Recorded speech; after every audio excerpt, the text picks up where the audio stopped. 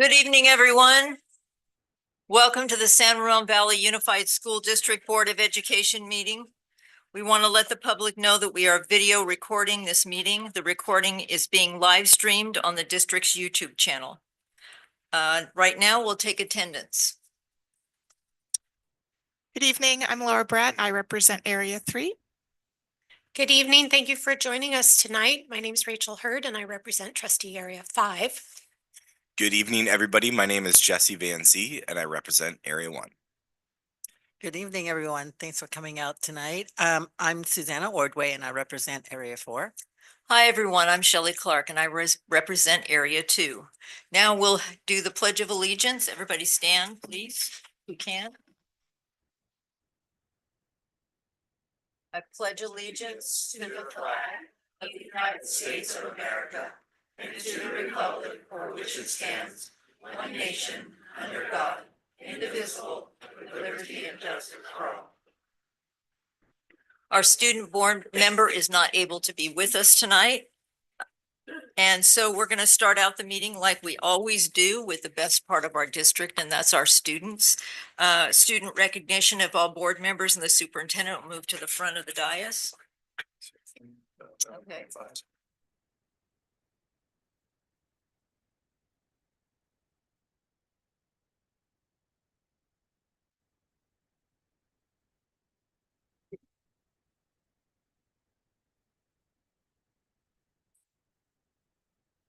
This evening, we are proud to celebrate the remarkable accomplishments of our high school winter sports teams and student athletes. Throughout the season, these athletes have exemplified skill, commitment, and true heart. Their dedication, teamwork, and guidance of their coaches have resulted in inspiring moments and outstanding performances. The athletic director APs at each high school have shared the names and accomplishments of their teams with us. I will call our students up by school and sport. Some of the athletes being recognized this evening were not able to join us. However, I will announce all names. Coaches, if you are here, please join us up front as well. California High School's men's basketball team. Cal's basketball team had a great season and earned a berth at the NorCal tournament.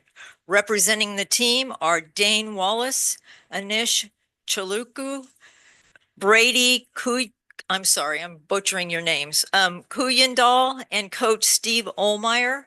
Students and coach walk forward for a photo.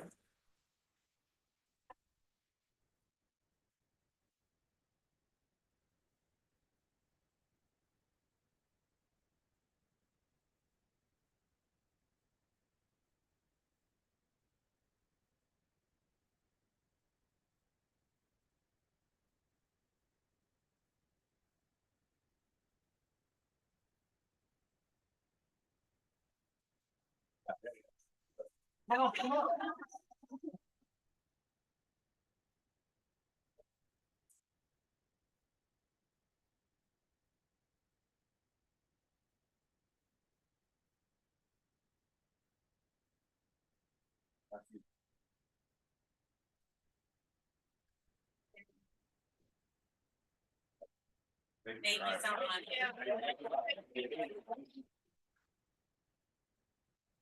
California High School's women's basketball team, Cal's women's basketball team earned success this year, including 13 straight victories at home. After a hard-fought season, the team earned second place in NCS and made it to the CIF Division II semifinalists. Representing the team are Sophia Adego, Trinity Chu, Taylor Lim, Lauren Yee, and Coach Jeff Rodriguez.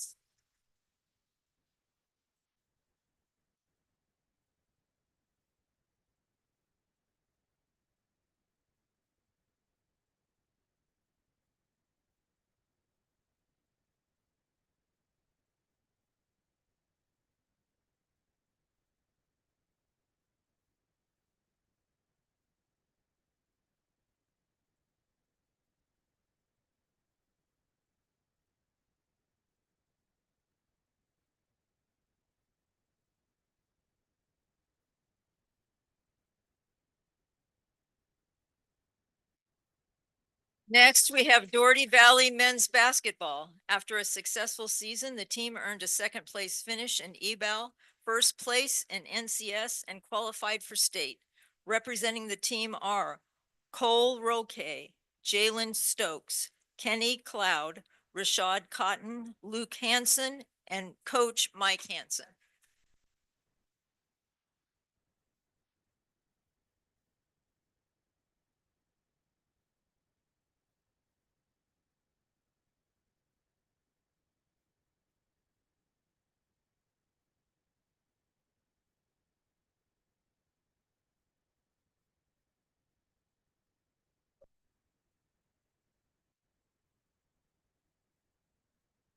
Doherty Valley Women's Basketball. After a hard-fought season, the team earned second place in NCS and qualified for state.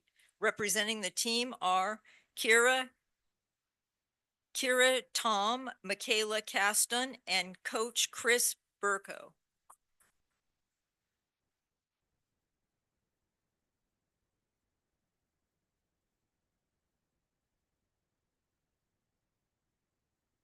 Doherty Valley Men's Soccer. The Wildcats followed up a dramatic season with an NCS championship and qualified for NorCal. Representing the team are Hudson Pip, Ricardo Feliciano, David Galizzi, Jameson Raby, and any students that are here, please come forward so we can take a picture.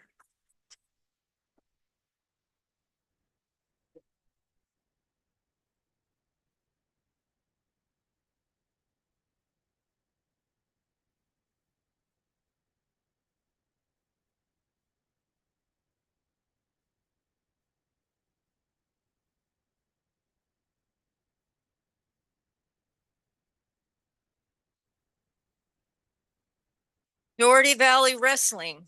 DVHS wrestlers accomplished much this season. 7 wrestlers placed at NCS. Multiple wrestlers earned high rankings in the state. The women's team won the EBAL tournament, and Charlotte Machado became the 4th ever state qualifier from Doherty Valley High School. Congratulations to Shireen Metha, Vanika Berman, Ashia Peru, Rena Jimenez, Anish Nima, Kenshin Lin, Charlotte McComber, and Dan Abina and Carlos Jimenez as coaches.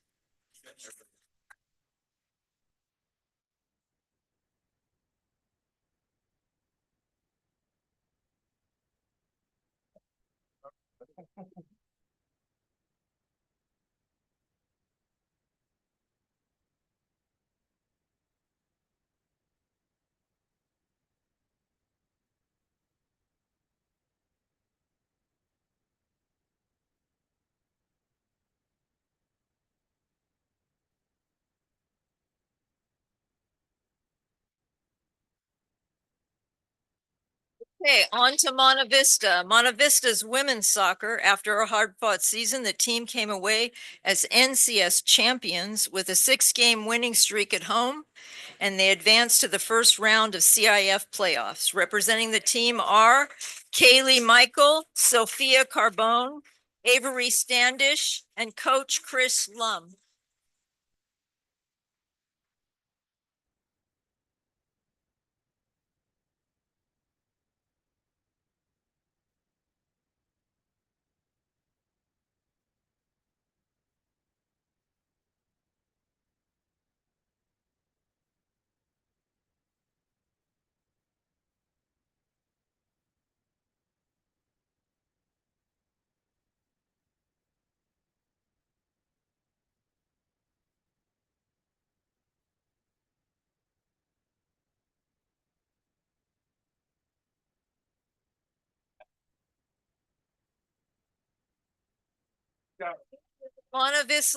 Monte Vista Wrestling. Junior Trevor Economos was a standout as a Mustang wrestler this season. He not only qualified for NCS, but finished as a finalist, earning second place and qualifying for state. Trevor is the first boys NCS finalist since 1982.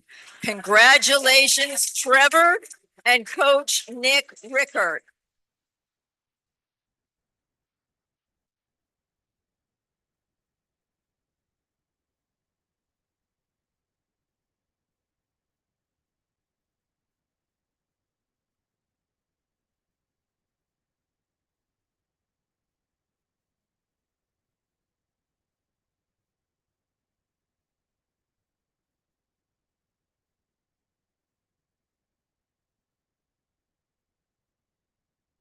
Okay, on to San Ramon Valley. San Ramon Valley High School basketball. After an exciting and successful season, SRV won the EBAL championship title and advanced to the regional finals and CIF Division I play.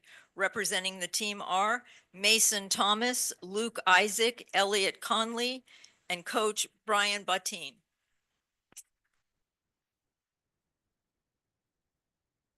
On to San Ramon Valley women's basketball.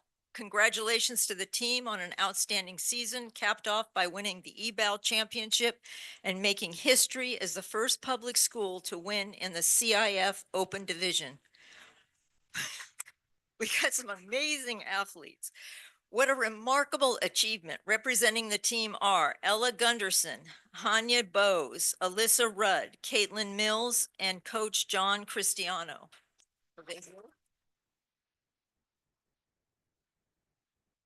Let's offer a round of applause for all our talented athletes and their coaches.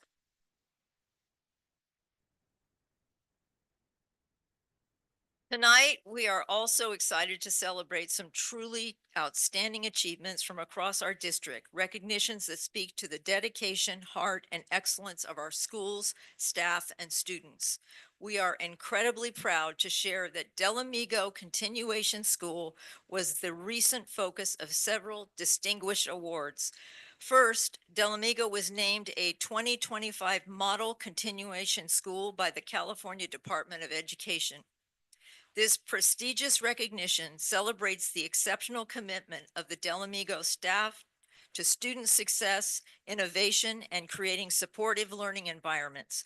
We'd like to commend Principal Lindsay Castellano, whose inspiring leadership ensures that every student feels seen, supported, and empowered to thrive. Congratulations, Lindsay and the entire Delamigo community.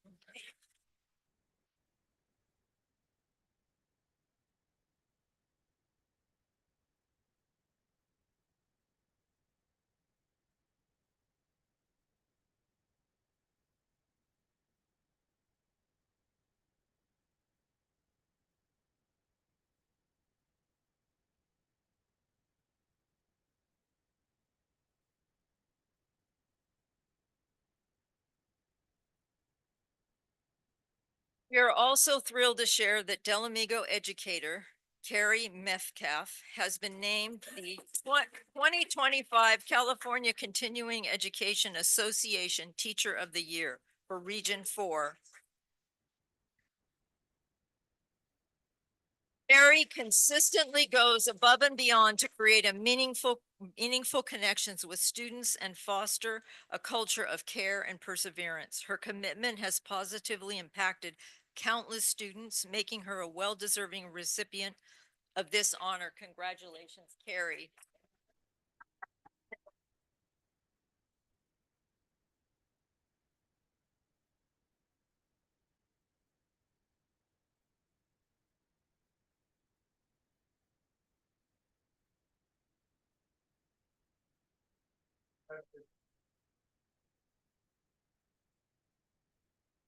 And there is one more incredible Delamigo honoree to celebrate. Student Natalia Travisic.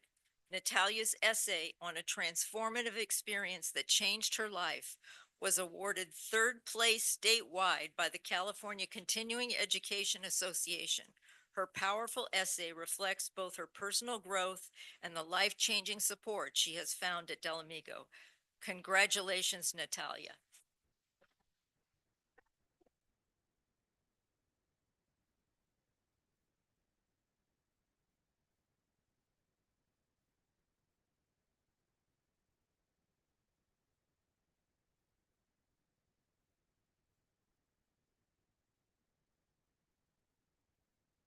We also have district-wide cause for celebration. 4 of our elementary schools have been named 2025 California Distinguished Schools by the Department of Education, an honor awarded to only 336 schools statewide and only 8 in Contra Costa County.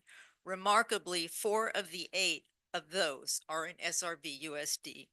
This recognition highlights their commitment to academic excellence and a positive school climate as measured by indicators on the California School Dashboard.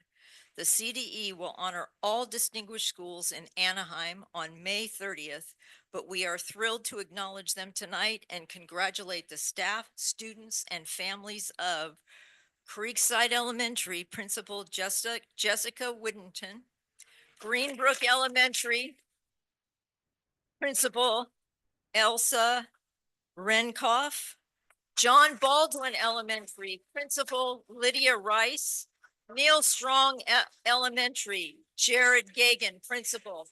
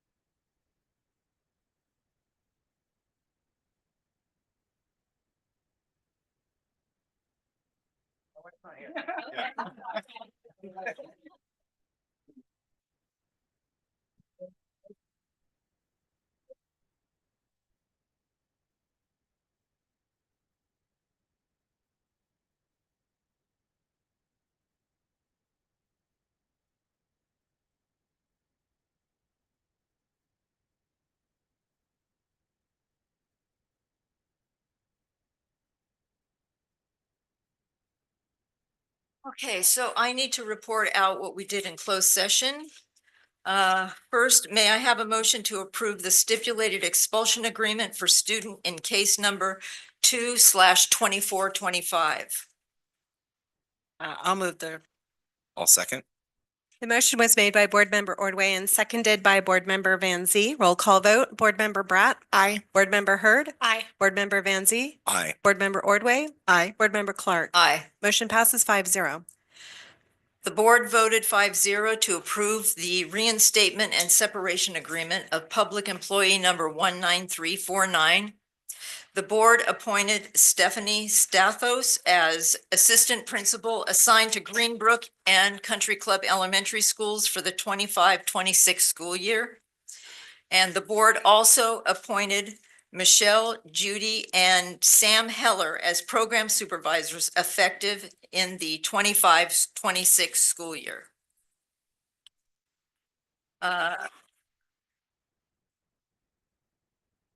Okay, so may I have a motion to accept the agenda? So moved. I'll second. The motion was made by Board Member Hurd and seconded by Board Member Bratt. Roll call vote. Board Member Bratt. Aye. Board Member Hurd. Aye. Board Member Van Zee. Aye. Board Member Ordway. Aye. Board Member Clark. Aye. Motion passes 5-0.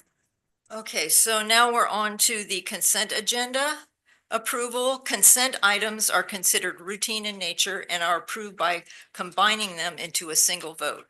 Only a member of the board may request that a consent item be removed from the consent agenda and be considered and voted on separately. The public may comment on a consent item before the board approves the consent agenda. Are there any public comments? There is not.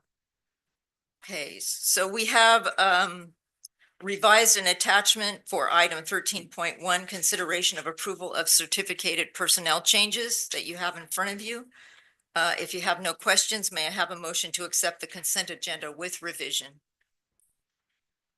I'll make a motion to accept the consent agenda with revision. Second.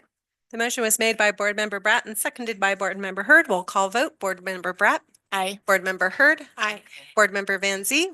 Board Member Ordway. Aye. Board Member Clark. Aye. Motion passes 5-0. Okay, so I left out the approval of the minutes from the March 18th meeting. So can I get a motion to approve those unless there's any questions? I make a motion to approve the March 18th meeting minutes. Second. Motion was made by Board Member Van Zee and seconded by Board Member Ordway. Roll call vote. Board Member Bratt. Board Member Hurd. Aye. Board Member Van Zee. Aye. Board Member Ordway. Aye. Board Member Clark. Aye. Motion passes 5-0. Okay, so we're on to reports of the board. School highlight tonight is Montevideo Elementary School.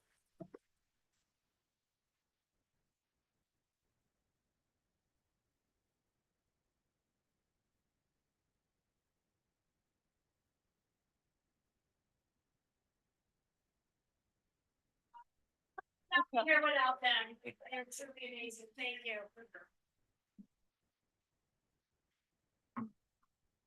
Good evening, trustees. Thank you for having me here today. My name is Kathleen Martins, and it is an honor to be here to represent Montevideo as their principal. It is an honor to be their principal, and I'm thankful for the opportunity to be here today to talk about our amazing school that we are all so proud of. So thank you. So Montevideo, we are an elementary school, and we have our youngest students are TKers, and we go on up to 5th grade. We have about 607 students, and we are situated in the heart of San Ramon. We are part of the Cal High feeder pattern. I wanted to play just a quick little video, I hope it works, of our youngest students. A few of our TK students.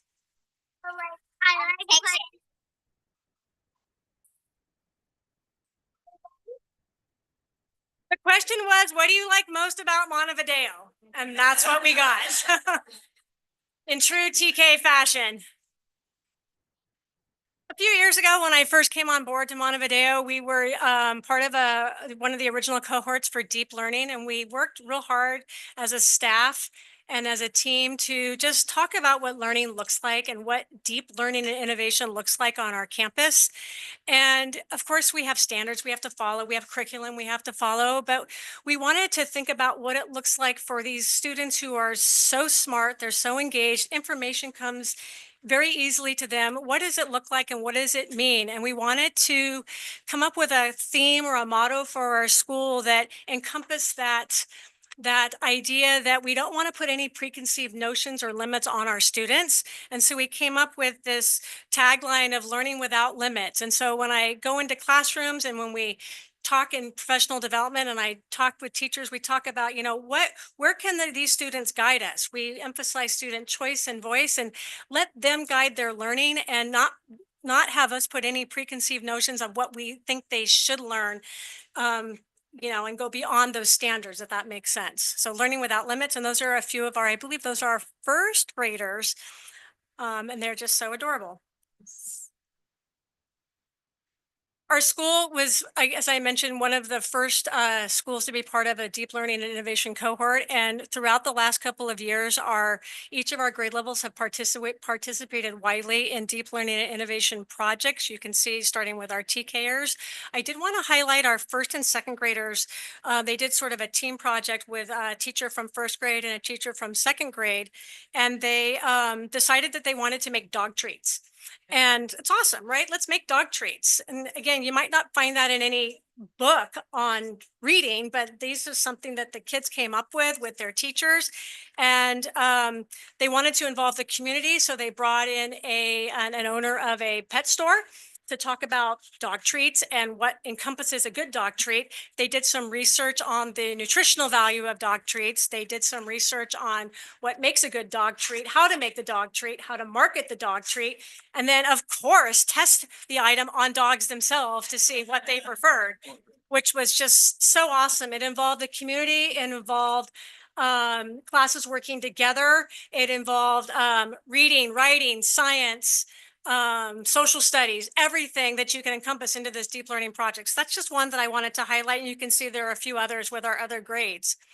And then moving on to our upper grades, our 4th and 5th graders, since I've been there, have participated in something called our 4th graders in Miners Day and our 5th graders in Colonial Day, where our 4th grade students immerse themselves into the time of the 49ers and put on a day where they rotate through stations, pretending like they are actual miners panning for gold and such, and dressing up as they would during that time and encompassing and embracing that part of history. Our 5th graders do something similar with Colonial Day, which is coming up next week. They actually make butter.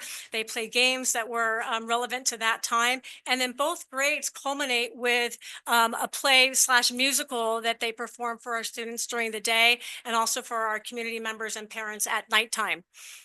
I'm amazed and so proud to say that we have an amazing PE teacher here who's actually here tonight, who puts on with our community parent PE week twice per year, where she invites members of the community, the parents of our students, to come in and actually do PE with the kids. It's pretty funny to watch, some of the people come, I'm here for parent PE week, and they're all energized, like, I got this. And then they leave and, oh my gosh, that was so hard to do the actual activities with the kids during PE. It's a great way to involve the community. It's, I think, something that makes us so special, to involve the community in so many of our events. And then our amazing science team, we have one of our science teachers here today, puts on science night along with our open house, where students go to different stations and do various STEM activities and science experiments. And then our PTA, the last 2 years, has invited I think it's the Mount Diablo Astronomical Society, to our campus for a nighttime event, where you can see one of the telescopes are up there, where they can see the moon up close and the stars. We serve hot chocolate. Again, just a wonderful community building event that we're proud to put on each and every year.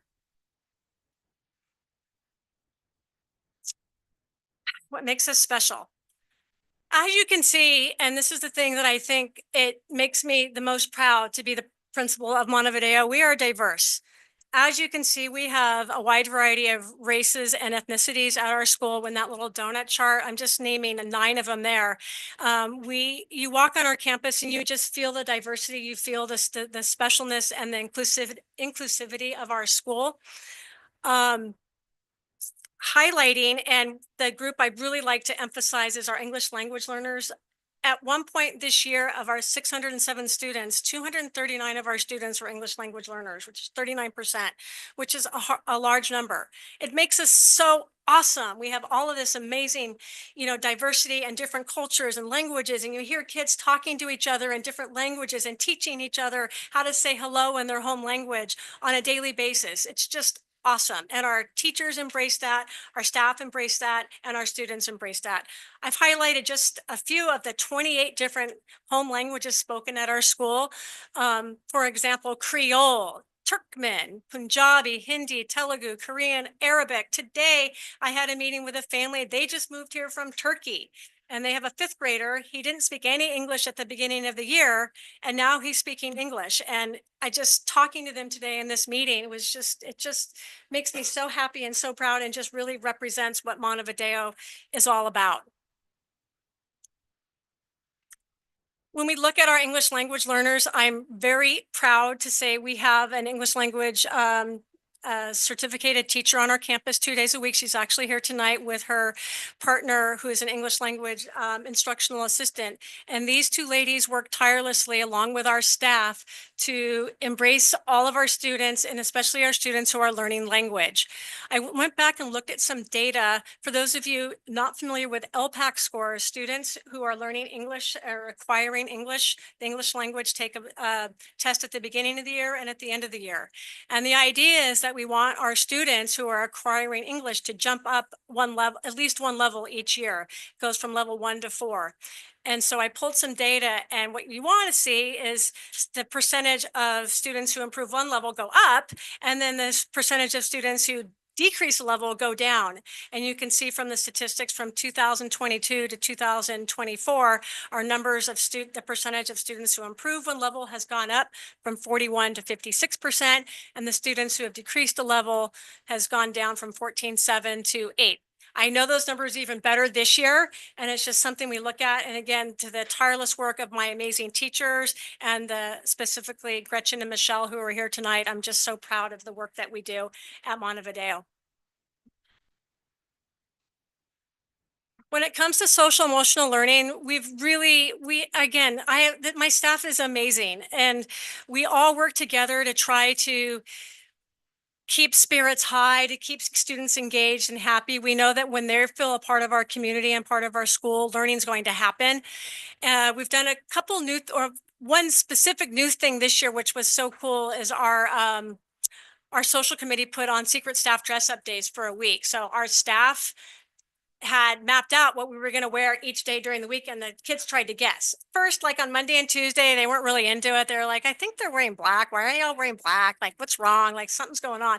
Then by the end of the week, you can see the picture on the left there. We're all wearing neon, and the kids got really into it. And they wanted to start dressing up like we did, which was really cool.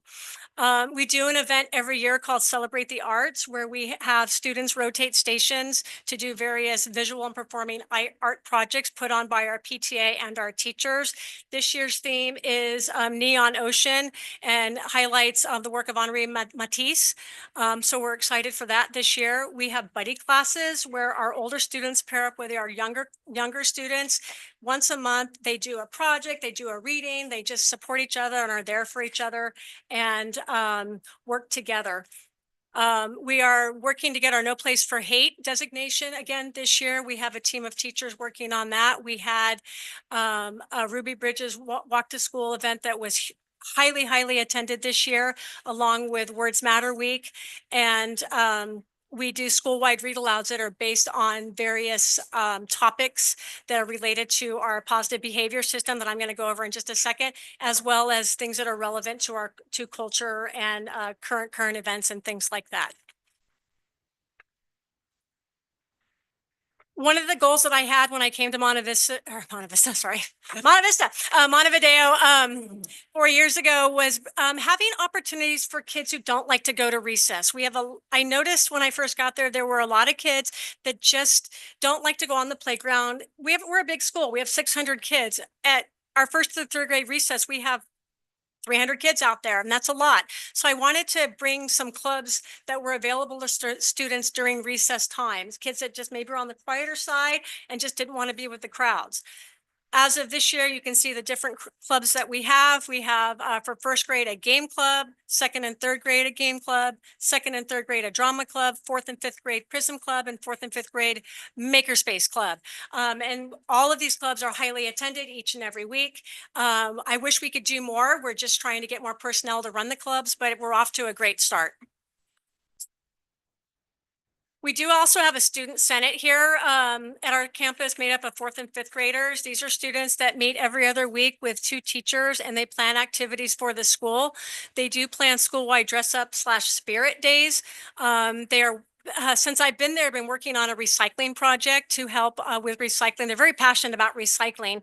And then this year, for the first time, they are putting on lunchtime activities for our fourth and fifth graders. You can see a sign up in the upper corner there for Foursquare Squad, among other things. They have like football. Jenna helped me out. She's back there. Badminton, tetherball, things like that, just to get kids involved. Again, it's important for me to give a lot of choice to our students during that unsupervised time, unstructured time, so that everybody feels comfortable. They have their people, they feel built up, they've got their support, and are ready to learn when the bell rings. Our positive behavior system that we started about 2 years ago is called Reach for Success. We built this based on the learner profile. So you can see each letter stands for a life skill: respect, empathy, adaptability, collaboration, and honesty. And all of our staff members have little reach cards that they'll pass out to students when they catch the student doing something that's super amazing. We emphasize that to our kids: don't ask us what you need to do to get a reach card. Don't come and ask, Ms. Martins, what do I need to do to get a reach card? We emphasize to kids, do the right thing when no one's watching, and you will get caught, and you're going to get rewarded with a reach card. When we first started this 2 years ago, I was kind of dubious. I was like, are they going to get into this or aren't they? They're into it. They love it. So they put these little cards that they get into folders each week, and every Friday we go in and we pull a few cards, and the students whose cards get pulled have an option of a prize, or for our older kids, go out to early recess. And then if their card doesn't get pulled, they go onto the wall like you see in the picture there. Right now we have 2 walls filled up with reach cards. Students who earn 5 reach cards have the opportunity to have lunch with the principal. That's a hot ticket item for the little kids, not so much for the big kids. But it's working really well. And like I said, we tried to align it with the learner profile. I wanted to see like if our reach cards have made a difference in our behavior. And so I looked at some suspension. We don't have a lot of suspensions in elementary school, but I wanted to just see if it's made a difference. So 2022, we were at 0.3%, 23, 1.5. And then since the reach card implementation, we're going back down to 0.6%. And I know 2025, it's even lower than that. I'm not saying it's perfect, but it has made a difference in keeping the spirits and the motivation of our students to do the right thing, even when they're not looking. And overall, anecdotally, I can tell you that the overall number of referrals to admin is way down over the last 2 years. So in conclusion, what makes Montevideo unique? I think everything. Like I said, I wake up every morning and I'm so excited to come to work. These people behind me are amazing. They build me up. We are a true team. We help each other. We are there for the kids. And it's just an honor, as I said before, to be the principal of Montevideo. We have a huge community engagement. We embrace our diversity. We love our diversity. We work to empower student voice and choice. We really try to focus on our families and traditions and to bring new traditions to our school. We have a commitment to inclusion and we just feel like we're better together. And then to end, I have a little video of our oldest students, our 5th graders, also asked the same question, what do you like about Montevideo? Hi, what's your favorite thing about Montevideo? And my favorite thing is that the teachers are really nice and fun. I'm Rashika, and my favorite thing is that there are lots of activities in school, which makes school really fun. My name is Mackenzie, and I believe our school is really good because all the kids are really nice and respectful to each other. A little different than TK. Cute in a different way. And that is all. Thank you so much for having me tonight, and I'm open to any questions.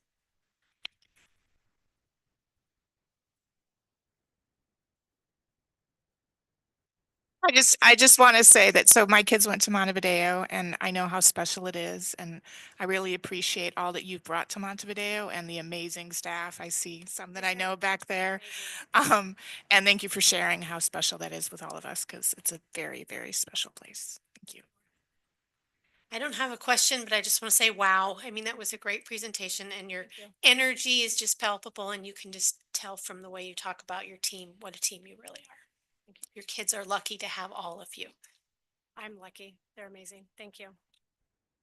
Yeah, and I'll just say that I love that deep learning is just very evident throughout the whole piece. You're doing it, but in multiple aspects. And I love how you kind of couple the passion for the student, but also with data-driven facts that you're looking at the data, analyzing as, are we doing actually changing it? And I like both of those together. So good job. Thank you. Yeah, no, thank you for your presentation. Like, as Rachel said, can tell your enthusiasm for your school, your staff, your students. So thank you for that. Always love visiting a campus because the community feel, the inclusivity. I mean, I feel that every time I visit, and wow, you're doing a lot. You're doing a lot, and you showed us in your presentation. But each activity seems like it's intentional. It's an intention to engage students and also for just inclusivity and for all the students, whatever their ethnicity or where they come from, right? So thank you for that. Thank you. Well, I am looking forward to our visit very soon Next. to see all of this in person because it's amazing. You were an amazing teacher. I want to tell everybody that my son is 24 years old. And if you ask him who his favorite teacher was through all 12 years, it's Miss Martin's. Thank you. So Thank you. she used to be a teacher at Charlotte Wood, and you were an amazing teacher, and now you're an amazing principal, and you and your staff have created an amazing learning community. I can't wait to meet the kids. We'll see you soon. Thank you. Thank so you. much. Thank you. Thank you.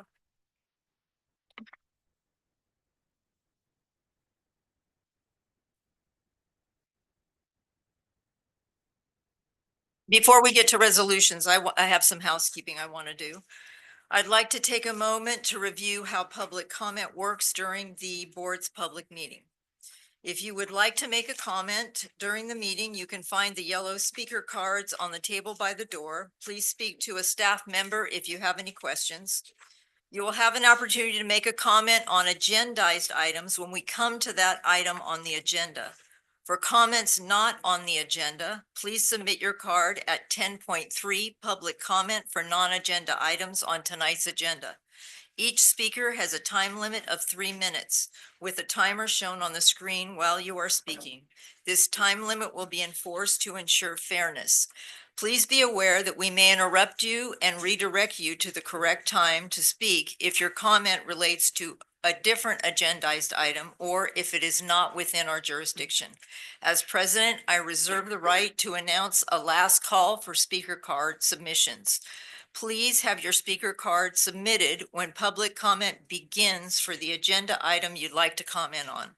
The views expressed during the public comment are those of the individual speaker. The absence of a response from the board or district staff does not imply agreement. The district believes in an inclusive, welcoming, and safe environment during its meetings for all our community. Please be mindful that students are in the room and watching virtually. We are all here to support them and to support their educational experience. Thank you for joining us tonight. We appreciate your engagement. And now we are on to 10.2 resolutions. First one is Asian American and Pacific Islander Heritage Month of May. Director of Educational Equity, Hong Nguyen.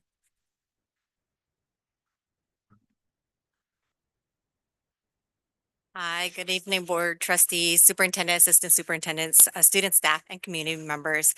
May is Asian American and Pacific Islander Heritage Month.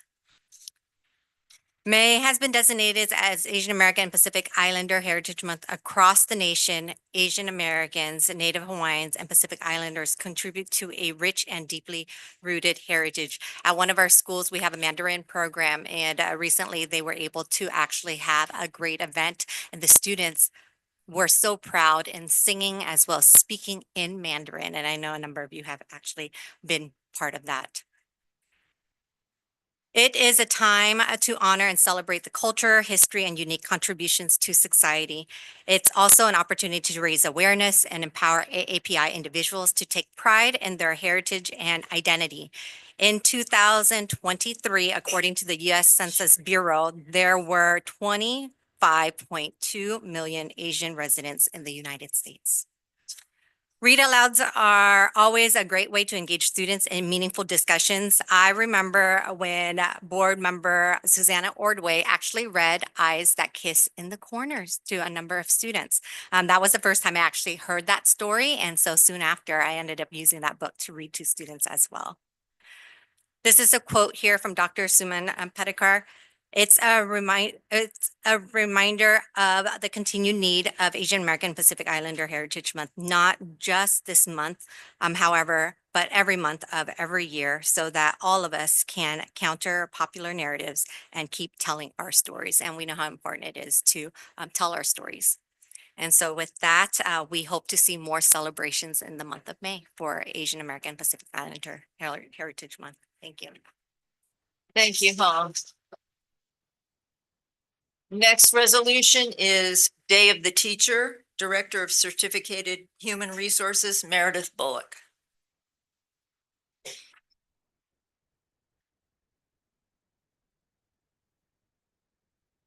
Good evening, trustees. My name is Meredith Bullock, and I'm the Director of Human Resources for the certificated side. I'm very excited to celebrate and honor our teachers during the upcoming Day of the Teacher on May 6th. We recognize the extraordinary dedication, compassion, and impact of our educators. Teachers shape lives, build confidence, and nurture the potential in every single student. They show up every day with patience, creativity, and a deep belief in what their students can become. Whether in classrooms, playgrounds, or behind the scenes, their influence is constantly a part of every student. I wanted to share some quotes from some students about their teachers. A kindergartner said, "My teacher is the best. She lets us play, sing, dance, have recess. Oh, and we learn stuff." A 5th grade student said, "My teacher is awesome. He knows what sports I play, what sports teams I like, and he actually just listens to all of us." A middle school student said, "My math teacher is so energetic. She makes math fun. She laughs and she actually likes math. So we end up liking math too, even if it's hard." A high school student said, "An excellent teacher can be the reason you come to school. Some days I only go to school to get to fourth period because I love that class and that teacher." Today and every day, we thank them for the difference they make in our district. Thank you.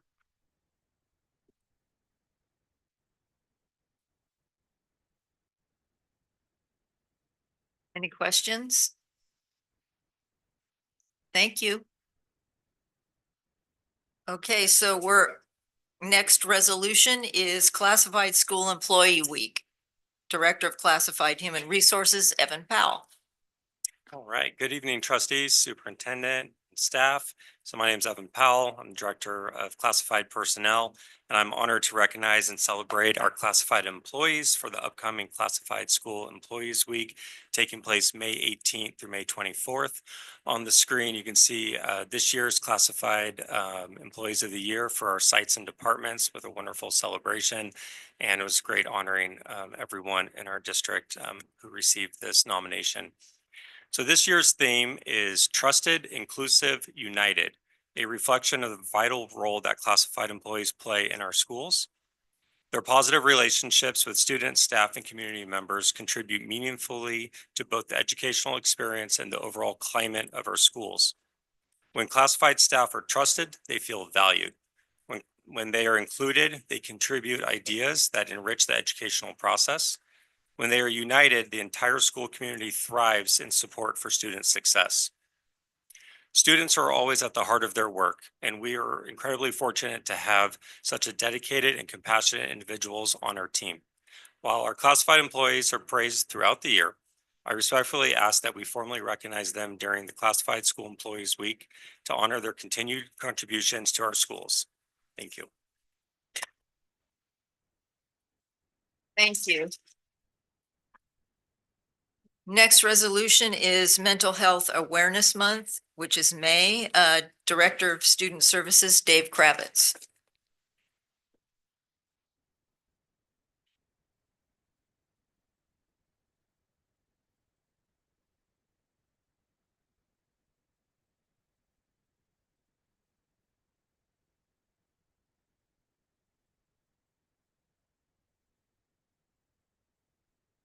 Good evening, trustees, Superintendent Kamick, cabinet members. As Ms. Clark said, May is Mental Health Awareness Month, as it is every year.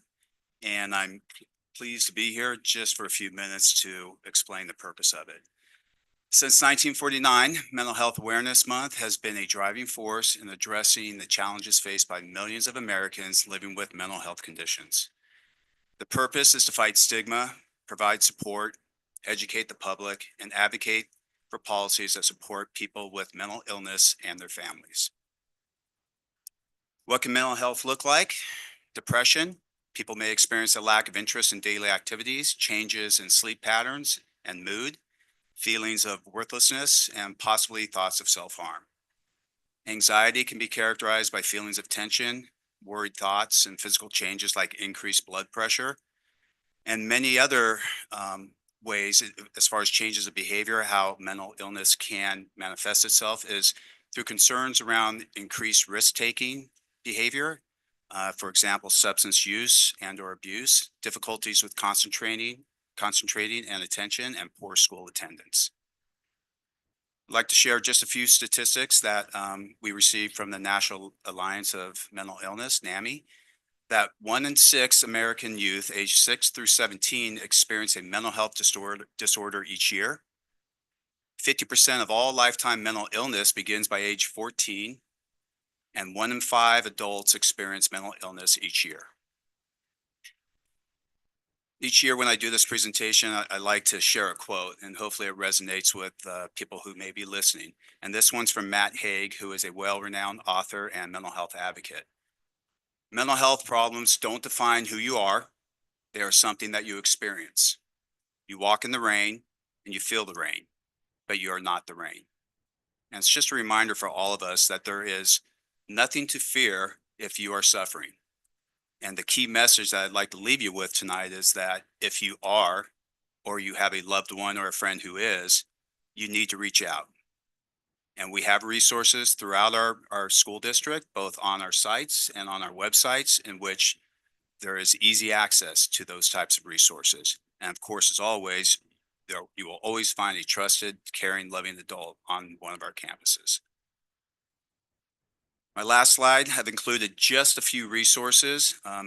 Many of us know about these, the 988 line, the Suicide and Crisis Lifeline, as well as the Contra Costa County Crisis Helpline. And over to the right on the screen, you'll see that there is an event being put on by Leadership San Ramon Valley in partnership with the city of San Ramon and the town of Danville on May 15th at 5 p.m. in San Ramon Central Park to help promote the use of 988 Suicide and Crisis Lifeline. And there'll be guest speakers there, elected officials, and resources and informational tables there as well. Thank you. Thank you, Dave.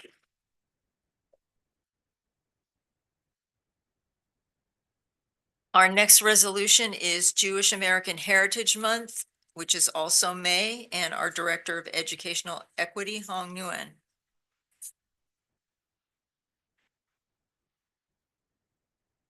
Hello again. I'm actually really excited to share this resolution because this is the first time we actually have this resolution passed in our district. And so the Jewish American Heritage Month is also celebrated in the month of May. Jewish American Heritage Month in May is a time when the culture and history of Jewish Americans are celebrated and their contributions to this nation are honored. We are thrilled that a number of our schools have taken part in providing learning opportunities for our students to engage and learn about Jewish Americans and its history.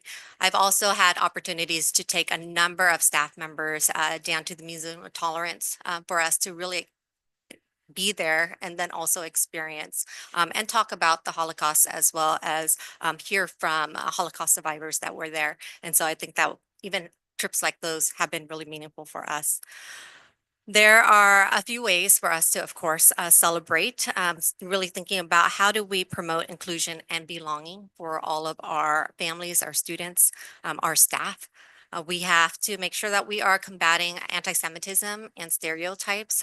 We also know that in talking to our students in our schools that it's on the rise, and we want to make sure that we are looking at ways to combat that in our schools, and that's so important for us to be able to do. Highlight contributions of Jewish Americans. We want to be able to continuously support culturally responsive teaching within our schools.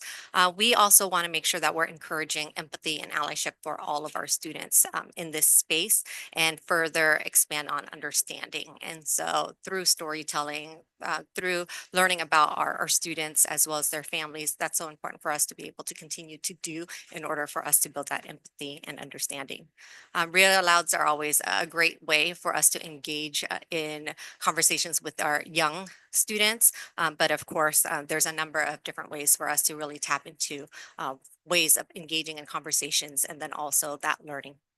And so this year, we hope to gain as well as see more education in our schools and celebrate as well as highlight contributions of Jewish Americans. We want to make sure that we are tapping into all of the people that are in our community already that's existing that have made such a huge difference, and bringing them into our schools to really showcase as well as highlight contributions of our own community members. And so I really hope to be able to see more of that. And then next year, when we share the resolution again, we'll be able to share some examples.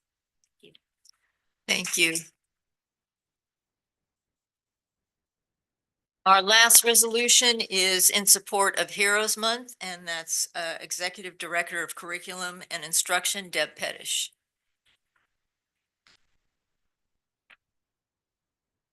Thank you so much for having me here this evening. I am honored to be able to present information on a new resolution that was just recently passed, and it's called In Support of Heroes Month.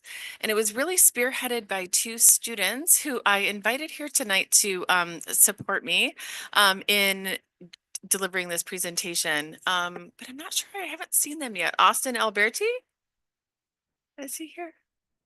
Okay, he's probably busy studying or creating something. He basically has spearheaded this entire thing and is really, really an amazing student. So I will go ahead and present for him tonight. So this is a new resolution and it is a little bit different than other resolutions that we have. And that's one of the many reasons why we are so excited about it. And so really the purpose is to honor our local heroes. So we are proclaiming May as Heroes Month, essentially. So we are recognizing a variety of people, including police officers, firefighters, military personnel, and medical professionals who do their to me, they're kind of the unsung heroes of our district. They do so much to support us day in and day out. And so we really want to acknowledge all of the hard work that they do to really support everybody in our community. So why have this? We really want to inspire future generations. Many of our students have family members that are in one or more of these professions. It's also a great opportunity to discuss pathways within these professions and align some of our career exploration work along the lines of these professions, really, to promote respect, awareness, and really appreciation. And then finally, we just adopted this recently. And so I'm not sure our schools have really had an opportunity to formally kind of integrate it into what they do for resolutions. I'm sure that will come next year, but we really see a great kind of entry point into celebrating college and career opportunities through the In Support of Heroes Month, which again, we will celebrate in May. So thank you. Thank you.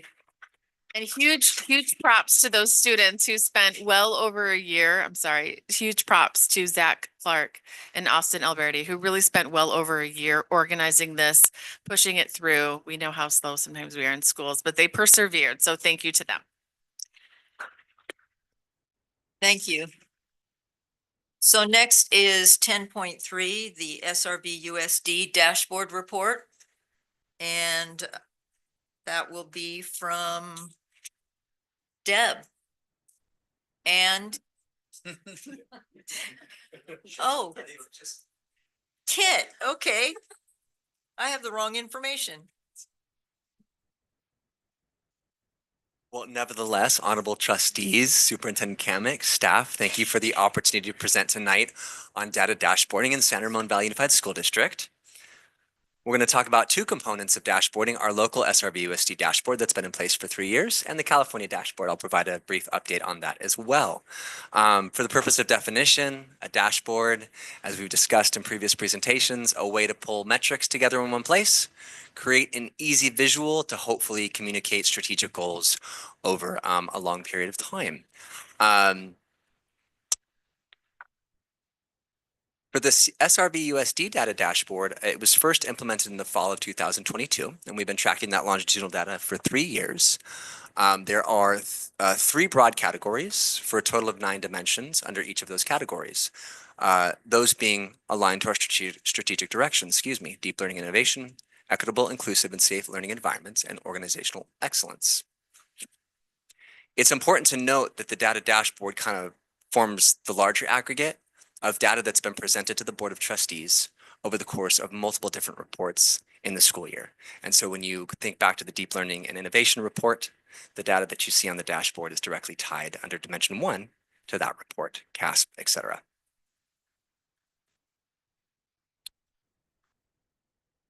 What's important to note about the SRVUSD data dashboard, it was developed at a time when our strategic directions were first being implemented, but it also paralleled a time when the California dashboard was interrupted because of COVID. And the California dashboard had been in place since 2015. And the purpose was to provide metrics to LEAs and school sites very specifically to track progress and growth aligned to academic achievement and SEL goals. Because of the pandemic, it's been 3 years, and we finally have longitudinal data again in the California dashboard that is as robust as it was, if not more, prior to the pandemic. And I'll highlight some of those areas where it's more robust in this presentation.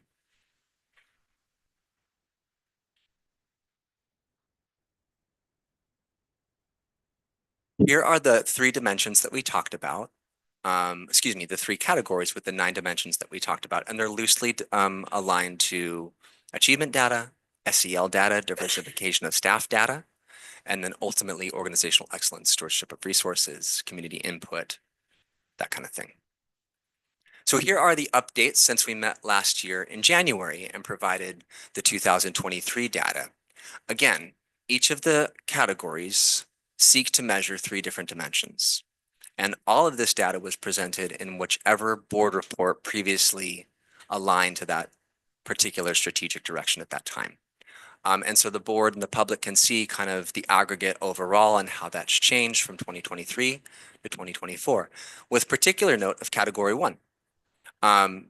If you'll recall, in January of last year, when we had this presentation, we had 2 new categories that we sought to measure: increasing our A through G course completion for our underserved population, and measuring our learner profile competencies on the elementary report card.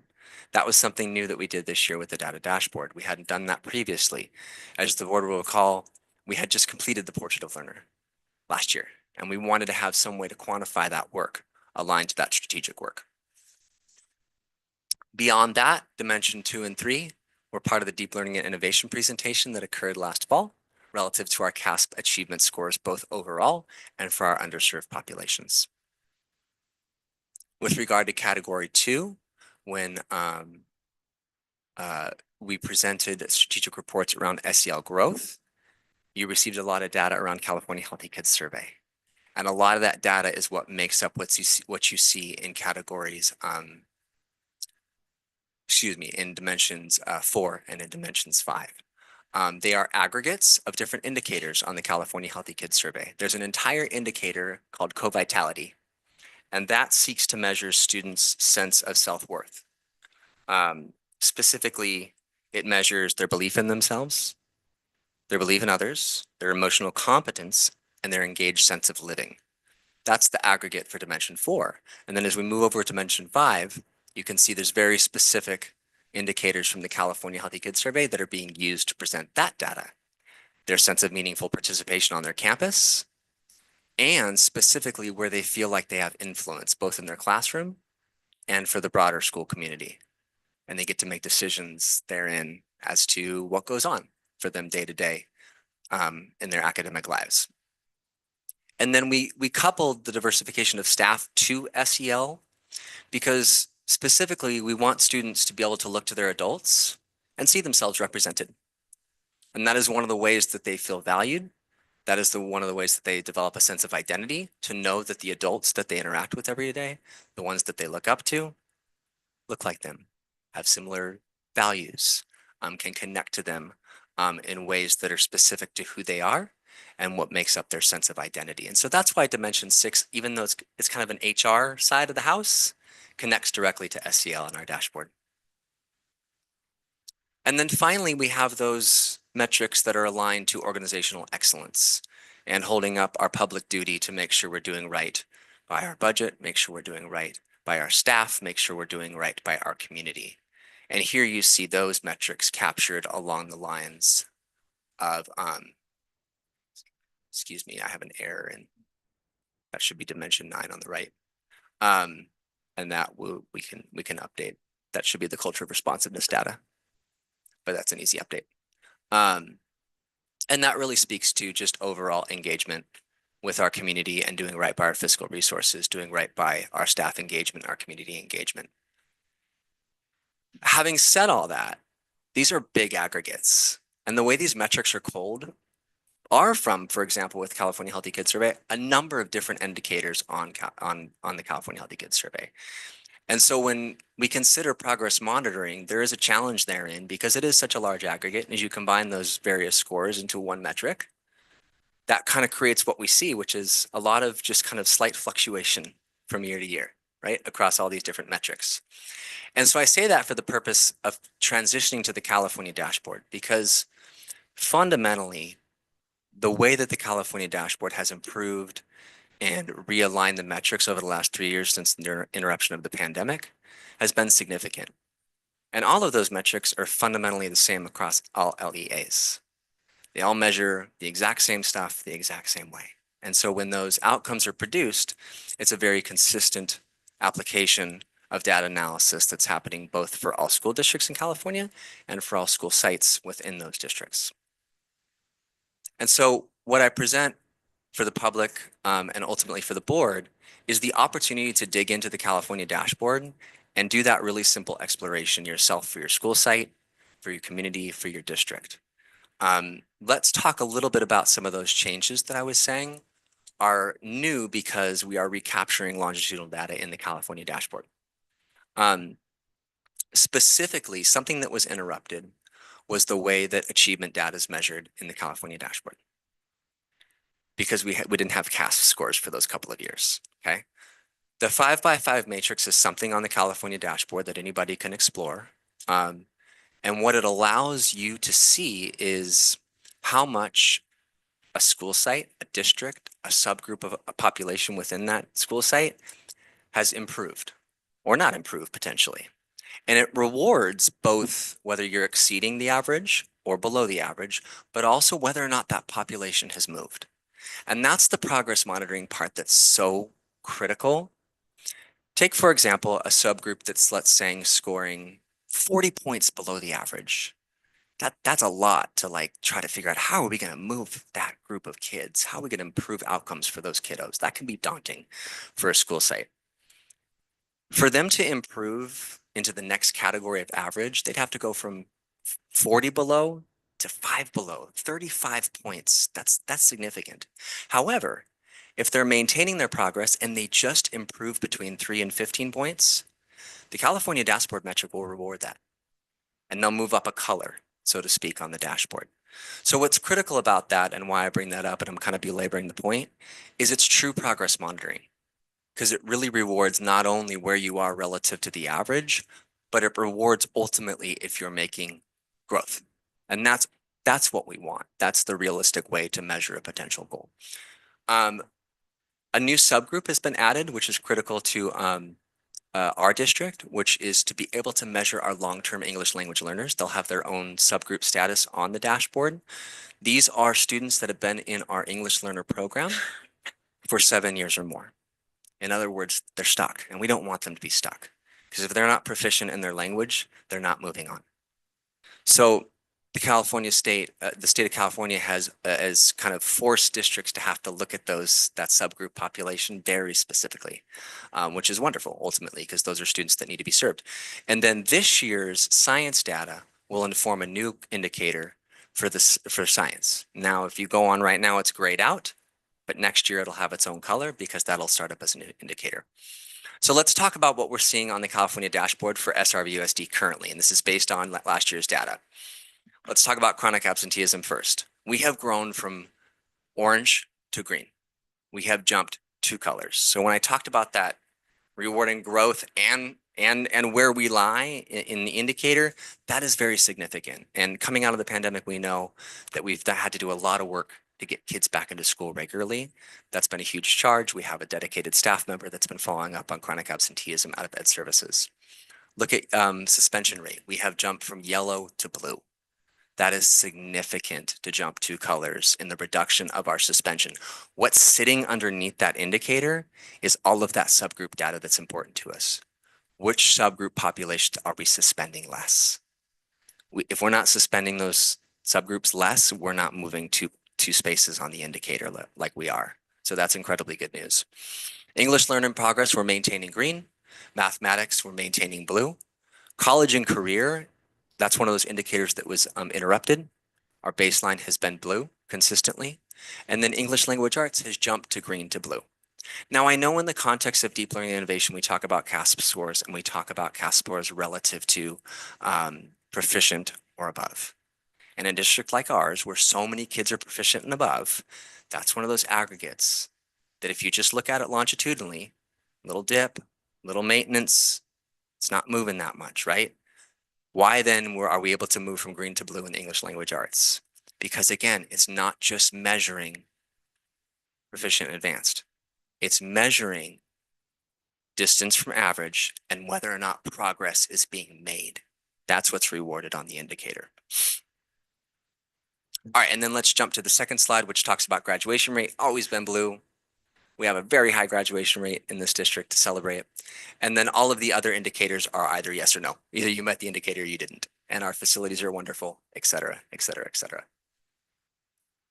So in summary, when we look at the California dashboard as the leading indicator for kind of progress monitoring at my suggestion, we remain amongst the highest rated schools districts in California. We continue to score blue and green in all categories and standard met in all categories, and have made significant progress on some indicators like chronic absenteeism and suspension rate.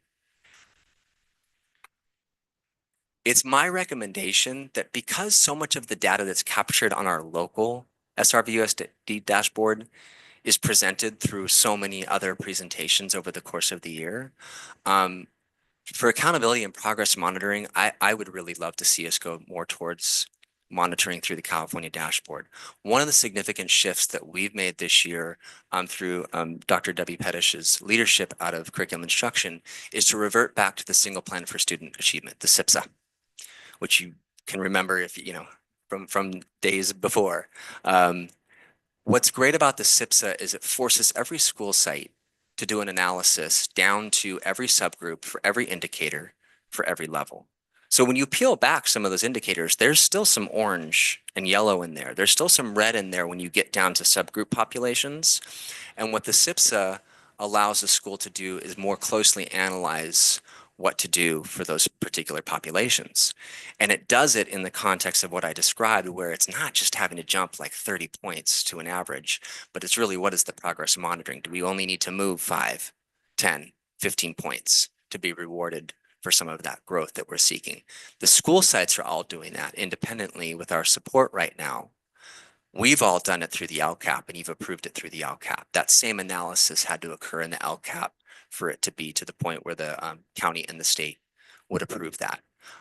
So yeah, those are kind of my overarching recommendations as we kind of balance what was a wonderful implementation of data analysis that was born out of the pandemic and the development of our strategic directions, while kind of, in my estimation, turning the focus toward the California dashboard again because of how robust, comprehensive, and how much easier it is to disaggregate within the dashboard to provide that movement that we're looking for in our progress monitoring. I do have a comment card on this one. Do you want to go ahead and do that? And then you can ask your questions. Okay, Mike Arata.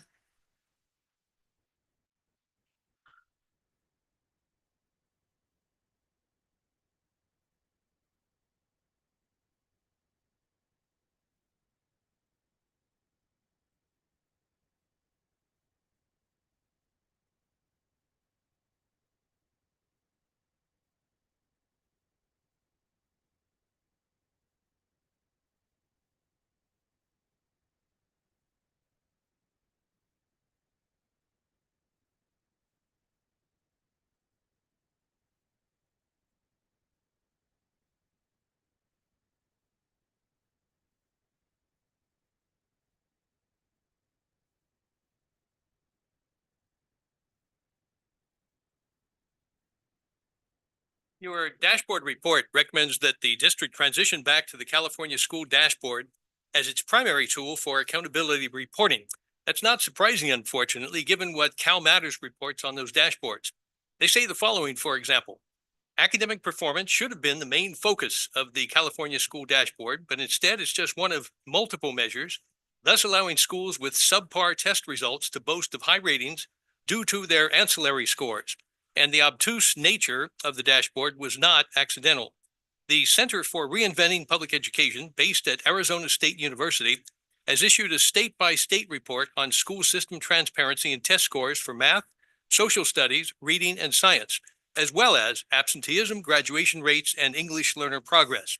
California's dashboard received a D. Morgan Polikoff, a USC professor who worked on the report, said he has a PhD in education policy, but can barely navigate these sites. How, he continued, do we expect a typical parent to access this information and make sense of it? The dashboards are identified by the researchers as unnecessarily opaque and cumbersome. Researcher Polikoff believes parents should have easy access to the actual test scores. In addition, the dashboard should present year-over-year scoring trends. Instead, users must collect the numbers themselves and make their own tables and graphs. Just such a table is available at srvexpositor.org on the Grading for Equity page. That's because, and the problem is that SRVUSD itself hides its poor CAA SPP state test scores. The district should be posting a chart like this one, in which English, math, and science test results are shown and compared school by school, and like this one from EdSource, which shows comparative testing results for racial cohorts within schools, and the big dips that occur as we move from one group to another. Even the district's high-performing kids of Asian lineage are dropping back, and 17 of 22 elementary schools showed new testing lows this year. 5 of those schools, new testing lows in all 3 subjects tested. Still from Cal Matters, in a rational world, officialdom would see the damning Arizona State Dashboard Report as a mandate for reform. But California's education establishment is no more interested in real accountability than it was 10 years ago when dashboards were initiated. It much prefers to bury reality in indecipherable jargon. Another reason, continues the Cal Matters report, is grade inflation. Researchers found if students are mostly getting A's and B's, parents are less inclined to pay attention to standardized test scores or alarming reports from policy experts. So the dashboards are a smokescreen cover-up for poor performance. As I said, no wonder SRVUSD prefers dashboard duplicity over test result daylight. Okay, questions, comments for Kit? I have a question. I have a question, a couple of questions, quick questions. When we're getting the reports for our strategic directions, are those going to, is the California dashboard going to be referenced for data, or will we still be seeing more of the detailed data from our school district assessments and Healthy Kids and those types of things? Yeah, my recommendation would be both. Okay. Yeah, when I made that comment, I was simply referring to that table in and of itself as a visual, in that pulled together as a visual aggregate. That purpose can be challenging in that it's in isolation. But when the board reports are given, and Dr. Pettish, for example, gets up and talks about percent proficient, movement longitudinally, subgroup status as far as how they're scoring relative to proficient and above, screener data that we've presented in the past as far as first and second, all of that would be the recommendation that continues. Okay, And it continues embedded in context of those presentations. Right. and So those we're not reports. losing any data based on this. Okay. It's just not having our dashboard and the California dashboard is really what your recommendation is. There's a degree of repetitiveness that I think is unnecessary. And I think the California dashboard, as it serves an LEA overall and as it serves sites specifically because of the progress monitoring, the growth data that it provides, is a much better planning tool for school goals, for implementation of interventions, et cetera, which, to reiterate, would in no way change the information that would ultimately be presented to the board in those strategic reports.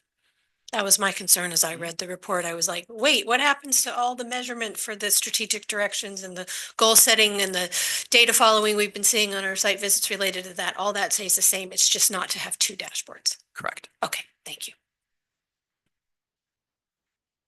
Any other questions? Okay, thank you. Thank you, guys. Okay, next we're at 10.4, Strategic Arts Plan. And that would be Executive Director of Curriculum and Instruction, Debbie Pettish, and Visual and Performing Arts TSA, Shavonta Eddington.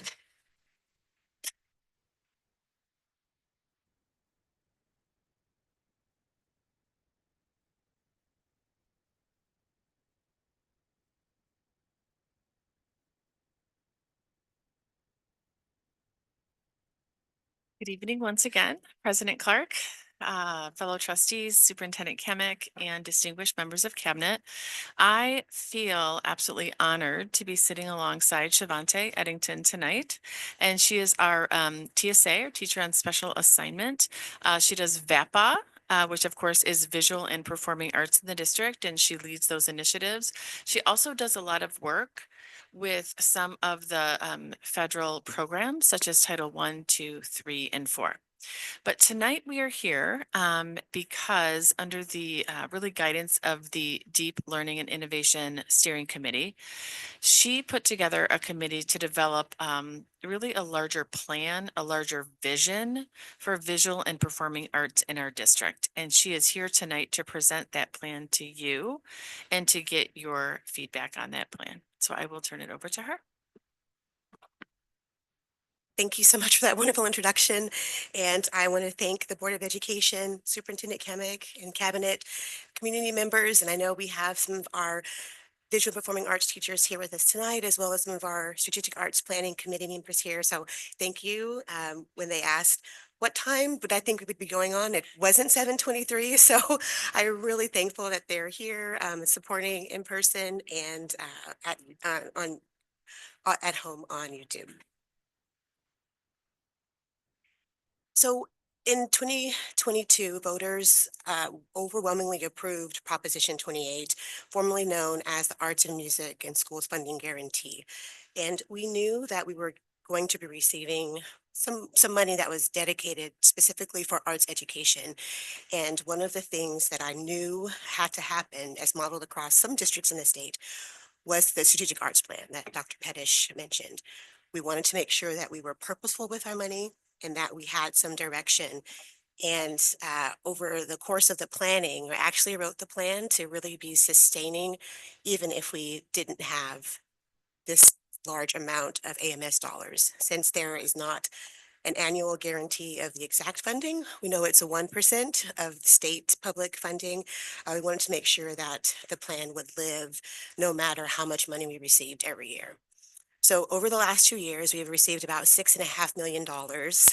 When we think about budget cuts, this has been a really bright spot to have all this money to give to what can sometimes be one of the underfunded subjects in our schools worldwide. And just because I'm presenting the arts plan to you tonight for the first time doesn't mean we haven't been busy these last 2 years. The school board approved 18 new courses for our middle school and high school arts classes. And the school board also approved 2 new classified arts positions.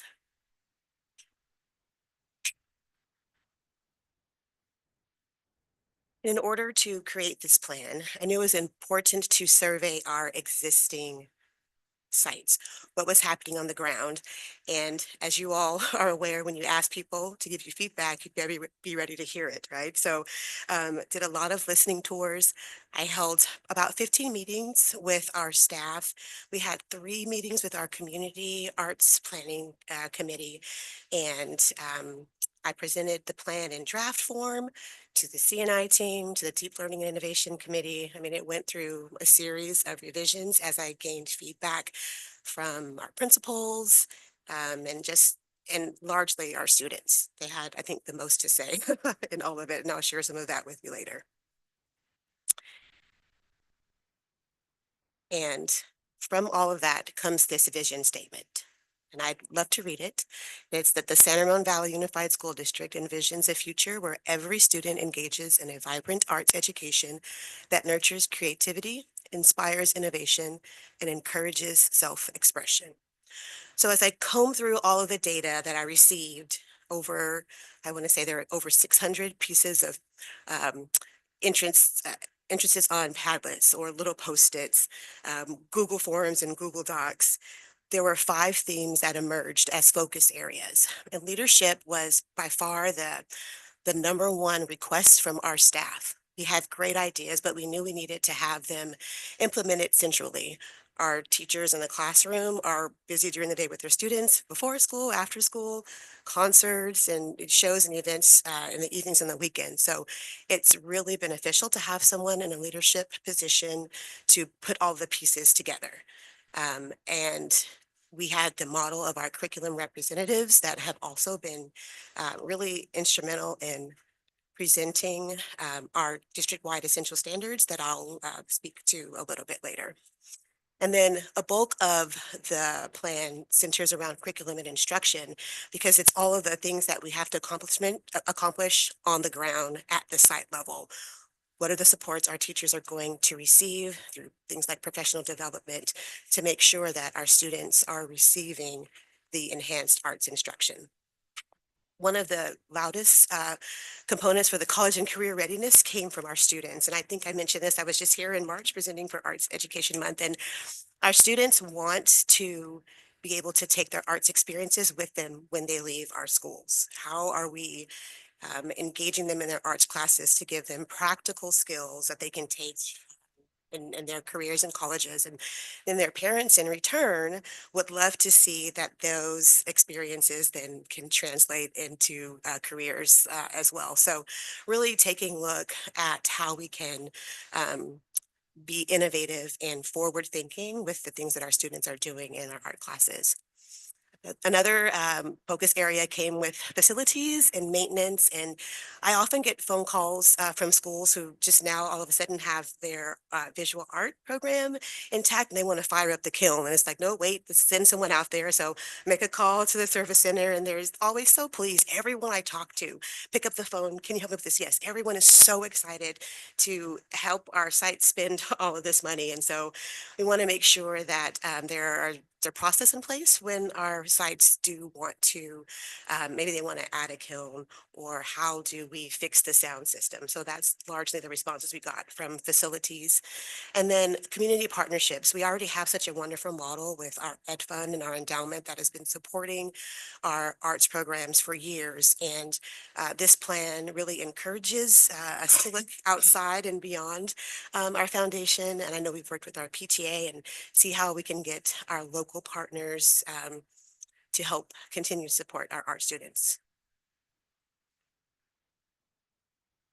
I know I mentioned we haven't been sleeping this whole time. We've done a lot. This is just a short list, but I did want to highlight a few of these, and particularly with the elementary district-wide essential standards and practices. When I presented this to the principals at one of their meetings, I got a written comment that says, this sounds like a lot of work.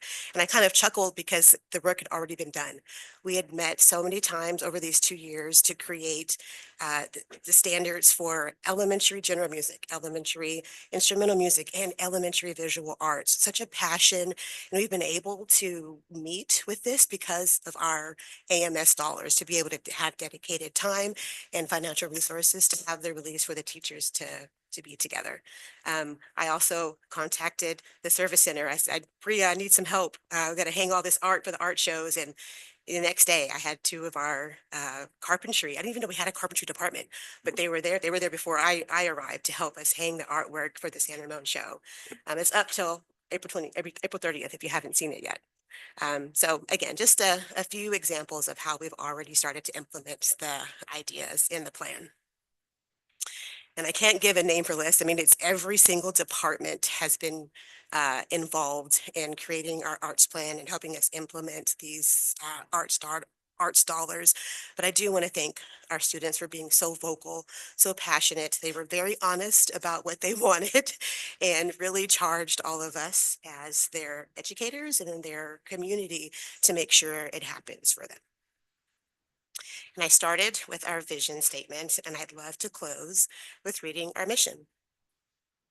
The San Ramon Valley Unified School District mission for the arts is rooted in the belief that the arts are essential to a well-rounded education. Creative engagement fosters skills that are in demand as students transition into the workforce by learning to navigate challenges, develop empathy, and adapt to changing circumstances. We are committed to cultivating a dynamic learning environment where students engage in meaningful artistic experiences to enhance their academic, social, and emotional growth. Thank you.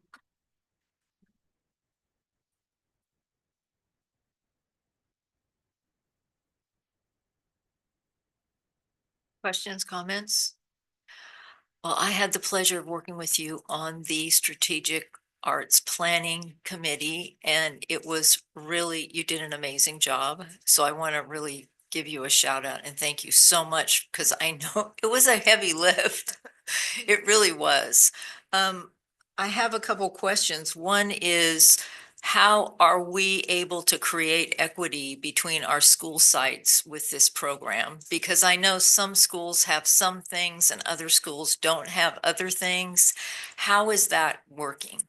I actually had equity in about 5 places in the first draft of this plan, and then realized that I had to take it out. Because with the AMS dollars, there is no way we can guarantee the same amount of arts experiences. Like Alamo, the smallest school, gets about 30,000. When you look at a school like Doherty Valley that gets over $300,000, there's just simply no way financially we could use the word equitable. And I didn't want to make a promise to anyone in the community that I knew we couldn't keep. What we do have is, like I said, the wonderful support of our foundation. And I talked to Director Beristain frequently about how we partner with them to make sure that we can sort of level the playing field and provide opportunities across all of our campuses. But unfortunately, we can't use AMS dollars to use the word equitable. Right, so there's some pretty specific restrictions and parameters that you have to work with, and each school site is given their own amount of money based on their student population, correct? That is absolutely correct. Yeah, so it makes it more difficult. So my other question is, what are the most well-liked programs that you brought? I know you had us do one with some kind of embroidery that was digital. We wrote code to write embroidery. We have teachers who are leading their students to write code to make robots dance and robots draw. If you go to the Doherty Station right now, the art show, our art teachers are really using STEAM. Like these things come to life when you crank them. Asahara Elementary has a Bollywood program. We've had sewing classes that have been able to be implemented because of this. The list is long, and we can take them on a tour. I think that would be, rather than me telling you all of the things. I think that's been. I think we should encourage everyone to go to art shows, right? The middle school and the high school and even elementary at the library, because what you were talking about, the STEAM, that was actually really cool. It's art, it's visual art, but then you do and it's like, oh, engineering. Right. So no, it's amazing. So thank you for, yeah. I just think it's great that we're able to bring all these new innovative art activities to our students. And I guess we can thank the voters of the state for that. So, and for you for doing such a great job. Thank you. Okay.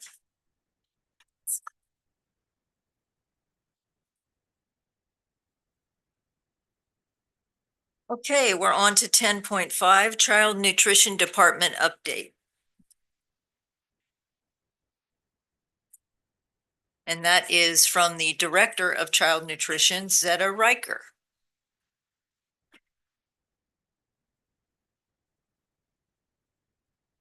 Good evening. It's nice to see you all. So I control that. Okay. Before I begin, I just wanted to recant a quick experience that I had about 2 months ago at Monte Vista High School. The team at Monte Vista had been working on a pretty significant operational change and way that we were serving the students. And we were about 4 days in, and any change is, is always stressful for the staff. New equipment, new rhythms, you never know how the students are going to react. And about 4 days in, about 2 minutes before the bell was ringing, hundreds of students are lining up. They're getting restless. The staff are quickly trying to get everything ready, hustling, trying to make sure all the food looks perfect. And, they really take such pride in the work that they do. And so the students are pushing, the staff are stressing, and we're all looking at each other like, oh my gosh, this is 4 days in. And all of a sudden, a student stopped and said, well, hang on, everybody, quiet. And he said, we just need to say thank you. And they all stopped and they all said thank you to the staff all at once. And it was so great. And we all kind of looked at each other and it was like, wait a minute, what just happened? And went from a really stressful moment to seeing the students that they were really appreciating the work that had been done, and they were really enjoying it. So Then we went on to serve a flurry of lunch and moved on to more stress. So thank you for having me here, trustees, Superintendent Kemick, and the rest of the cabinet. It's nice to see you all. So I have an update to provide.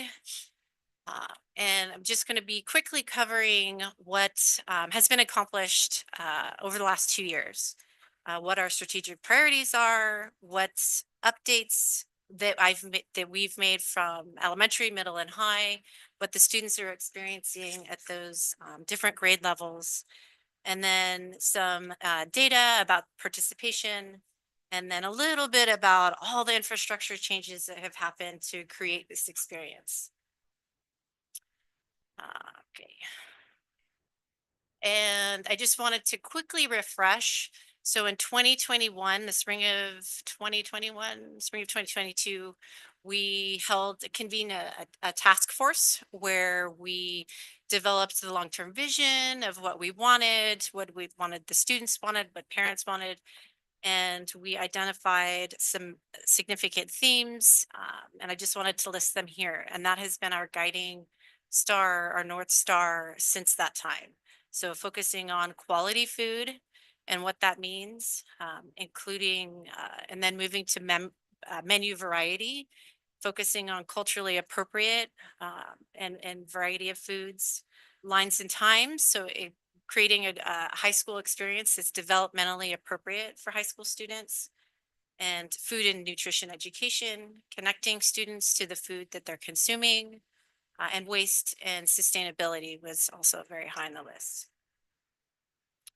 Okay, so for elementary schools, last year we made a huge leap in that we have almost completely eliminated all packaged food. There's really very, very minimal packaging on the elementary line now. And we've been able to introduce a lot more different varieties of food. It's really been a huge leap forward in that sense. I guess this picture is of a chicken leg that's quite popular. I know Chef John is with me here today, and I know he takes great pride in some of the students often have like barbecue sauce on their shirts. I'm like, John, the parents are going to be pissed. He's like, I know, but they're going to love eating that chicken leg. And you know what? They do. So it's a win. Okay, so things like hot turkey sandwiches, pulled turkey sandwich. And of course, we've continued to expand our salad bar offerings. We've even been able to add a lot of organic fruits from Frog Hollow Farm, strawberries, a lot of organic strawberries. I know strawberries are crazy at the beginning of the year. It's really great. And then we've sort of toe-dipped a little bit into the food and nutrition education. We're not quite there yet to really go full bore. But an example of that would be for Halloween, we bought from a local farm sourced in Morro Bay from Shanley Farms finger limes that were cut in half, and you bite them and they're almost like a citrus. It's like it's a really unique experience. And so we thought this would be a fun thing to do for the kids on Halloween. It's finger limes. We had a theme of fingers, just something new and fun for the students. So for middle schools have been able to take advantage of some of the new equipment that was installed a couple of years ago. And I'm very proud to say that we are scratch cooking at middle schools 2 days a week. And we have been able to expand the menu quite a bit.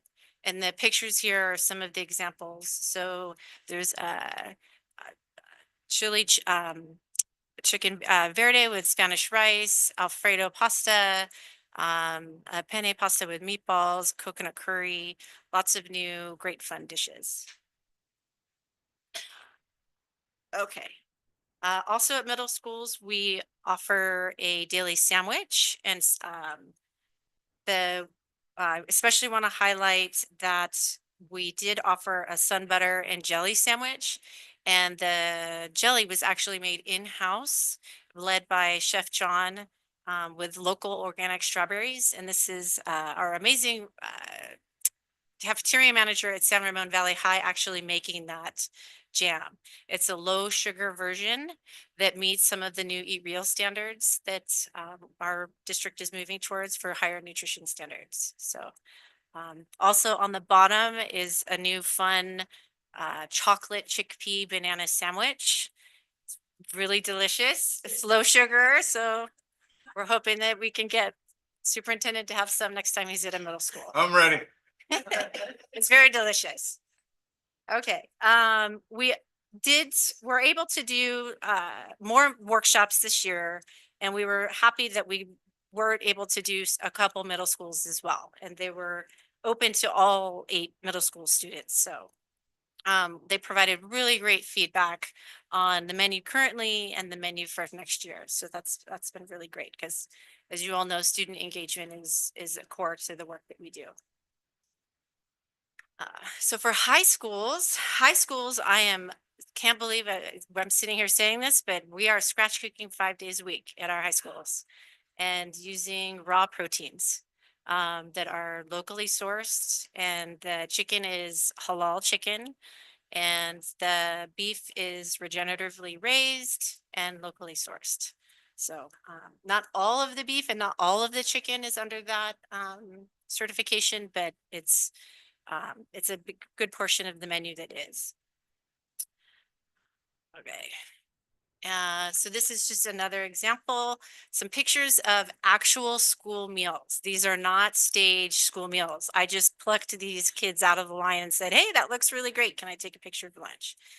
And so, yeah, so we've been able to expand quite a bit, as well as the salad bar offerings. Sometimes they're pairing what is on the menu that day. So like a coleslaw with a chicken and cornbread, and more composed salads.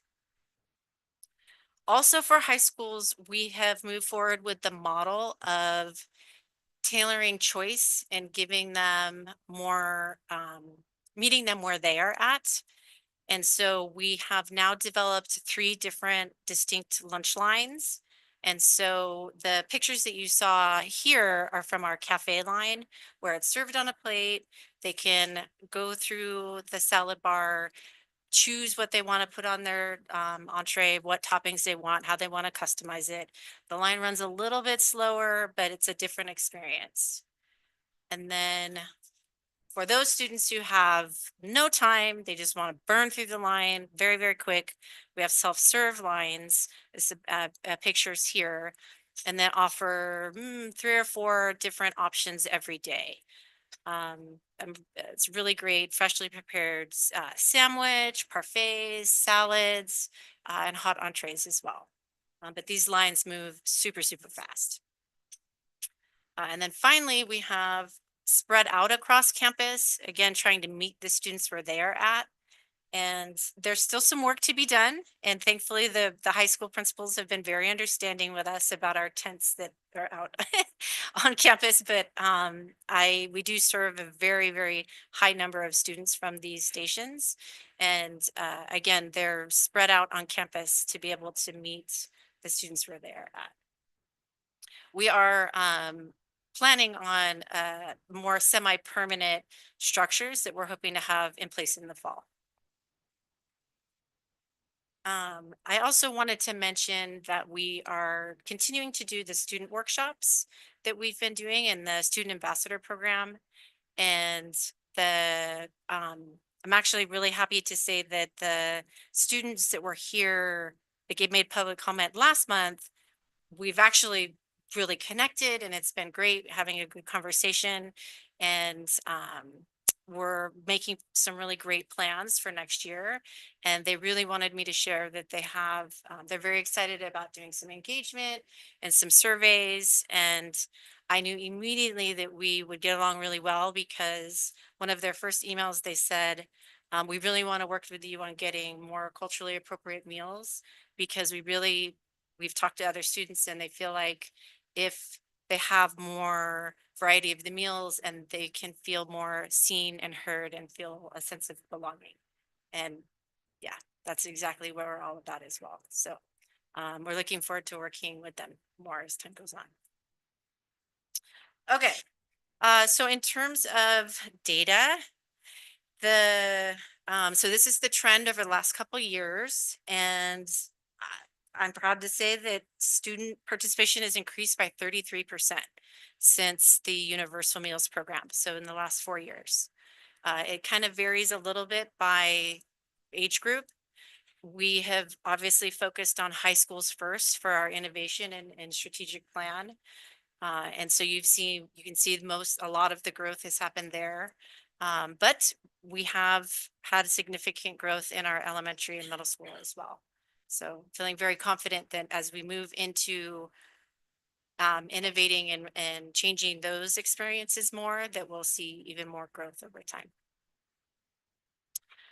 For breakfast is a little choppy in that there's been a lot of change, but again, we have seen significant growth in breakfast as well. So, and all of our schools are serving breakfast now. Okay, so very briefly, just wanted to highlight some of the infrastructure changes that have happened to achieve this student experience. It's been pretty substantial and it's taken us a few years to really kind of wrap up, but I feel like we're really cooking with gas, so to speak, at this point. I couldn't believe it when I looked at the numbers, but we've hired 82 new team members since November of 2023. It's pretty substantial. Yeah, it's been a lot. And we continue to work with the Brigade as our partner in providing culinary training and just technical assistance. We are in the midst of the Eat Real program certification. We did get an initial assessment a year and a half ago, and then they will come back again in October of 2025. And I'm very confident we'll be certified for sure. We were very, very close when they assessed us a couple of years ago. So very exciting for that. We also have hired student workers, high school student workers. I think 14 at this point. Yes, 13 new students. And that's been really great, all working at high school. And then we recently embarked on partnering with White Pony Express that will be implementing a food rescue program, a food donation program. Yeah. So all good things going on. That's pretty much it.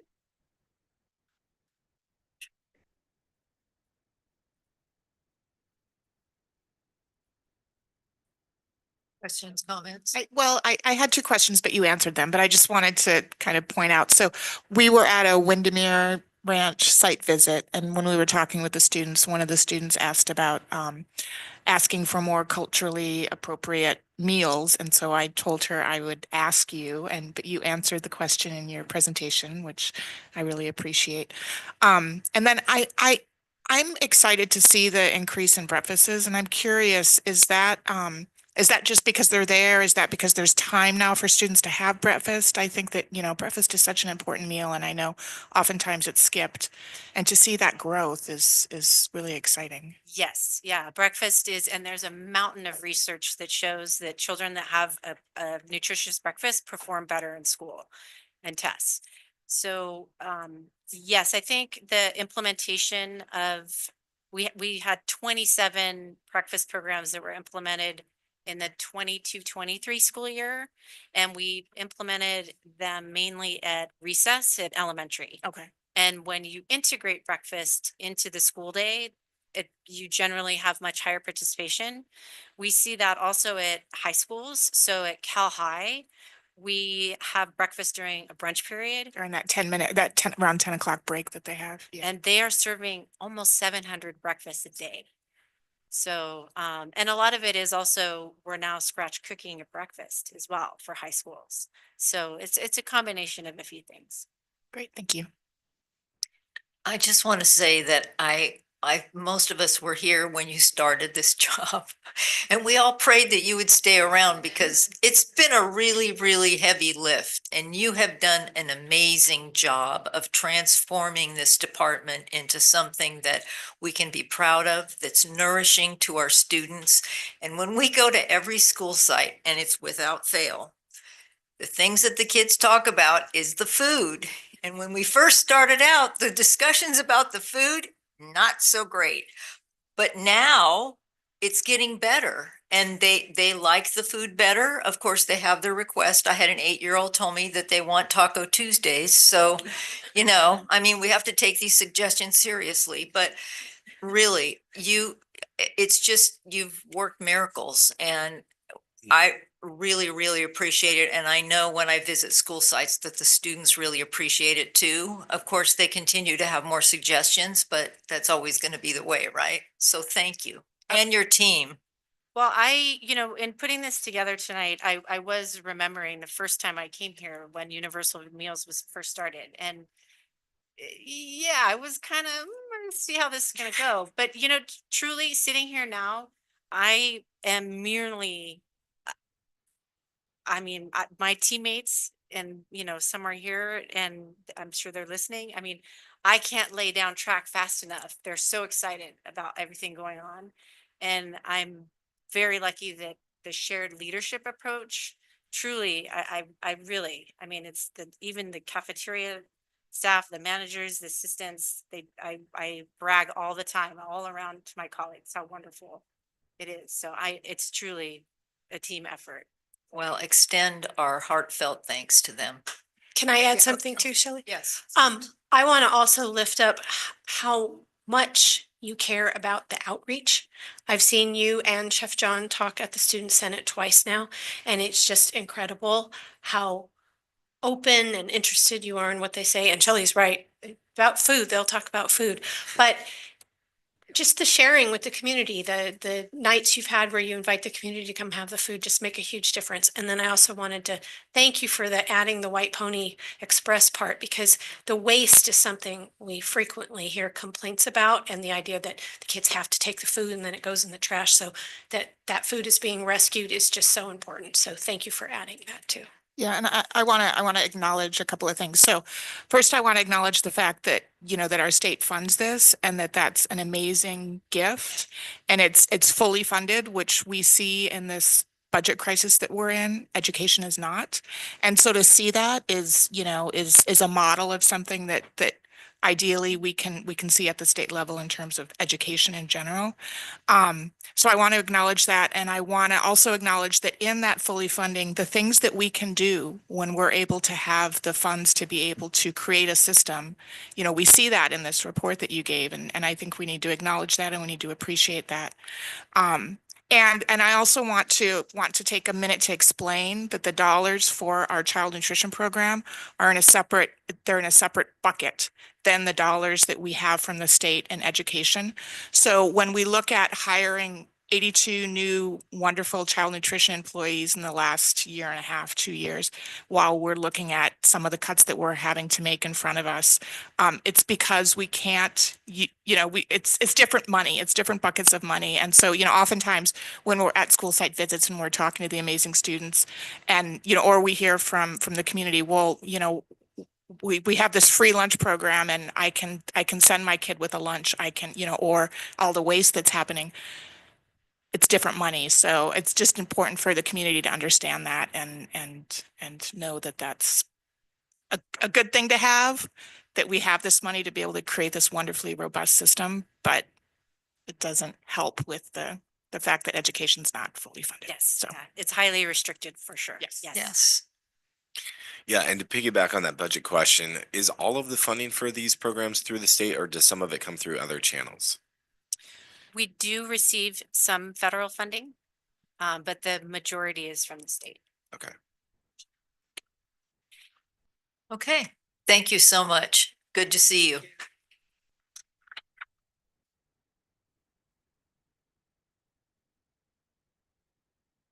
Okay, 10.6, second interim budget, county review and certification change. Okay, thank you, President Clark. I'm going to go ahead and introduce this item and a couple of our guests if they want to come on and head down to the table. The district's second interim financial report was presented and approved by the Board of Education on March 18th, 2025, and submitted to the Contra Costa County Office of Education for review.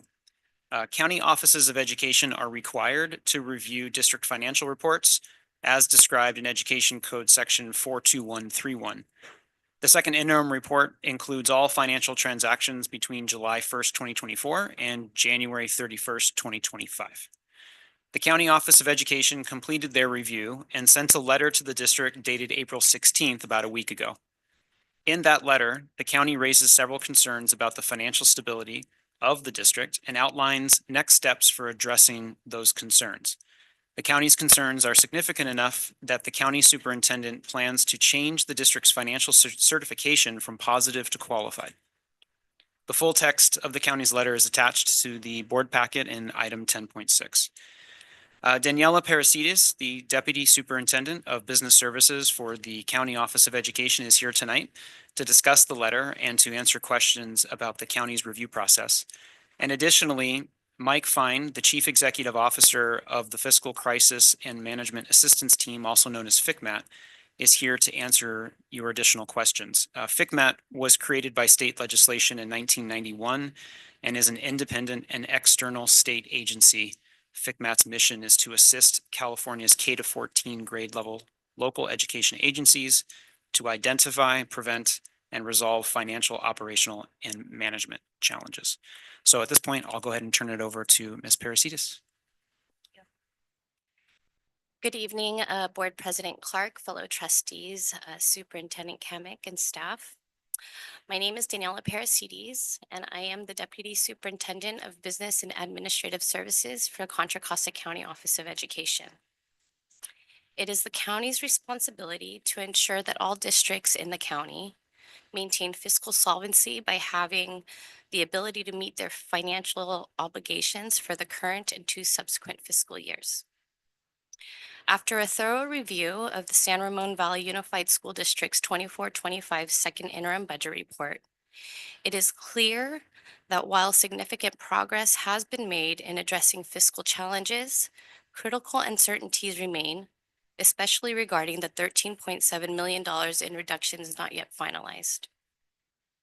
We commend the board for its proactive efforts, including adopting a comprehensive $26 million budget reduction plan earlier this year, and for implementing measures to safeguard the district's financial situation. However, the lack of resolution for the $13.7 million, a substantial portion of the budget reduction plan, places the district in a precarious financial position, with potential deficits that threaten the district's ability to remain fiscally solvent and meet the state's minimum reserve of 3%. Absent the $13.7 million in reductions, we estimate the unrestricted fund balance, ending fund balance in 25-26 to be negative $8.1 million, and further in 26-27, negative $8.2 million, therefore not meeting the minimum reserves. As outlined in our letter, the Contra Costa Superintendent of Schools is invoking her authority under Ed Code 42131A2 and changing the district certification from positive to qualified, meaning the district may not meet its financial obligations for the current or 2 subsequent fiscal years. This certification serves as a warning sign that a district's financial situation is at risk and may require intervention. This decision comes not as a critique, but as a necessary step to ensure greater oversight and support for the district's fiscal health. The district must also adhere to the requirements set forth in the letter, including providing regular updates, submitting financial projections, and ensuring transparency regarding collective bargaining agreements to the County Office of Education. Without resolution of the $13.7 million, the district risks not only financial insolvency, but also the depletion of reserve funds. The district holds the responsibility to navigate this path toward financial solvency and the County Office of Education will remain committed to supporting the district through that. Thank you for your time, and if you have any questions, please let me know.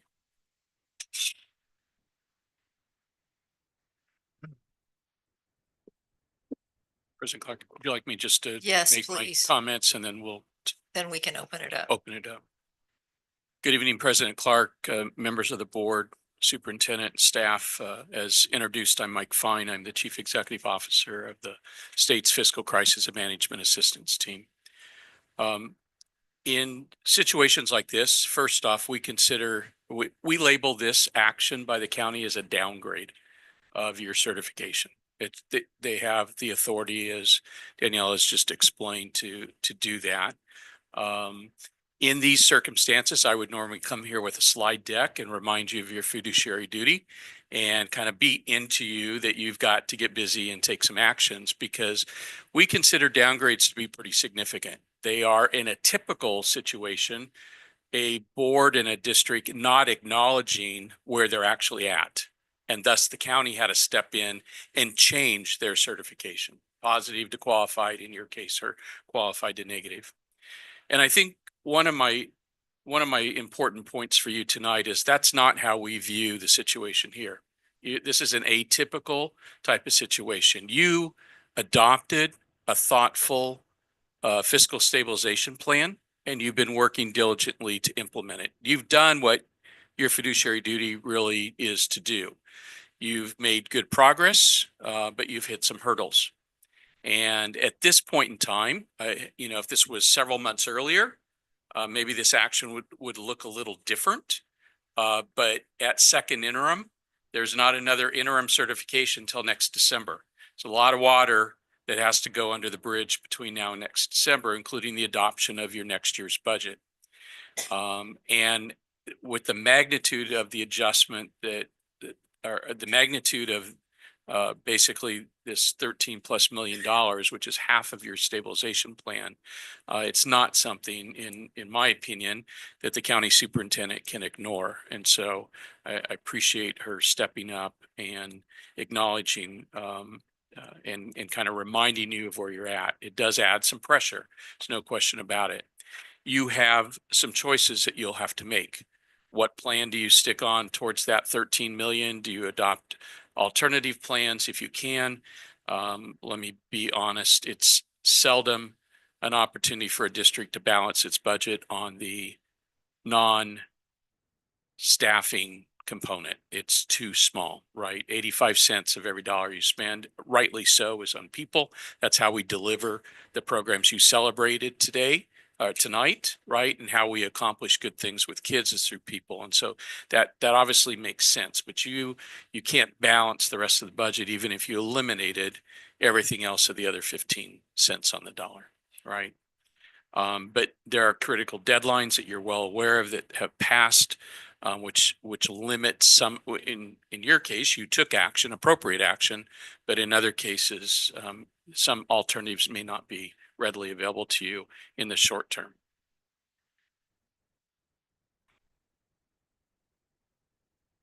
A downgrade of your certification under the state's practices triggers a review called a fiscal health risk analysis. It's a review that we conduct. It is a review paid for by the state because they consider this trigger to be very significant. It is roughly 130 yes or no questions. We don't accept maybes. There may be some non-applicables, but we don't accept maybes. And it's a scoring. We weight each individual question within 20 high-risk areas.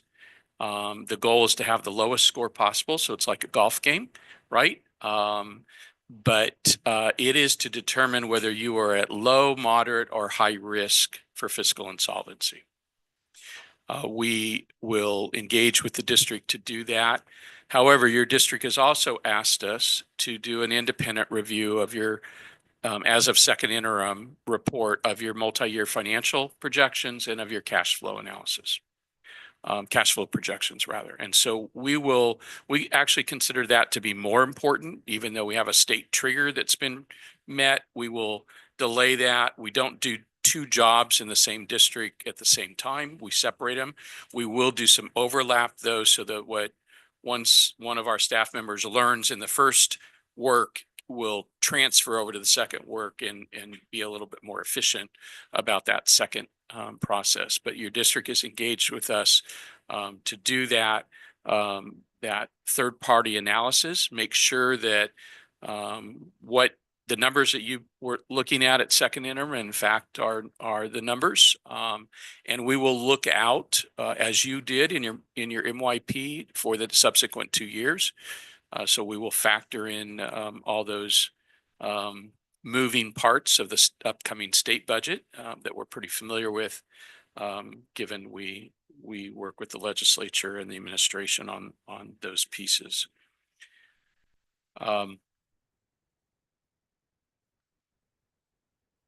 I think there's probably an obvious question. I'm just going to go ahead and address it. And that is, what if you don't do something? What happens when you adopt your budget? I'm guessing that will be the obvious. That's your next step in the whole process, right? It's to adopt a budget for 25-26. You will have a negative fund balance in your general fund. And Ed Code speaks to negative fund balances. There aren't too many out there that have negative fund balances. I'm in one right now, which within the next couple of weeks, the legislature will take action on to move into state receivership. So that's not a good place to be. However, in Fund 17, which is where you hold your unrestricted reserves, you have sufficient reserves to account for that negative fund balance for basically 1 year. You don't have them for the second year. And so that will put the county's analysis over the summer when they are looking at your adopted budget into a slightly different light. The choice at budget adoption for the county is different. It's not a certification like positive, qualified, negative. It is approve or disapprove. There's an intermediary time period where they can do a conditional approval. I don't find those to be super helpful because you only get a couple weeks to respond to it. If you were going to respond to it, you would have already done that in my mind. But that takes you up basically through the first week of November. And they will have to make a decision about approval or disapproval. When they do this analysis, we're always looking at 3 years, the current year plus 2 subsequent years. And when a county considers disapproval of a budget, while they have to look at all 3 years because that's what the law requires, they will focus in on the current year. So for 25-26, that would be your next fiscal year starting July 1, right? And that would be their focus. And you do have sufficient reserves that you can transfer to Fund 1 and address that negative fund balance. However, and I won't put words in the county or predict where they would go, but a typical approach would be, while they may approve your budget because of that, they will probably also designate you as a lack of going concern, which is another designation similar to a negative certification, but it's different. A lack of going concern will trigger additional interventions, both from the county and from us. And that's because they're letting you know that while you'll be okay next year under pretty extreme conditions where you have to actually transfer money in to make the general fund whole, you won't be okay the following year. And that is what your data shows. So at that point, it's really a focus on current +1 instead of current +2 years. And yes, you have other options available to you as you go into next year with respect to timelines and so on. But my encouragement is don't go that far, right? And I think you understand this. I think as I've talked to the superintendent and to Danny and to the county and to others involved here in the district, I have a great deal of confidence that you understand this very well and that you know what needs to be done. But my encouragement would be not to deplete all of your reserves. Depleting reserves sometimes can seem like an easy solution, but rebuilding those reserves is an enormous burden, and you will have to rebuild them. The county can let you off the hook for a short period of time, but you have to put in place a plan on how you're going to rebuild those reserves. You can't just deplete them and say, we'll get to it someday. You have to have a plan. And taking money out of your operating budget to set aside in reserves is not something anybody, is going to pat you on the back, except maybe me for doing, right? Because you're taking money from program. One way or the other, you're taking money from services and programs, right? President Clark, with that, I'll be quiet and see what questions you guys have. Okay, we do have one comment card, so I think we'll do that and then we can go ahead and go into discussion. Bob Allen.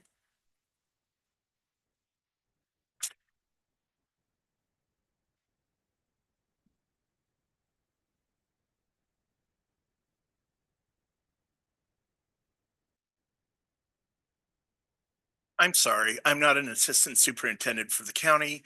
I don't work for FCMAT. I am a teacher in this district working directly with students. I also chaperone dances, meet with colleagues, meet with the district office, and yes, teaching 170 statistics students every day. So this message might not be the smoothest because I've been super busy recently. Today, San Francisco Unified, and I only have 2 minutes and 36 seconds. Today, San Francisco Unified School District closed a $114 million deficit to just about $10 million through early retirements and reduction in their district office. It was important to them to have a qualified teacher in every class. If cuts to the certificated staff happen this year, students will lose their mental health support as their counselors and social workers are gone, going against every piece of data gathered from the community and from the teachers. Superintendent Kamek, you said you would become the most hated person in the district. I assure you, you are well on your way to that. Cal High is in the middle of an accreditation visit. We highlighted in our report the support that the library and the wellness center gives our students. If these Kamek cuts go through, that will no longer be true. If the Kamek cuts go through, my classes of 36 will most likely become classes of size 40. But the Kamek cuts do not stop here.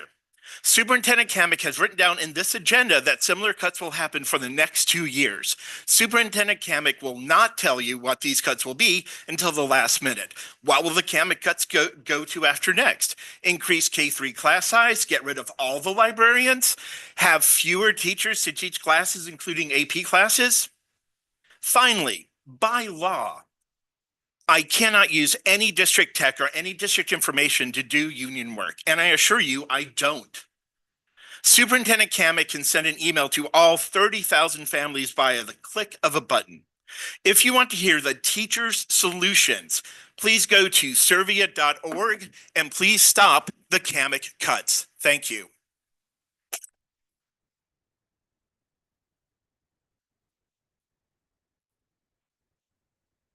Okay, so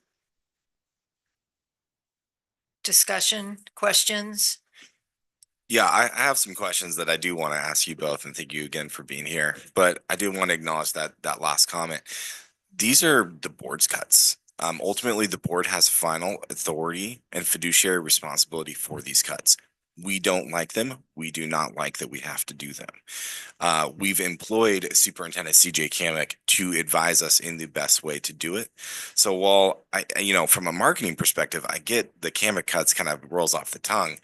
I don't think it's fully honest or productive in the DEFCON 1 situation that we're in right now with the budget to do name calling and things like that. So, I speak as one trustee, but, to the extent that my other colleagues want to weigh in on that, we have to look at credible solutions that we can enact this year. And we are looking at all credible solutions that do make sense for this crisis that we're in currently. And we can talk to and address the multi-year plan, because I think how that is painted, it's not a multi-year plan of future further cuts year after year, unless that fiscal situation arises. These are 3-year cuts because we have to look at a 3-year plan, multi-year plan. So I just wanted to acknowledge that, because we do have to solve this problem. It's going to be solved by us or the county or the state. And that's maybe the nature of the questions that I'll get into, but I do want to address that because I think this is Well, I don't like having to see you come here and say, I don't take any offense to it. I fully acknowledge that these are real situations that we're in, but we also have to be, I think, honest and work together about what actual solutions are for us to meet these deadlines. So I just want to say that piece. If I may, just to clarify, and I appreciate the emotion behind the remarks that we just heard and the frustration. I've been meeting with a lot of staff across the school district and with students, and I hear that sentiment a lot, and I understand the level of anger, frustration, and disappointment with where we are. I certainly share that. I've shared in many settings that this is not what I want to be doing as superintendent. It's not what any new superintendent to the district thinks is the right thing to do in the first 7 months.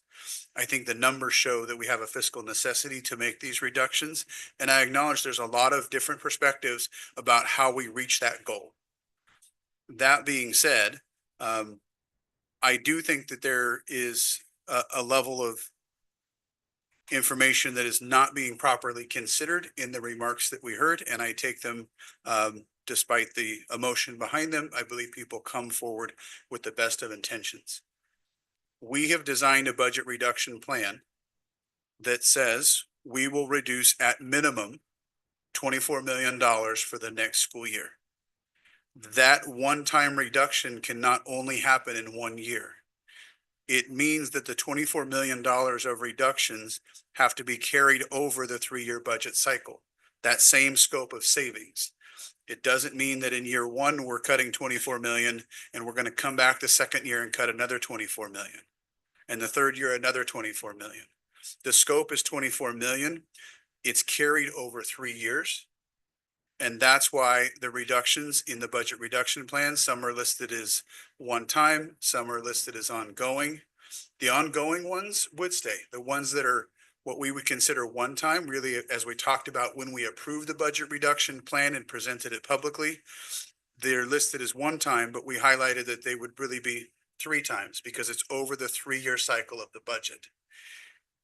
I can't promise anybody that we won't need to make future budget reductions because we don't have a crystal ball of what the state economy is going to look like, what our enrollment decline is going to be, and how things change. We've shared multiple times in this board meeting that if we, in board meetings, if we wanted to balance our budget, we would probably be looking at a budget reduction plan of closer to $38-39 million, not 24. And we can see how painful 24 million is to the system. And the intent behind the reductions is to cut the minimum amount that we need to reduce in order to stay positive.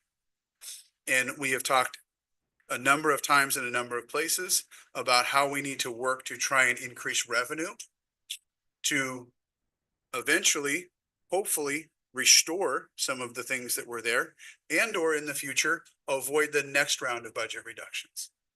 So I don't agree with the statement, and I appreciate the opportunity to clarify it, that I have ever said we're going to cut the budget this year and we're absolutely going to cut it again next year and we're absolutely going to cut it again the year after that. But I also can't say that that will never happen.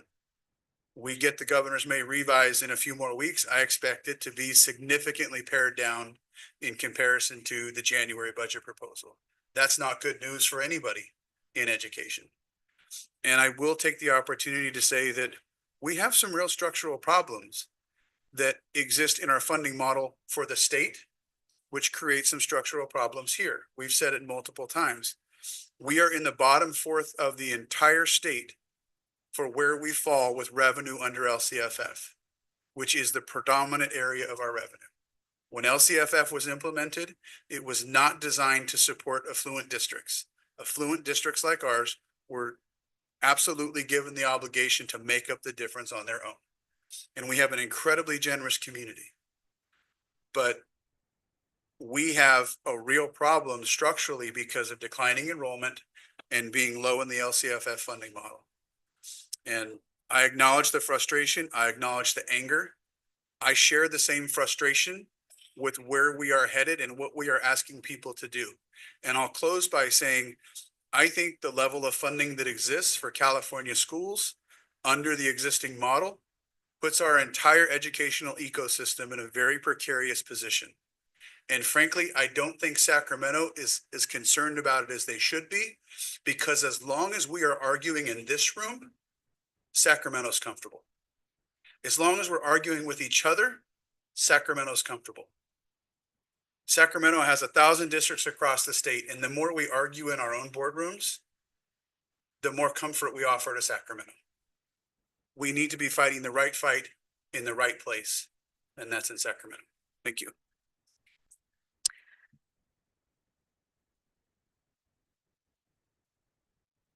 So I have a question for you, Mr. Fine. Have you looked at our budget reduction plan in any detail? No, we haven't. My comments tonight are really more about process and probably 60,000 foot view. Once we take a look at and engage with that multi-year financial projection, we will factor it. We will, obviously, you've already factored that plan into your MYP. We will take a look at that.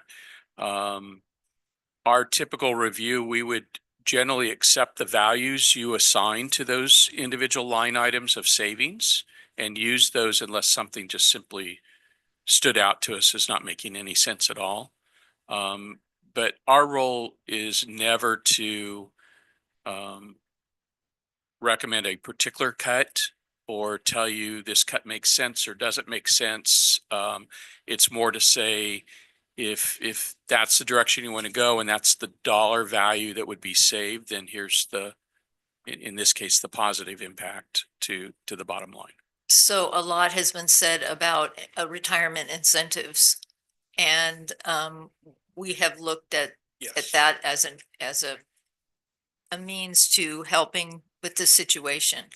In our situation, it doesn't look like that would be feasible. Can you shed any light on that, or should that be something that Superintendent Kamick should talk about? Well, he's welcome to, but I'm happy to shed light on how those work and that they are unique in every case. I think, would we like to find one that works well for us? Yes. The ones that we have responded to directly at the negotiations table, we identified that they do create some cost savings, but the investment to accomplish the cost savings is higher than the cost savings. And so fiscally, that doesn't pencil out. In the last proposal provided by the union on this topic, the proposal was to use the savings from the retirement incentive to restore positions from the budget reduction list. There's a lot to consider. And I think that we have to look at our conditions. And the thing that I think is important for everybody to consider, not everybody will agree, is that we have to recognize that each school district has their own fiscal condition, their own practical reality. Yes, San Francisco is publicizing in recent days that they've solved $100 million budget deficit. They benefited greatly from a retirement incentive that worked for their union and worked for their district. And I think that's a good thing. I will also say that that's a district that has over 700 staff at the district office. They are capturing, as noted in some of the media publications today, 75 vacant positions from their district office. The first place I would look as a superintendent to reduce the budget is vacant positions. If we had 75 vacant positions anywhere in this district, even in total, I would be upset as a superintendent. I'd be irate if they existed in my central office, because that's just, in my opinion, with respect to the leaders of San Francisco Unified, holding up money in a budget that could be applied to kids in positions that aren't filled. And San Francisco's dropping another 100 central office workers who are laid off. Their structure as a district, which also operates as its own county office, is very different than ours.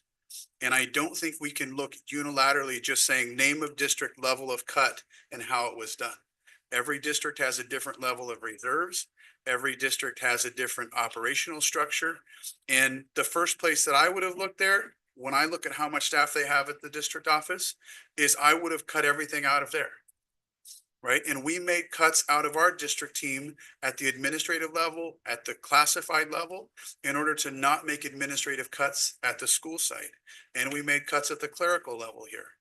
So, I think retirement incentives need to be something we continue to explore.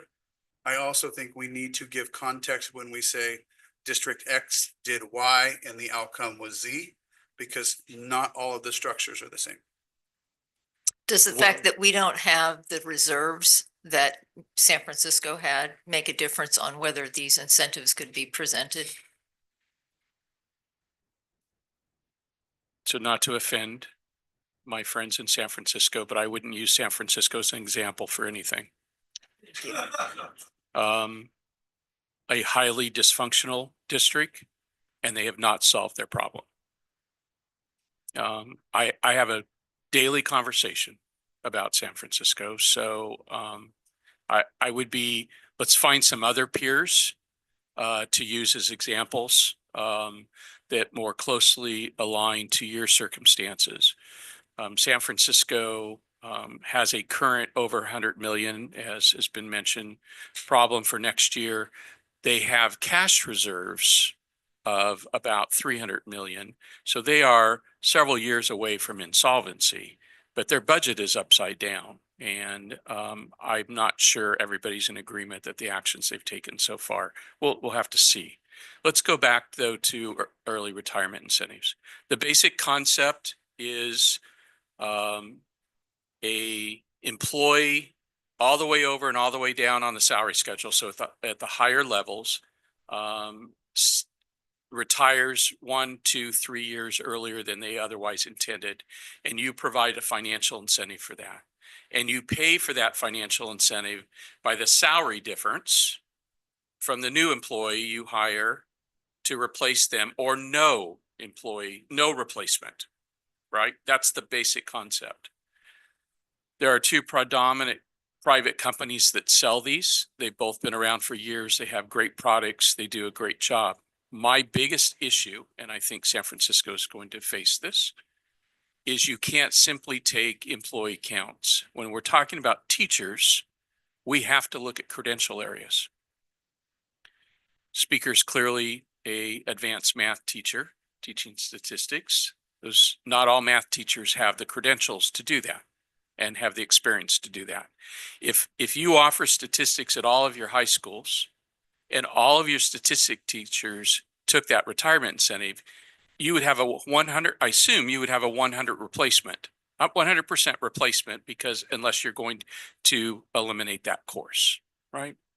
And so that doesn't fit the model, right?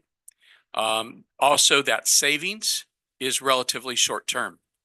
New teachers, typically in our current environment of teacher prep, do not start at the first cell. They start over here. Most of them are coming to you with a master's, or they are only a few units away from a master's when you hire them. And they move down the scale and across the scale fairly rapidly.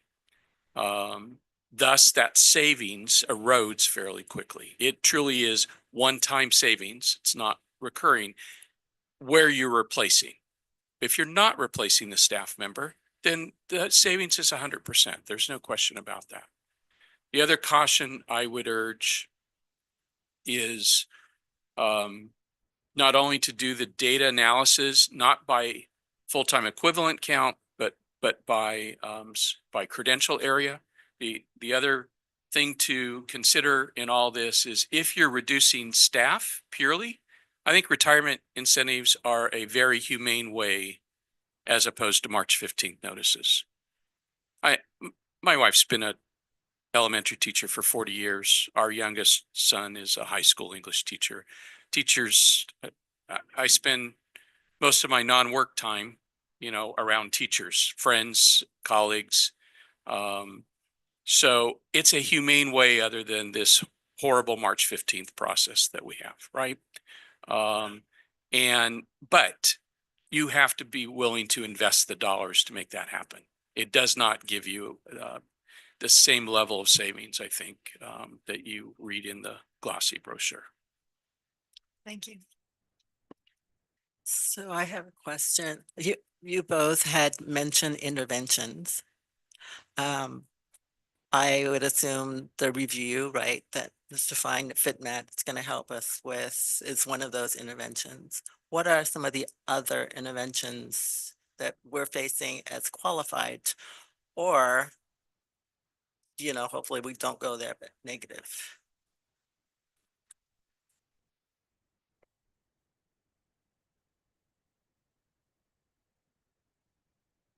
So some of the interventions are actually lined out in the letter that I sent. I believe it's page 2. There are 7 items sitting there, and we are required to do at least one of them. The first is assign a fiscal expert paid for by the county superintendent to advise the district on financial problems. The second is to conduct a study of the financial and budgetary conditions of the district, including but not limited to a review of internal controls. We are enacting that item. Number 3, direct the school district to submit a financial projection of all fund and cash balances as of June 30th for the current and subsequent fiscal year. We are also enacting that item. And then there are several other under that at this point in time that we are not enacting. So those are some examples of things that the county can require the district to do in this certification level. So to add to that, the county superintendent, as Danielle has indicated, the Ed Code provides a list of interventions. They are meant to be a sample list. But from that list, the county superintendent has to do at least one of those, as she's indicated. But the leading sentence in that Ed Code section 42127.6A1 is that the county superintendent must do everything, take all actions necessary. Interventions in this case look just like the interventions we do in the classroom. So multi-tier system of support. This is a multi-tier system of support. You provide only the intervention that's needed, nothing more, nothing less. And if you will, get the district back on track. They ratchet up. If you don't have success with this set of interventions, then the legislature has set up what I call a scheme, although my colleagues all think scheme's just this horrible negative word, but it's a process. And where you go through another analysis, and the county sends you another letter and ratchets it up again, and then you get another list in the Ed Code. In subdivision E, you get another list of the Ed Code, and that starts to look more daunting. That includes, instead of a fiscal advisor, a fiscal expert, that includes a fiscal advisor that would have stay and rescind authority over your actions. They can't act for the board, but they can stop you from acting. So if you stop, and I should add, not just on everything, but stop you from acting on things that would be inconsistent with your recovery plan, as an example, to keep you on track, right? So they could stop purchases. They could stop hiring.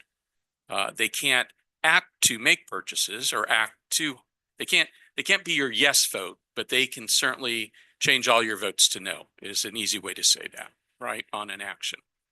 And it ratchets up again from there, depending on how the district responds, the timing of the response, and so on.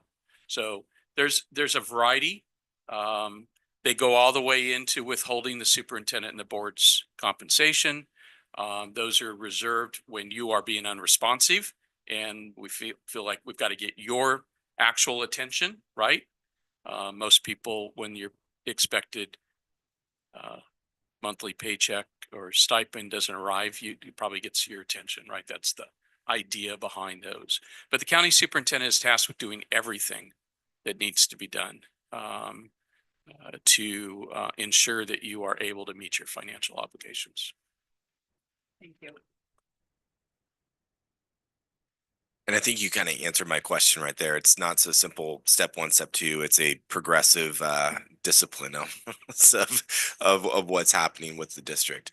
And it's unique to you, just as we would apply an intervention to a student. It's unique to the student. It's unique to you. Right? Yeah, the MTSS analogy was apt. So, at what point do other things come into play where, if we do not, and I do believe that this board has every intention to act on the resolution we passed to reduce the 24 million. but I do think it's helpful to our public as well as to educate us on how it could play out should we choose different paths. So the next step, if we fail to meet these reduction plans, it kind of progressively adds more discipline, goes from advisor to an expert or expert to advisor that has more interaction with us.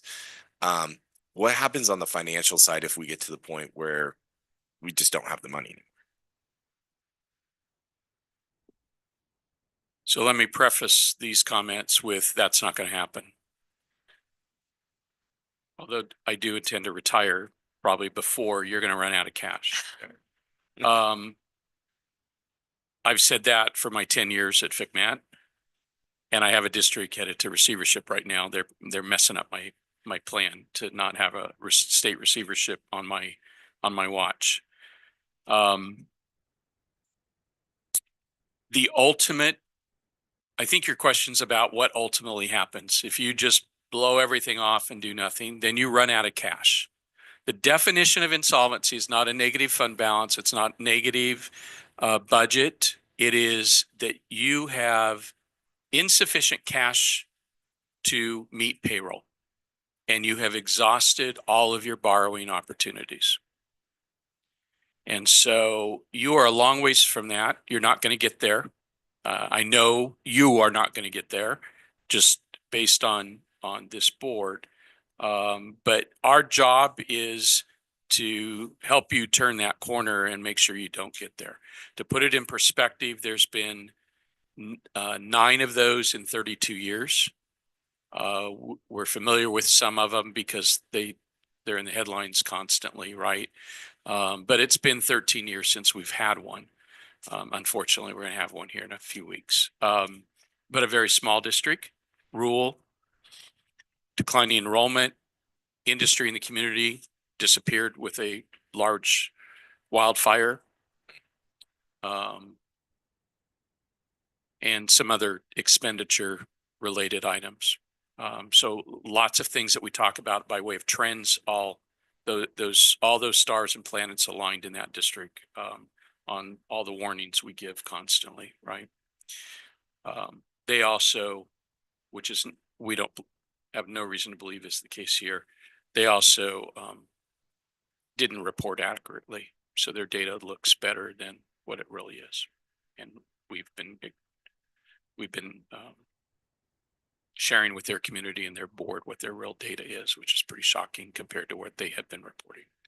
So that's not the situation here, but credit to your staff. They've already thought through that and are engaging with us to do that independent review, right? So the simple answer is it's state receivership. The state, in essence, gives you what we call an emergency advanced apportionment. We describe it as a loan because that's the easiest way to describe it. You must pay it back, typically over 20 years. We're having a discussion about increasing that to 30 years. It comes, though, with some pretty harsh consequences. First is the board's authority to govern the district is removed. While you are not removed from your seat because you're locally elected, your authority to govern the district is taken away from you, and it's shifted to the county superintendent. Second is the superintendent is dismissed on the day we arrive, the day that the legislature acts.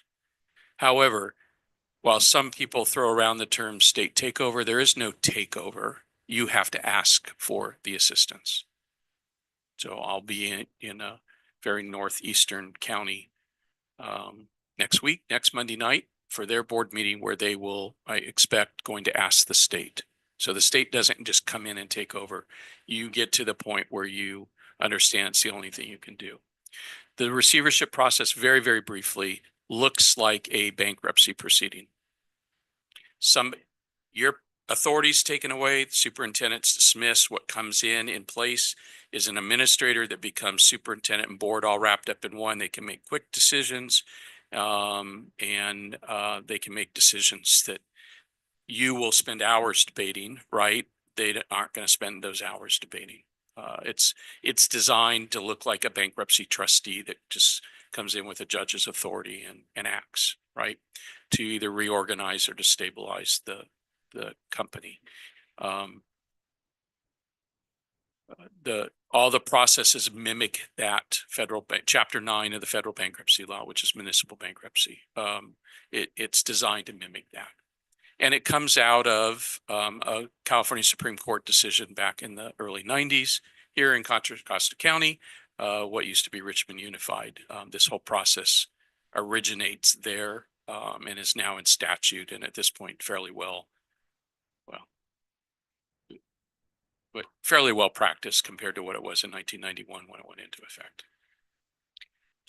What happens to the bargaining unit contracts when you're in that? In receivership, they're honored. That's the difference between bankruptcy proceeding and the state receivership process. In the state receivership process, we honor the bargaining unit contracts. In a bankruptcy proceeding, the judge can simply ignore the contract. The statute says that the administrator is to renegotiate the contracts, but they are honored up to the point of agreement on a renegotiation. The statute says, I'm paraphrasing here, but kind of everybody needs to take their fair share of the burden, and it is one of the certifications that has to be provided to the legislature in that before you can begin to transition out of receivership, that the administrator that's assigned has to certify that they have renegotiated contracts as appropriate. Is the concept of fair share a pretty prevalent concept in the budget writing work that you've done over your career? Interesting question. I think yes. I think most of us that do this know that you can't balance a budget in any one area. And so the idea of fair share by employee group, both formal groups and informal groups, by people versus things, and by various services, is absolutely generally the approach. That is the thoughtfulness that goes into most fiscal stabilization plans when they're developed. We want to ensure that if we're talking about employees, we want to ensure that we're not overly burdening one type of service. And all of that, again, is driven by your local situation. If you've got very, very tight staffing formulas, that may not work for teachers, right? There may be nothing there. So you look for something else. You look for a different kind of concession. And of course, in most cases, as the superintendent's already explained, there's a big difference between recurring and one time. Things like furlough days are one-time savings, right? Just to throw an example out that involves employees, but it's one-time savings, right? You may have to do multiple years in a row until you can make other adjustments to grow out of the issue. I have conversations with districts all the time about suspending step and column. I don't know how you suspend step and column. I just guide them, don't do that. At some point you have to restore it, and the cost to restore it, are you going to go back to the day you suspended it? Those kinds of things. So you really have to look at your structures. You have to look at what is important here to your community and to that you all represent to be the guiding light there. Thank you. In this year, are you seeing more districts with deficits or qualified or negative budgets? Another great question. No. Second interim, we just reported actually this morning because we needed to update all of our charts for your downgrade. We'd published charts a week ago before the county sent you your letter. We are at first interim, there's typically 20 to 30 districts with qualifieds and a handful of negatives. Second interim, so first interim, as you all know, is in December. Second interim, you receive it in March. And there's usually improvement between those 2 points in time because boards as yourself at first interim, you said we got a problem and you act. You do your duty. And so things improve. At second interim, there are 20 qualifieds, and that includes your downgrade.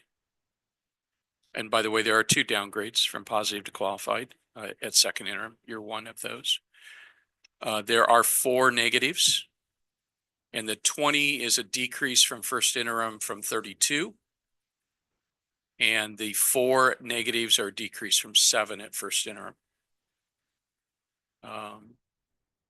So an improvement as we would normally expect, but relatively low numbers. I think if you were to look at headlines, we publish headlines every morning on our webpage. If you were to look at the headlines back in late February and early March, leading up to March 15th, you saw districts acting on that very unfortunate set of occurrences all over the state. And so that's reflected in the current.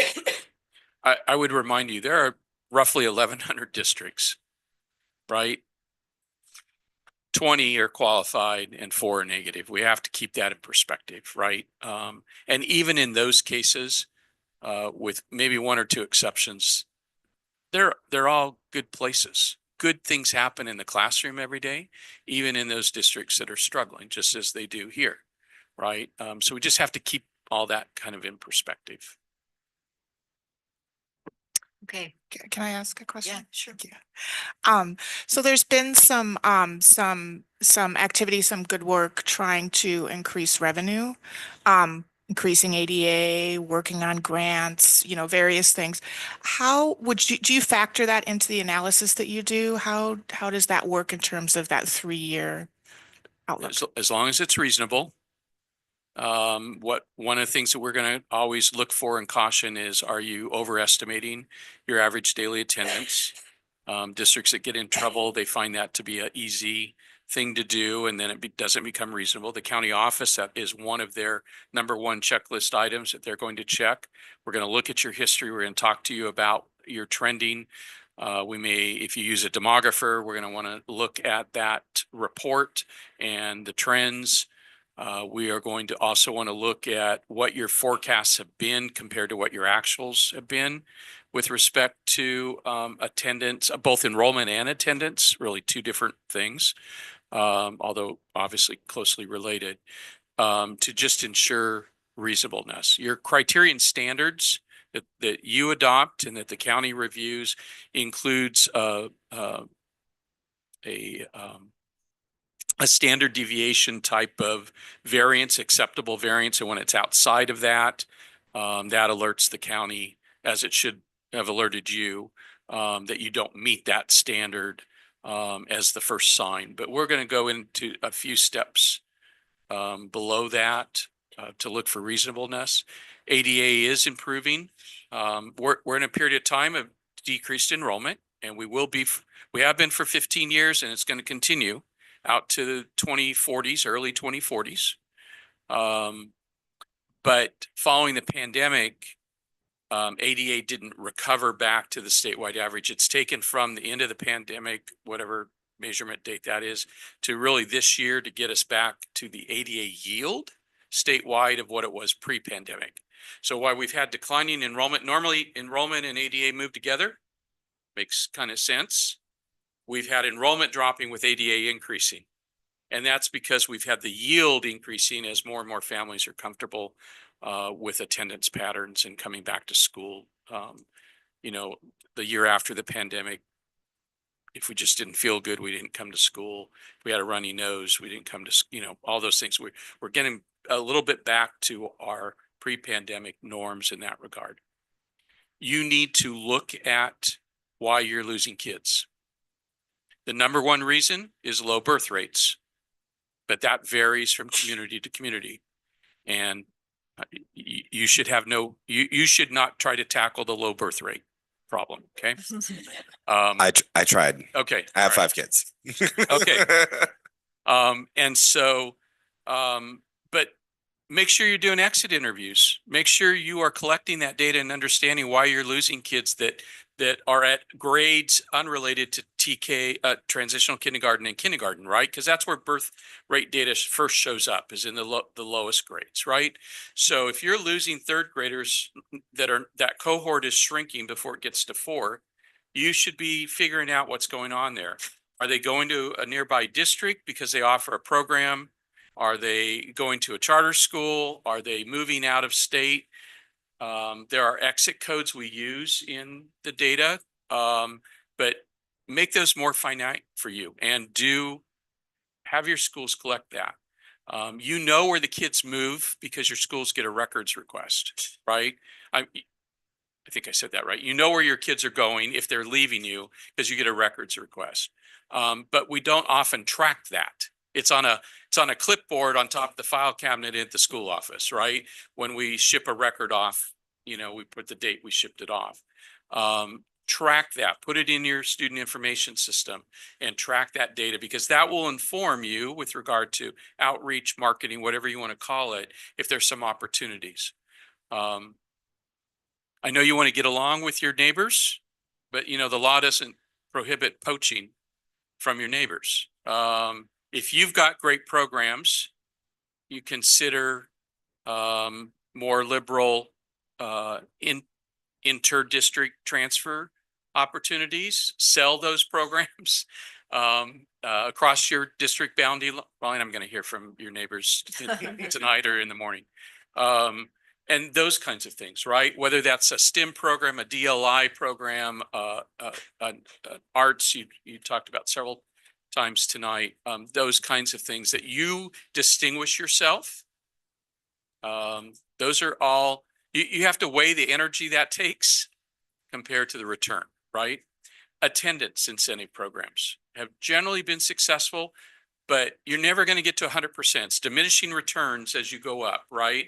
So be thoughtful that where you're at today, that you really believe you can grow another 1% in attendance. That may be reasonable, but 2% may not. Then invest in that 1% and you probably can be successful. And there are companies out there that'll sell you this price, but you can do them yourself in-house without paying them a fee, very candidly. So one last question and then many of the districts around us, I have a list of 19 here at least, have deficits of varying degrees. They don't find themselves in the position that we're in because we have not been able to secure or get an agreement or settlement on the $13.7 million. That's a large portion of our budget reduction plan. Is that correct?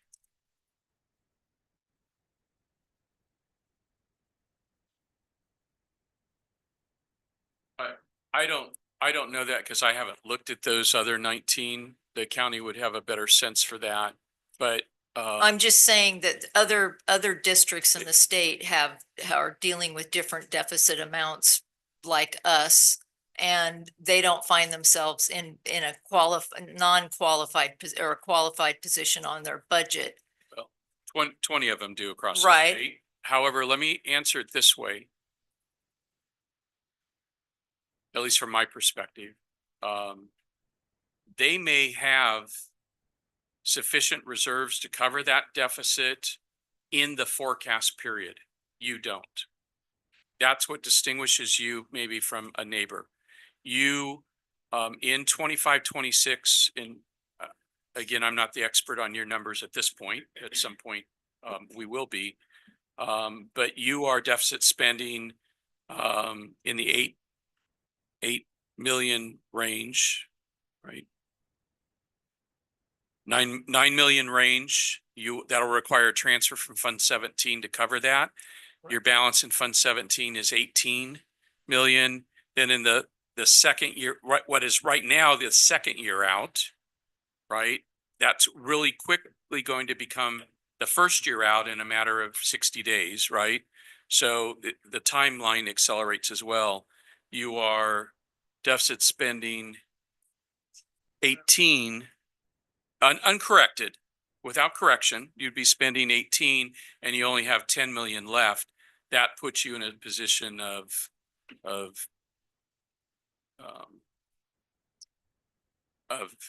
insufficient fund balance. At that point, you're negative fund balance, and it won't take you very long until your cash runs negative, and then that's back to the definition. Right. So the 13.7 million is it is the important piece that we need to have done in order to be able to change our budget standing. It is, and I think the letter clearly articulates that. And it's important for one more reason, if I can add, Shelley. We sat on large reserves for many, many years. We had the luxury of growing enrollment. And in 2018, we sat down with our Teachers Association and listened to them and improved class size ratios, added or improved the counseling ratio, did the things that they were asking for the sake of the students. And it was all on the premise that it was for 3 years. And that within those 3 years, we would find some other funding source, whether it was an additional parcel tax, or we'd be successful at the state, or the big statewide initiative would pass. None of those things came into fruition, but before the 3 years were up, COVID hit. And that changed everything with all the new money coming in to help schools deal with serving their kids during the pandemic.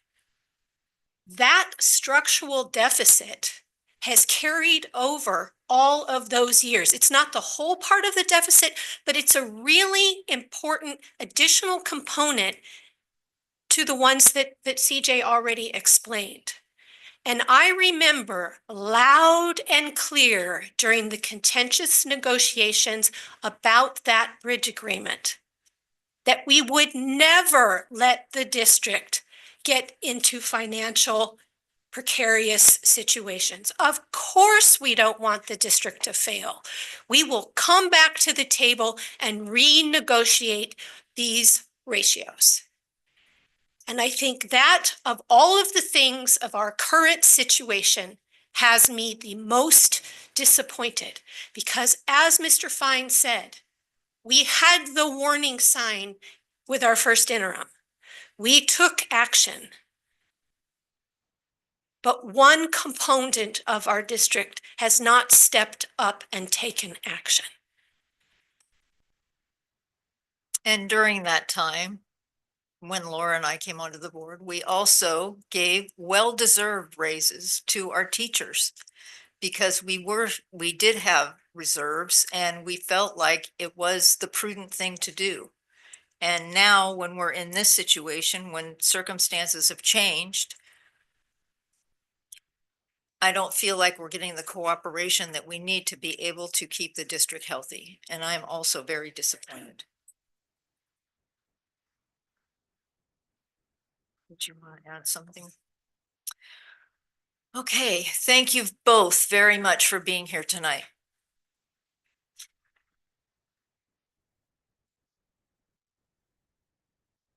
Okay, now we start the public comment session of the meeting.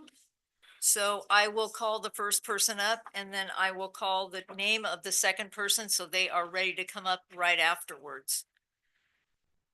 First person tonight is Teresa Chung.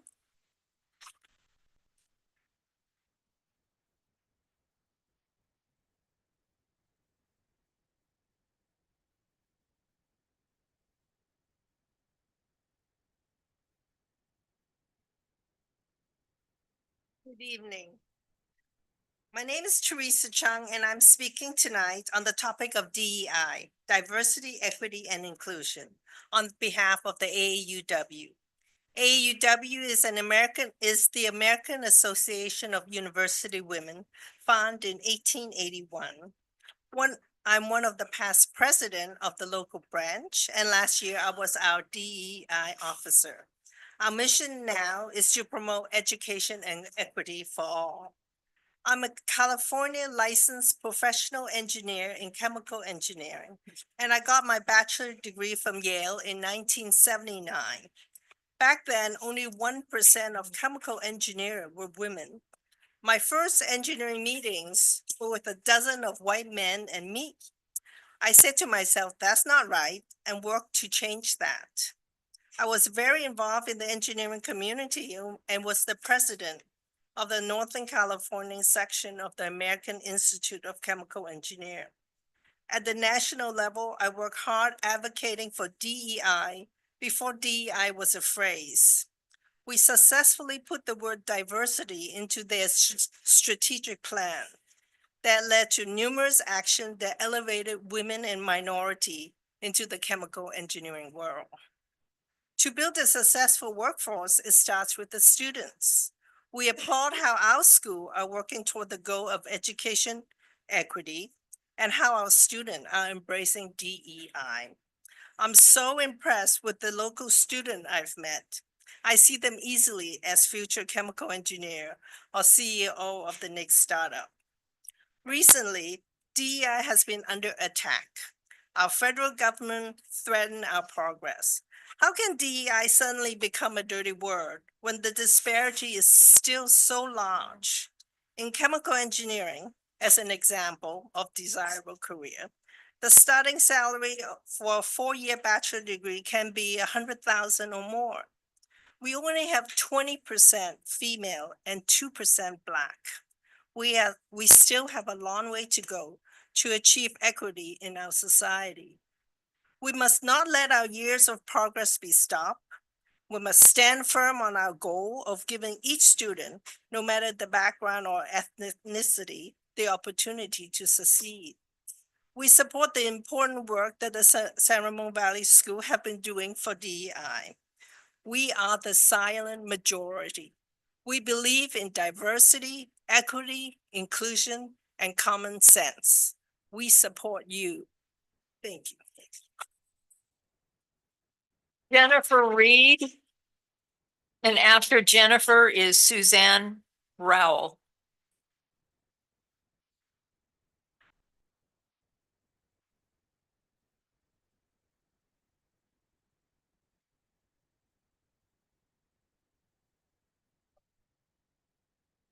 My name is Jennifer Reed, and I am proud to teach French at Gill Ranch Middle School. In my 11 years at Gill Ranch, I have taught older and younger siblings, sometimes 3 kids from the same family. 16 of my current students have siblings who have also taken French with me. French becomes a second language in their family heritage. Do any of you speak more than one language? Raise your hands, please. Wow. Do any of you speak more than one language? That's including everybody. Okay, I invite you to take about 3 seconds to greet the person next to you in one of your languages.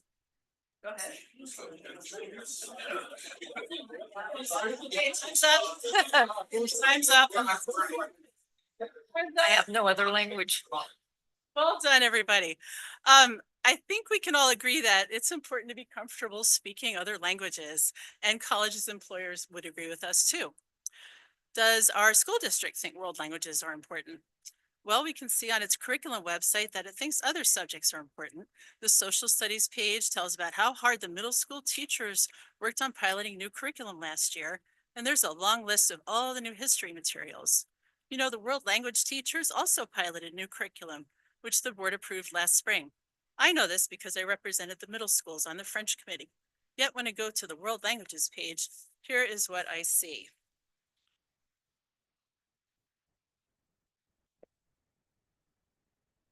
World language instructional materials under construction. Frequently asked questions? Nothing. For more information, contact nobody. In fact, there is 0 information about world language courses, materials, pathways, initiatives, or contacts. However, the district does provide one link to information about learning languages, the link to private language schools.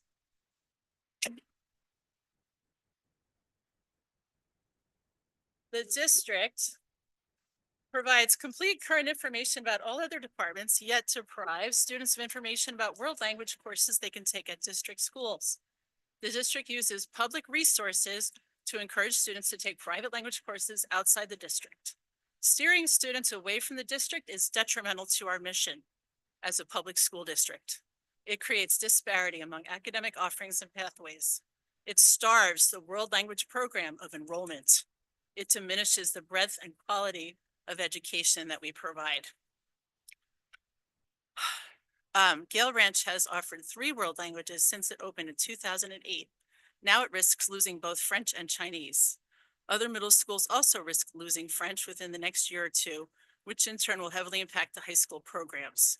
I urge the district to promote world languages with the same enthusiasm as other subjects and to pay attention to the slideshow I sent you last week. Thank you.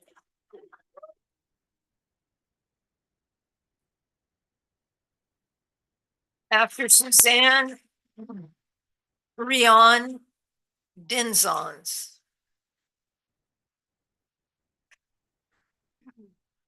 Good evening, bonsoir. My name is Suzanne Roel. I am also here on behalf of our world language departments and specifically the French programs, the wonderful French programs we have here in our district. I'm a French teacher here in SRVUSD, and I've been teaching French at San Ramon Valley High for 18 years, since 2007. And also for 10 years, between 2012 and 2022, I also taught French 1A and French 1B at Charlottewood Middle School. So I have firsthand experience in the power of teaching and learning a new language at an earlier age, specifically at the middle school level, and the benefits and opportunities that come with it.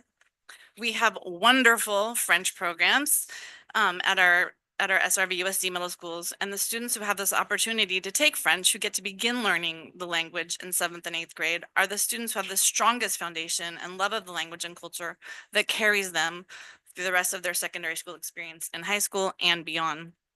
And I have witnessed this amazing journey many times when my students who were my students at Charlottewood and French 1A and French 1B became my students at SRV all the way up through AP French. So I literally watched their growing up their whole journey in the language.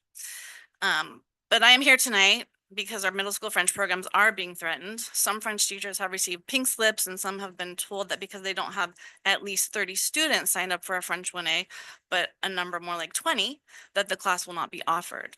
But these are 20 eager students who chose French, who wish to begin a journey into the language and cultures of the French-speaking world, one of the fastest growing languages across the globe. And when they begin at the middle school level, they then have the possibility of taking all levels of French in high school, including AP French, which is the 5th year of French. That means seniors who start at the middle school level. But this would no longer be possible if they start French 1 as freshmen in high school. Besides that, and perhaps more importantly, if they are denied taking French in 7th grade, many of them will just take Spanish instead, understanding the importance of beginning at that time, and will let go of their French altogether, the possibility of taking French altogether. And the door is now closed on them and their wish to pursue their original choice of French. So of course, this has a devastating domino effect on all French courses, including at the high school level, that totally depend on the group of students, even if it is 15 or 20, just 15 or 20 that come into the programs from the middle schools as freshmen in level 2. Without them, AP French goes away entirely and the other levels are also at risk. So when we cut a French 1A class, we aren't just cutting a section, we are cutting whole middle school program and inadvertently threatening the high school program that is built upon them as well. So I ask you in this time, in the name of students who are excited to learn French and the amazing teachers who have devoted their lives to teaching this language, to please support and protect the French 1A classes specifically and the French program generally and the gifted teachers who teach them. Thank you. After Rion is Miss Zhang. He was here for 3 hours. He asked me with your permission to read her statement. Okay, go ahead. Thank you. I am here today as a 2024 summa cum laude graduate of Cal State East Bay, a 2018 graduate of Cal High, a former San Ramon Valley USD student, and most importantly, a disabled person who has had high support needs. While I was in school, I had many incredible people from the district support my needs and my education. I would not be here today without their support. I was given more time on my tests, alleviated from repetitive homework, loaned an iPad to spare my hands, allowed to type my essays, given time in the school day for my physical therapy and longer bathroom needs, a key to the elevators in high school, and an attendant to help me access my own folders, textbooks, and lunch bag, as well as to help me go to the bathroom once I could no longer transfer myself. There were many times when I questioned if this much effort if this much effort for school was worth it. After all, what child wouldn't rather stay home and play video games? But everyone's efforts to make school accessible for me to ensure I wouldn't overwork my body to the point of harm inspired me to resist giving up. My time in the San Ramon Valley Unified School District system taught me all of the valuable life skills and knowledge about the world as intended, but I also learned that I was, and always will be, worth the effort to include. I sit before you today as a member of this community because of my education. I smile at my neighbors. I buy food and clothes from our local stores. I volunteer 4 times a week to mentor children in hobbies such as sewing, cooking, drawing, and creative teamwork and expression through video games. I belong here, and my education was worth every effort and expense. I'm deeply disturbed by the turmoil of the White House upending the Department of Education, which funds special education and accommodations. And because 17 state attorney generals are challenging Section 504 of the Rehabilitation Act, which is a foundational piece of legislation for the Americans with Disabilities Act and the IDEA. The IDEA being how students have the legal right to accommodations. Because of these concerning political movements, I want to remind the board of their commitment to special education and academic accommodations. I urge the board to reinvigorate efforts to enable disabled students and their parents to educate students and their parents on the legal rights for academic accommodations and to ensure they are trained to advocate for themselves within San Ramon Valley Unified School District and beyond. Educating disabled children is an investment, not a burden. It's an investment in the productive workers, skilled artists, and compassionate community members each of us can be as disabled adults. Thank you. Thank you.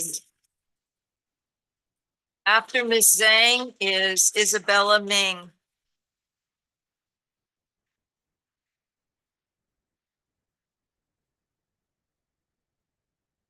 Good evening. I'm Ms. Zhang, or Zhang Laoshi in Chinese. I'm a middle school Chinese teacher. My colleagues and I opened Gale Ranch Middle School back in 2008 with our district's first and only Chinese program at the middle school level. I'm speaking on behalf of my 11 Chinese teaching colleagues in the district who share the same passion and concerns with me. Budget cuts have been haunting us for years, and it seems like it's going to continue to be the main reason why education must get hurt first. Chinese programs are particularly vulnerable to cuts due to the involvement from weekend and after-school Chinese programs. And fewer students opt for Chinese or French than for Spanish at our sites. I was recently informed that a class of 13 enrolled students for Chinese 1A are at risk of not being run at all. And the current 1A student who's going to be 1B next year will be the very last Chinese class after Chinese programs served the community for 18 years. This is very upsetting and troubling because when students do not have the option to take Chinese at the middle school level, they will much less likely to take it in high school. This will prevent many students from working up to the AP Chinese level, which would affect their path to college. And likewise, the number in the feeding elementary schools, especially those from the Quill Run Chinese program, will also decline significantly. The students who choose to take summer advancement classes usually would result in A, a very shaky foundation for advanced levels, B, more stress during summer break, and C, financial load to the families. The demise of the middle school Chinese program stops our students' growth and punishes those who trust the district and follow the curriculum pathway. I was informed about the possible closing of the program at the end of March after the course selection period was closed. We urge our district admin team to discuss further and consider allowing us to showcase, broadcast, and promote our program in some fair and practical ways so that we can still change the number of enrollment before it is too late. Foreign language classes like mine and my colleagues are usually the most rigorous and engaging classes that bond the kids together for many years. Students, parents, and teachers together make a tradition, a culture, and a treasure for our schools and beyond. My students not only learn the languages, but also take away the Chinese culture and the worldview with them. Their social emotional skills and presentation skills grow above and beyond our classrooms. Take Tara and Surya, two Indian American students in the current AP Chinese class. They're about to go to their next journey in college.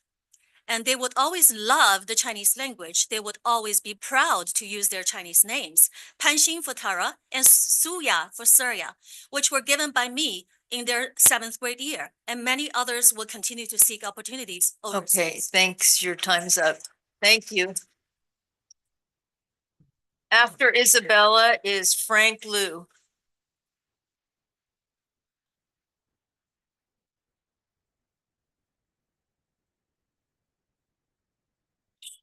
Sure.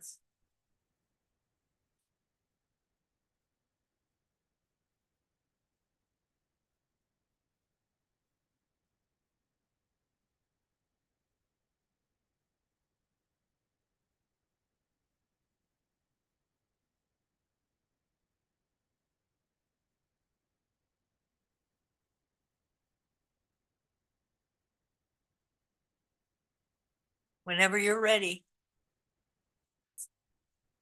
I'm Noelle Liu. We're all 6th graders from Gill Ranch who have participated in the Chinese program. We are here on the behalf of the Gill Ranch Chinese program because we believe that it should be allowed to continue. The Chinese program at our school is not just boring lectures and about how to write Chinese characters. We do so much more than reading and copying words over and over. We make skits, speeches, and learn songs in Chinese. We also learn about China's culture and holidays such as the Mid-Autumn Festival and the Spring Festival.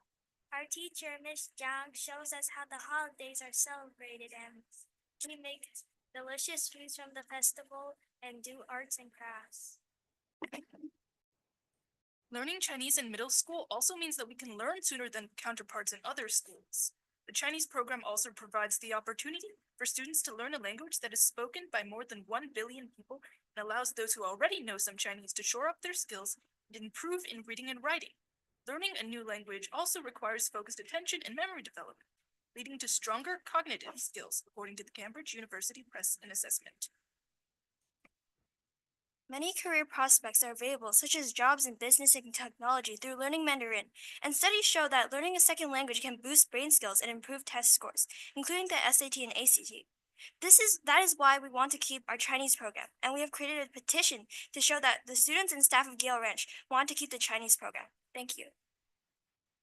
Thank you so much.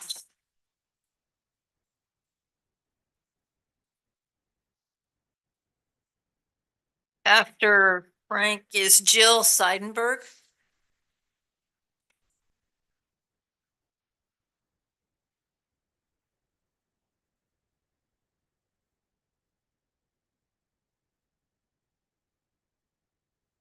Good evening. My name is Frank Liu, and I come here just to say a few words about the Chinese program in Gale Ranch Middle School and also in Windermere Ranch Middle School.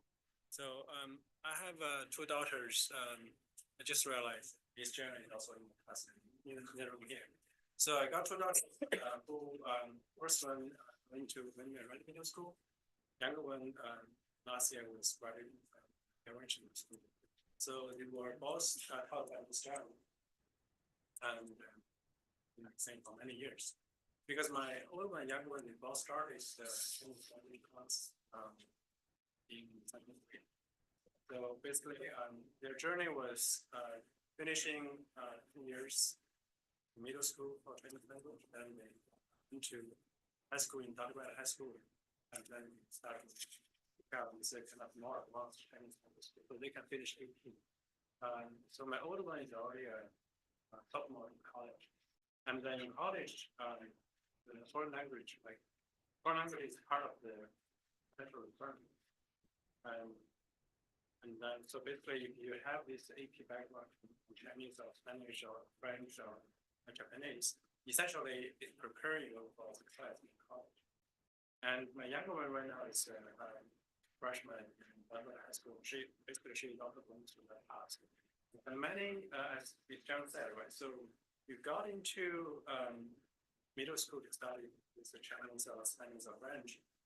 The reason is you can get into high school, then you will be able to be successful in the AC.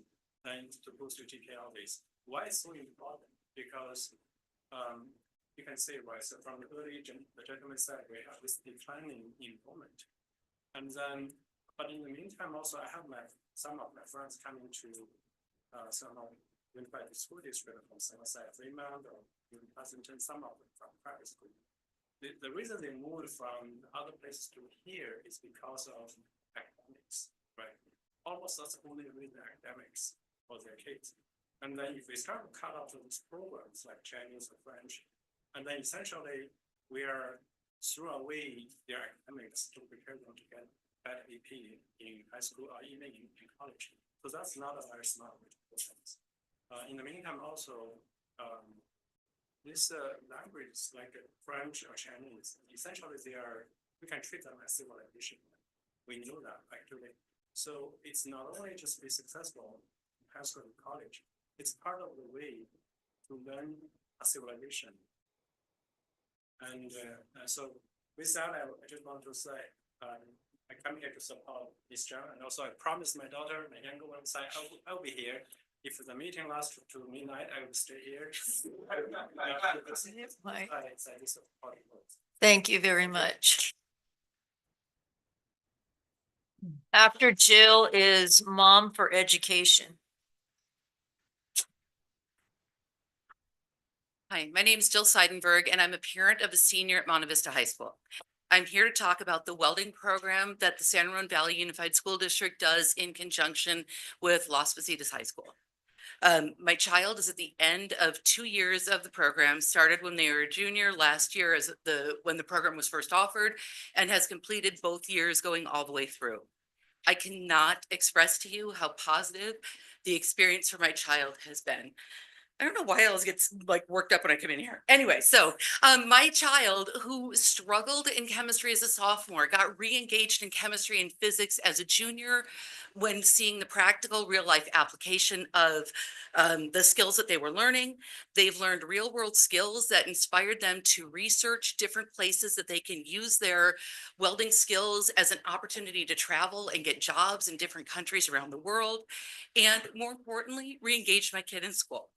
So long story short, I really encourage you to continue to support this program. It is invaluable for so many students, and they're getting hands-on skills they haven't found other places. They are engaging in school in ways that I don't see them engage on their high school campuses. We need to continue to support it. We need to continue to support the programs that we have with construction arts at DVC, and we need to do a better job at advertising them to parents and students out there and putting value on these programs, not only AP programs all the way through. Thank you. Thank you. After Mom for Education, Bob Allen.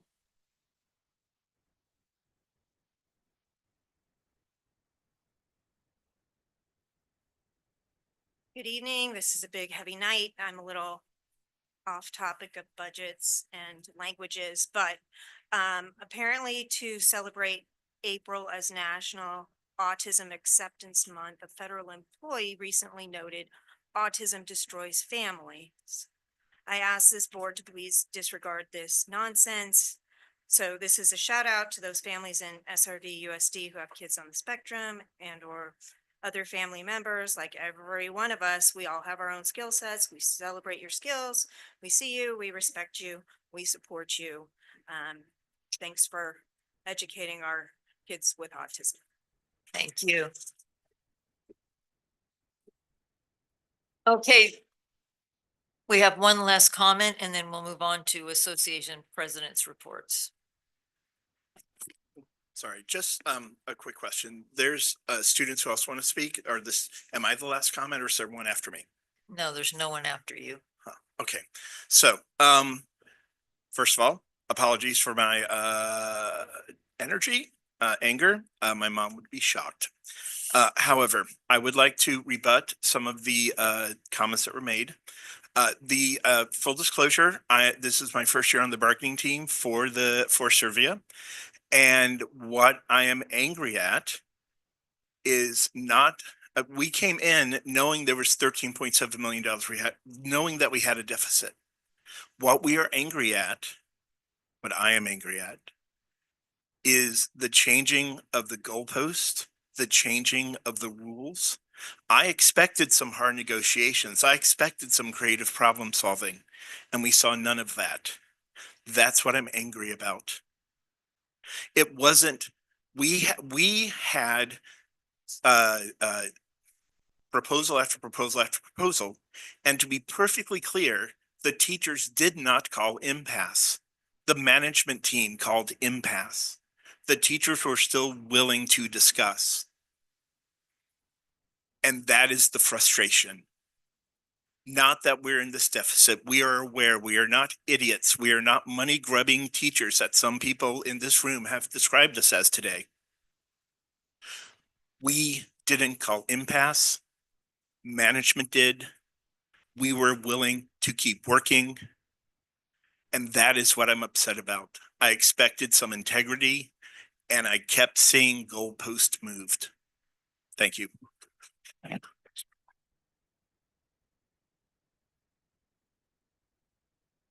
I want to respond to a couple of comments. As Board President Clark has described, the board can't respond to agendas that are not on to items that are not already on the agenda. So thank you for those who have come out to share the concerns and advocate for world language. And whether it's French, Chinese, or other world language programs. And thank you as well to the individual who spoke so eloquently about our welding program. I think we need more programs, and it's great to hear that positive student experience. One thing I do want to say is to Mr. Allen, thank you very much for engaging in the conversation, as I might say it a different way, in your second approach this evening. Again, I honor and recognize that there's a whole lot of emotion around this because we're talking about our kids, right? And whether we're educators or parents, the most important thing to us is our kids. Educators as a profession, I think, spend more time worrying about other people's kids than their own kids. And so there is a ton of emotion behind it, and I respect and understand that. I want to clarify, yes, Mr. Allen is correct. The district did call for impasse. And I've talked with a number of staffs during our site visits, and a number of staff members have said, CJ, you know, why did you and the district call for impasse? And I think it's most easily described this way. When you care about someone and you care about solving a problem, take the word negotiations out of it. You express to that other person, this is my concern, this is my problem that I'm having, and I want you to be aware of it so we can fix it. And that other person says to you, okay, I don't share agreement with you on how we solve that problem, but I'm going to hear you out. And both parties agree to hear each other out. If you do that 7 consecutive times and don't make substantive progress, after exchanging 17 different proposals, dipping back into negotiations, I think it's time to call for a third party to try and bring you closer together. I don't believe the goalposts have moved, but I recognize that it is not my authority to tell somebody how they should and shouldn't feel. The scope of reductions has been $13.7 million from the Servia bargaining unit since we started. Where we have exchanged a lot of proposals is around the discretionary block grant. I think what we're seeing at the state level and the federal level, I'm growing more and more concerned that the discretionary block grant won't be in the governor's May revise. But I hope it is. I want it to be there. What I think is critically important is when we started negotiations, the district team went in and presented a plan that accomplished the budget reduction plan the board had just approved a few nights earlier. The union gave us back a proposal in regards to the scope of the 13.7 million that said they rejected that plan. They would keep their current contract language for all the areas we were proposing to change. They advised us to double our management cuts, and take other actions. That is within their choice to propose that. That is where we started in January. In the middle of March, we were in the same spot on the $13.7 million of reductions. How we're negotiating around $9 million of discretionary block grant money, which nobody knows if we're actually going to get or not,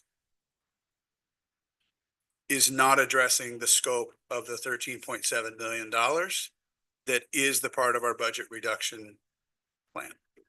And I acknowledge that there's a lot of frustration that exists within the whole organization from every perspective. If I could redesign the world of education, nobody in our industry would lose their job unless it's for poor job performance. It shouldn't be because of lack of funding. But I'm not going to run for governor. I'm not going to run for state legislature. I want to be a superintendent, and so I'm going to solve the problems that we face here. And I will use my energy to do that, and I will advocate for the changes that I think we desperately need at the state. Thank you. I apologize. I have one more public comment that got buried in all the other cards, and it's for a student, Arthur Powell. Accept my apologies. Please come up.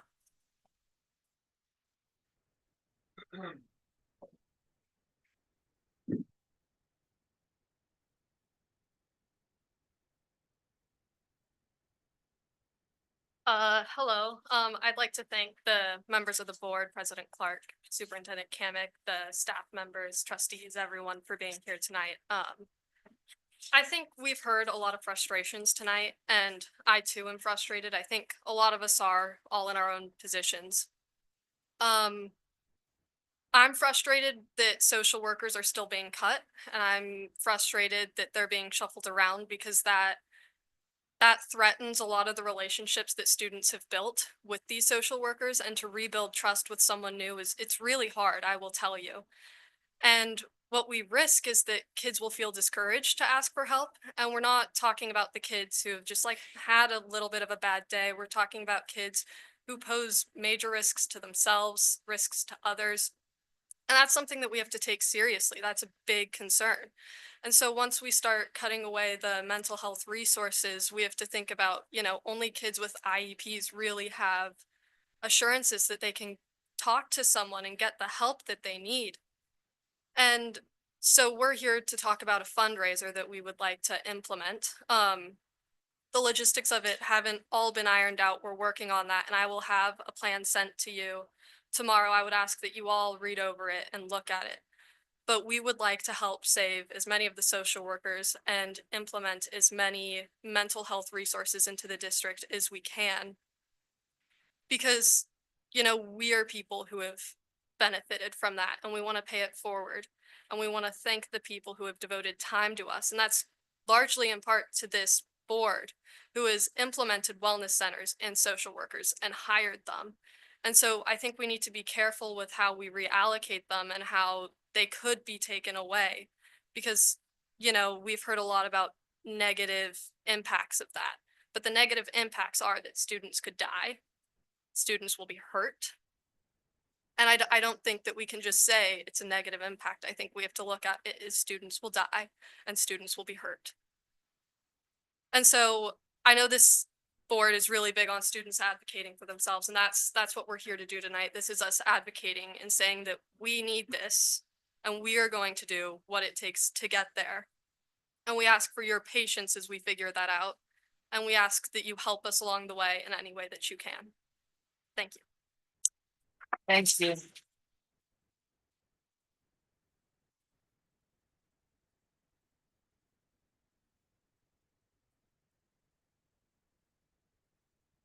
Before we move on to 10.8, if it's okay with the rest of the board members, I would like to move the 11.5 up to 11.1. Do I have a consensus on that? Okay, so we will have the association president's report right now. Tammy Castelluccio, SEIU.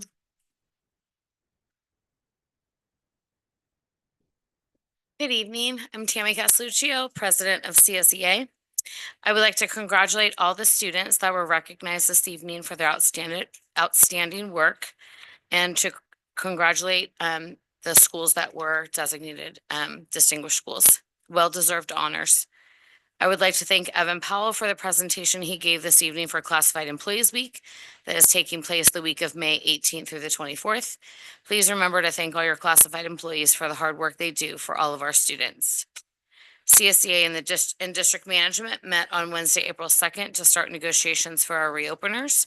CSEA presented management with our proposals, and we're going back to the table on May 5th.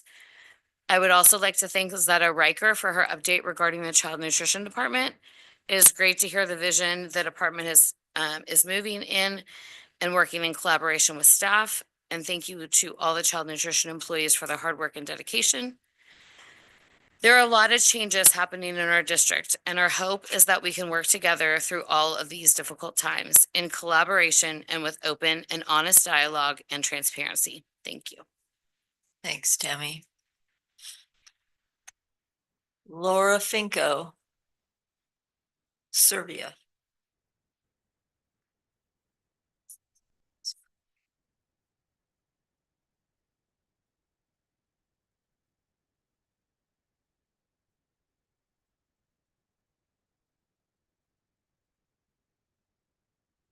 Good evening, trustees, district leadership, educators, family, and community members. I want to begin tonight by acknowledging that we are gathered on the unceded land of the Bay Miwok people who have stewarded this land for generations. As we recognize their history and ongoing presence, let us commit ourselves to the principles of respect, equity, and justice, not just in words, but in action. I want to take a moment to recognize and celebrate the students and schools honored here tonight. Your achievements reflect the dedication, passion, and hard work of both our students, the educators, and coaches who guide them. Congratulations to you all. You make us proud. And I want to acknowledge and share in celebration to our brothers and sisters in SEIU and CSEA as Classified Employees Week will soon be observed. To be honest, it's a little difficult for me to be sitting here this evening because I look at people who I genuinely respect, people who we have fought for to place in office and have supported.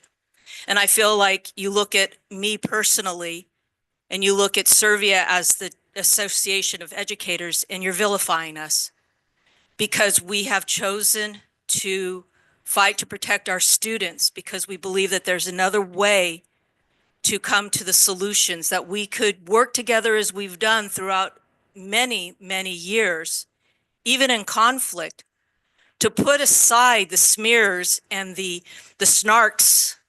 And I mean, I'm looking at faces and I'm seeing disdain. And it shouldn't be that way. It should be us rolling up our sleeves and working together to figure out how do we get through this. Vilifying us and making statements against educators who work with your kids and who have dedicated themselves to this district, it's not the way. It shouldn't be the way. Somebody has to be the adults in the room and realize that being mad at each other is not going to get us to a solution.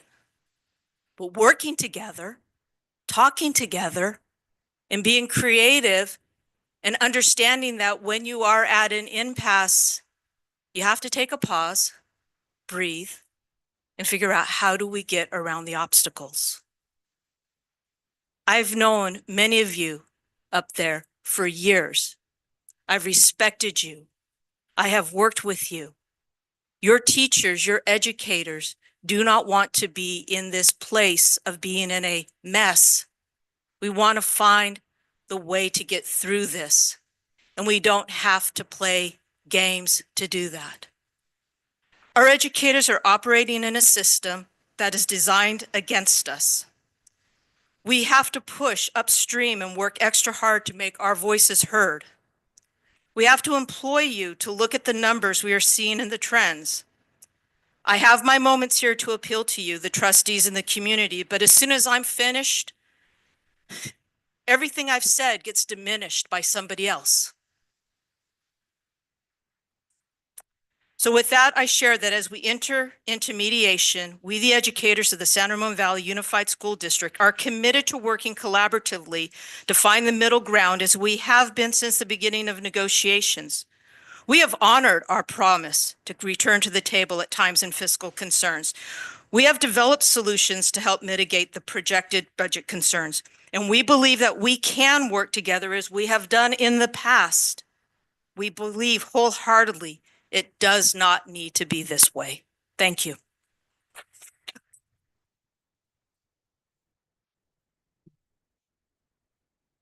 Superintendent's report.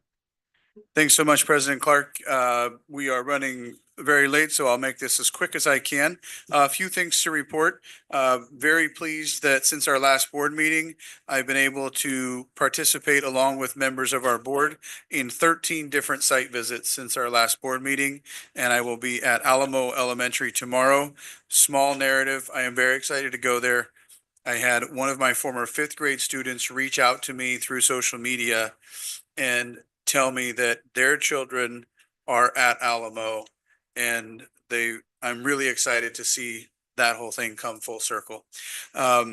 Met with our Ed Foundation board yesterday evening, great meeting, thankful for all of their dedication, their work, and how much they put forward. Friday, we have our PTA Advocacy Day. I look forward to working with our state legislators, being on a panel with other superintendents to discuss a number of the things that are challenging our entire system right now.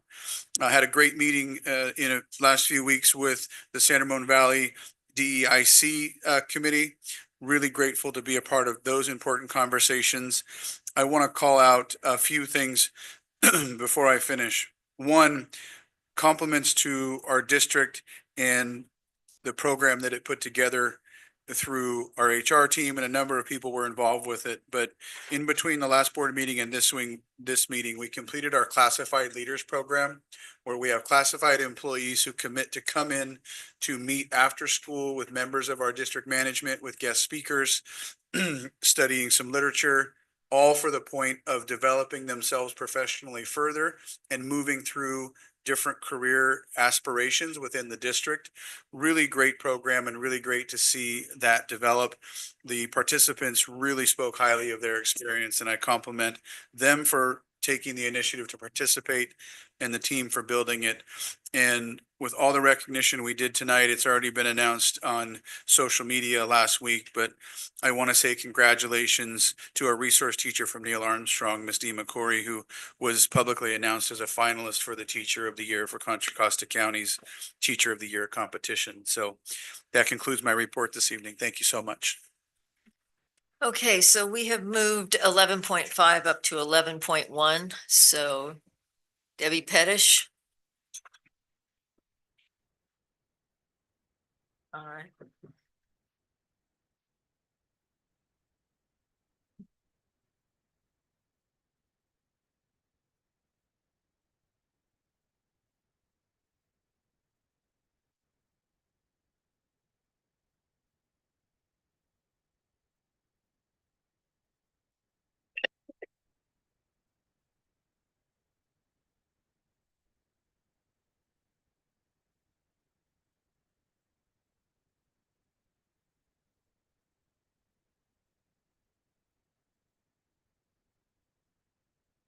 Thank you for your patience as I got set up here. Good evening. As President Clark said, I am Debbie Pettish, Executive Director of Curriculum and Instruction. And before I introduce these two amazing women next to me, I really want to give huge thanks and shout out to two groups of individuals. First of all, I know many of the people in the audience are here to discuss this topic, and some of whom I have met with over the last few days, maybe the last few weeks, even maybe the last couple of years, about ethnic studies in particular. And I just really, really want to commend them for their engagement. I think there's so many things that are amazing about this community, and one of them is really truly how passionate our community is about matters around education. And so I want to thank them. And then I also want to thank our teachers who have worked extremely hard over the last couple of years to put this curriculum together. And they've really gone above and beyond. And I really want to acknowledge and recognize their work. Sitting beside me is one of them, Anastasia Shanowski. She is teacher extraordinaire from Monte Vista, and she is one of our lead teacher developers. And she'll be here to be able to hopefully answer some of the questions that you have alongside, of course, myself and Dr. Hong Nguyen, who is, of course, our equity director. So go ahead and get started. So of course, I am here tonight to talk about ethnic studies curriculum adoption. And you can see the timeline on the screen there. So of course, at the March 18th board meeting, we brought the curriculum to all of you for preview and formally announced it to the community. Between March 19th and April 21st, the curriculum was available online and people were able to come in person as well to the district office to review the curriculum. And I'm really, really proud of the work that we have done in terms of making the curriculum as transparent as possible. Honestly, normally when we do pilots, we set out the textbooks in, one of the offices here at the district office. Sometimes it's difficult to come. Our offices are open between, 7:30 and 4 or whatever it may be. And we really did not want that to be the case here. And so we put as much of the curriculum as possible online in order to make it as easy as possible for people to access. And it wasn't just the unit plans or the lesson plans, it was everything, supplementary resources, books, articles, and everything in between. So I just really want to emphasize that I'm proud of that. In addition to it being online and in person, we also had a Google form where we solicited feedback from the community, and I will talk about that in a minute. It's important to also note that this is just one step in a process that we've been engaging in for several years. So I think it was November of 2023, we did a board workshop on ethnic studies where we talked a lot about the topics that we're going to talk about tonight and the timeline of events. We then came to the board in August of 2024 to implement the board policy that changed graduation requirements. And then of course, in January of this year, we brought the new course for adoption. And then here we are for curriculum adoption. And then Han, can you talk a little bit more about the process for that we went through to create the curriculum? So over the course of the last couple of years, we had come together with a smaller team just to talk about the process. What are we going to do?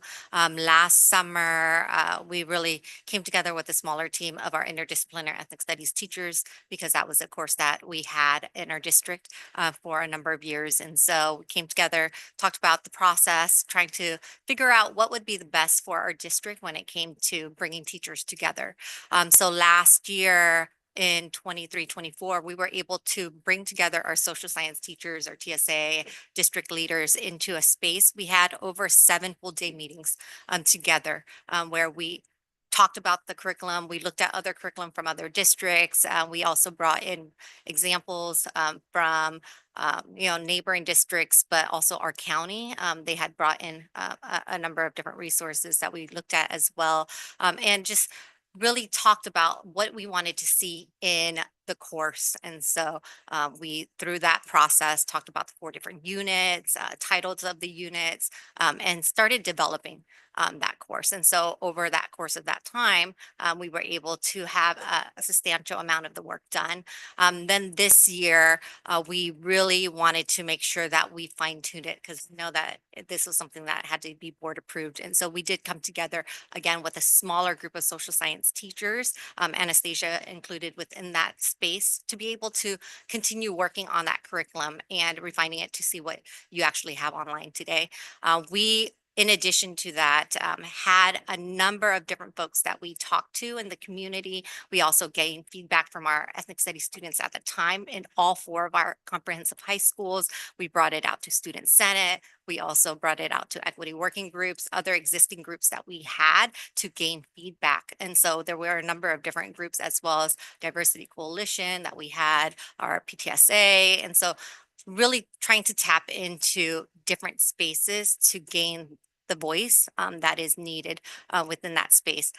Then we also knew that we had to get some of our new social science teachers that may be teaching this course on board and really looking and diving into what this course will look like for the future. And so we actually brought together social science teachers this past year over a series of 2.5 full days to be able to be in a space to have conversations, look at the different units, provide some feedback also within that space, talk about a guidance document, and in addition to that, having some more collaboration sessions with them. And so there's been a lot of time that has been put in and having continuous meeting with that smaller team to be able to collaborate on the actual curriculum itself. And so that's been just a sum of the development that we've been working through over the last couple of years. Thank you so much, Hong. So on this slide, you'll see something that we've talked about a number of times in this boardroom. It's on our website. We have sent it out in correspondence, but it bears repeating. And that is that the state of California has made ethnic studies a graduation requirement for the class of 2030. And while, you know, we sit and think, if this was not a mandate, would we be here? Would we have swapped out World Geo for ethnic studies? And there's really no way of knowing that because it is a mandate. So with that being said, through the course of many conversations over the last several years, I want to say that yes, it is a mandate, and yes, we are complying with the law, but we also really think it's a great opportunity for our students, especially putting it freshman year, which a lot of other high schools across the state are doing, because it kind of provides students a lens through which they can view their subsequent, especially their social studies classes, but their other classes as well, especially in the areas of English or electives. So yes, it is a mandate, but we also do think it is what is best for our students. This slide is very important because we talk about the ethnic studies model curriculum, and that particular curriculum has gone through many, many different iterations at the state level. There's been a lot of feedback, and as I think everybody in this room knows, a lot of controversy at the state level and across many different districts in California about the implementation of ethnic studies and what that looks like. Finally, in 2021, the State Board of Education did adopt a model curriculum. And this is really, really important because it provides districts with really some key information that we as a district have used to create the course. So it has provided us with definitions of what ethnic studies is, what it is not, key outcomes for an ethnic studies course in the state of California, guiding principles, sample lessons, and much more. As I think I've mentioned in here before, it is a 700-page document, so it is quite lengthy. One of the most critical components of the model curriculum is how it defines ethnic studies. That's really, really important to us. Because I will share in a few minutes that some of the critique, the concerns about ethnic studies are critiques about really the way that the state is defining it. And so I'll get to the critiques in a minute, but it's a little bit challenging because we do not feel it is appropriate for us to veer too far away from the definition the state has provided us about what ethnic studies is. So what is that definition? So first off, the goal of ethnic studies is to empower students. And this is really important because I think there's been a lot of discussions in the community about whether or not talking about certain topics in ethnic studies will really make certain students feel even more like disenfranchised. And first of all, that's not the goal of ethnic studies. And number two, there's been a lot of research done, a lot of other districts across the country, especially in the state of California, have already implemented ethnic studies courses. And they have found almost to a T that it truly does empower students. It is oftentimes the first time that they really feel seen in a curriculum. They really feel that many of their other courses, they don't feel that others have really understood their experiences. They haven't seen themselves in other curricula. That's really important. Another component of the definition of ethnic studies, as put out by the model curriculum, is this idea that an ethnic studies class will challenge racism, discrimination, and oppression, and to interrogate the systems that continue to perpetuate inequities and inequalities. And this term oppression is really, really important in the model curriculum. It is mentioned in the first few chapters at least 80 times. When we look at courses from across the state, we look at their course descriptions, we look at their course syllabi, almost to a T, and I don't want to say I've looked at all 1,000 districts, as that gentleman, said earlier, but typically the districts that we compare ourselves to, the term oppression is contained in those course descriptions. It's inherent in the definition of ethnic studies. Finally, in terms of the definition, it says that ethnic studies courses will encourage students to value inclusion. This is really, really important. We want all students to feel included in an ethnic studies class. It says that these courses will explore how race, class, gender, sexuality, and other aspects of identity intersect to shape students' lived experiences.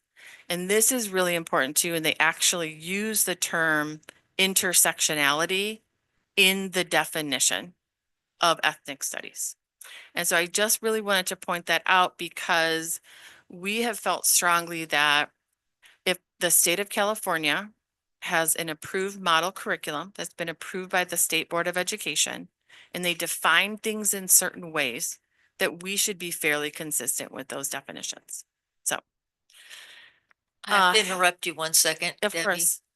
We have, it's approaching the 10 o'clock hour and we have to vote to extend. So can I get a motion to extend time? And I'll just What do you advise you suggest? that I think 11:30. I would just say 12. say Just say 12. to be safe. Say 12, yeah. I'll make a motion to extend the meeting to 12 midnight. Second. The motion was made by Board Member Bratt and seconded by Board Member Hurd. Roll call vote. Board Member Bratt. Aye. Board Member Hurd. Aye. Board Member Van Zee. Aye. Board Member Ordway. Aye. Board Member Clark. Aye. Motion passes 5-0. I'm sorry. Go ahead. No, absolutely. Thank you so much. So as I mentioned earlier, we collected feedback through a Google form. And through the Google form, we received, as of this morning, 173 total responses. And they tended to fall, really pretty much all of them, fell into at least one of the categories that you see up on our screen. And so many people were, if they were supportive of the course, then they overall were supportive of the curriculum and that they were excited that we were offering it and they appreciated the contents of the curriculum. And then they kind of fell into two other categories. Some had concerns about the curriculum, and it was very evident that some really did a deep dive, and it was, again, we wanted to be as transparent as possible. So we put out a lot of the, all of the curriculum materials that we had. So we really appreciated people who took the time to look at the curriculum, but they had some concerns about them, in all fairness. A lot of the comments really centered on the idea of offering an ethnic studies course altogether. Many of the comments did not really center in on the curriculum or issues had with the curriculum, but issues they had with offering an ethnic studies course, including swapping it out for World Geo. So we didn't really have them vote. It was more of a qualitative Google form. But when you break down the responses from that Google form, we found that about 51% of respondents were very supportive of the course and the curriculum. About 49% of the respondents were not. Okay, and we'll talk about that more in a minute. I also want to acknowledge that we received a petition signed by individuals from the community, some of whom may have filled out the Google form and some of whom may have not. Okay, so I just want to acknowledge that is in there as well. Yeah, what was your sound?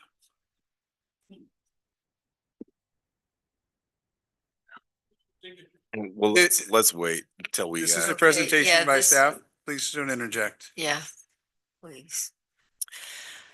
So in terms of the people who are supportive of the course, these are the types of comments that we received. Diversity, equity, inclusion are so important to our family and country. Thank you for valuing the beauty of our community and its diversity. This course curriculum is so necessary in our world right now.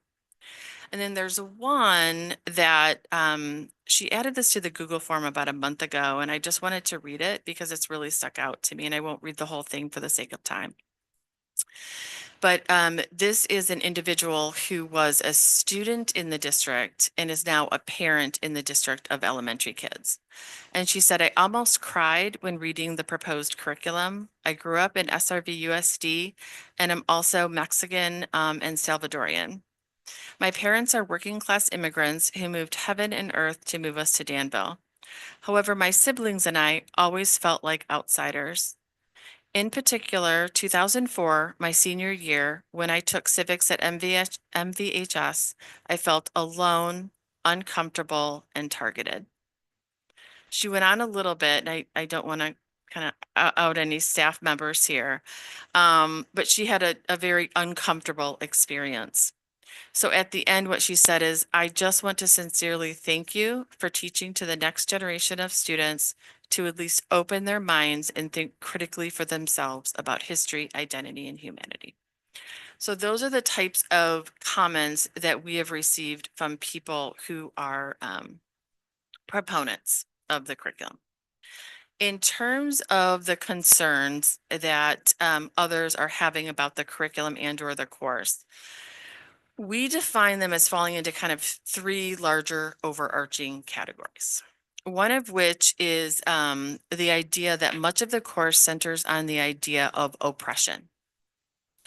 And that by talking about the oppressed and the oppressors, it might serve to divide students as opposed to unite them. In addition, there may be some conclusions drawn about who is the oppressor and who is the oppressed in ways that we do not intend as the curriculum developers. So I really want to highlight that our course is not about creating division. That is not the dynamic that we want to set up in our district. It's really about creating understanding and empathy and not assigning labels to individuals or individual groups. So, and we feel that avoiding the ideas behind oppression would mean the ethnic studies becomes a fundamentally different course. So I want to turn it over to Hong and Anastasia to talk a little bit. I have two more overarching concerns, but I want to turn over to you to talk a little bit about how the curriculum broaches these topics.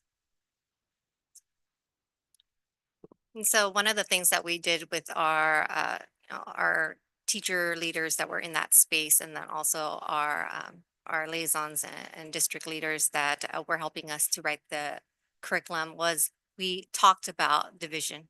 We talked about being very intentional about what this course is and what it is not. And we, in our conversation, really made it clear that this is not a course about division. We really want to teach about empathy, about understanding, community building, and setting up a foundation for our students. So that way they can see themselves within the curriculum, but then also see themselves within the school. And so really when we were setting up this class and having these conversations, those were the types of conversations we were having with our teachers. And so as we thought about how we were going to build out the actual curriculum, you'll notice that in Unit 1, it was about identity, because we want our students to be able to reflect about who they are and be able to share that. And there may be students that are not quite comfortable in sharing, things that are perhaps on, some of the different parts of the wheel. That was part of the curriculum, and that's okay, right? They can share what they are most comfortable in sharing about themselves, and we want them to be able to get to a space where they have a great understanding of each other and build that empathy. So that way, some of the things that are currently happening within our schools will lessen, right? Because we are seeing that there are racial slurs that are being called, kids are being discriminated against. And so some of these experiences that our students are telling us through our feedback and through these student voice panels that we have with them, we want less of that to occur, right? If our students are really in a space where they have more community. And so that's where, as we talked about building that curriculum, we also talked about oppressed versus oppressors. That's not what we wanted from this course. And we made that clear from the very get-go when we were building that course. Just one more thing about the term oppression. It does show up a lot in the model curriculum. So that's something we want to make sure that we keep to uphold the integrity of this course. But also oppression, as difficult as a topic as it is, because it is difficult and uncomfortable. This is something that students are going to need in future courses, whether it be world history, US history, AP courses. I teach AP world history, and understanding systems of oppression as well as forms of resistance are part of the curriculum. We also are going to see this in secondary education, and into colleges. So students need to be aware of this term and know how to talk about it too, because it is comfortable. Thank you. The second overarching concern that we wanted to focus on tonight was this idea that students would be indoctrinated through the implementation of this course, and that there was really a focus on activism. And really more specifically, we heard from individuals who really felt that certain teachers, and not by name, but that there may be certain groups of teachers that would really be pushing particular political ideologies, viewpoints, and really focusing on really telling students what they should be thinking, as opposed to really promoting them to think more deeply about the issues that are laid out in the curriculum. Again, I want to focus on, we are not telling them what to think. We are trying to promote critical thinking and an inquiry-oriented approach to this curriculum. So could you talk a little bit about what that looks like in practice?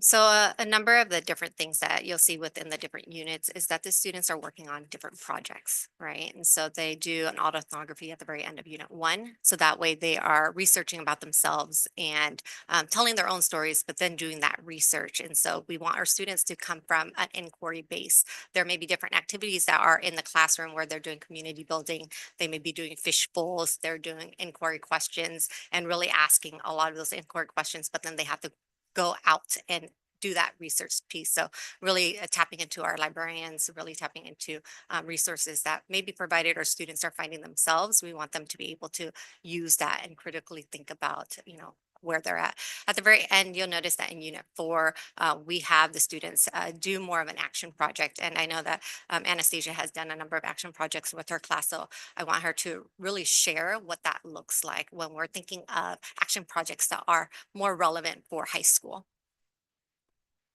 Yeah, in our last unit, in unit 4, which does center on activism, we have our youth participatory action project, which is really special because it involves interviewing members of the community and to do a kind of community audit and to consider strengths and weaknesses, to do research and trying and to kind of come up with a topic and research more about it and try and make it better. So we're giving students some tools, really necessary tools, to look at solving some of the problems within our own community. So this is just one of the ways that we're kind of hoping that they can come up with their own inquiries and answering them instead of just feeding them what we think. That is not what we're trying to do here. Thank you. And then finally, many concerns have been shared again about the teacher's role in implementing the curriculum, so that you can create a curriculum, but how are teachers really going to implement day to day? And whether or not their either their personal viewpoints, again, their political ideologies, or even their knowledge about some topics that could come up that are very, very complex, and how that might impact the teaching of this class. And so that is something that we take seriously.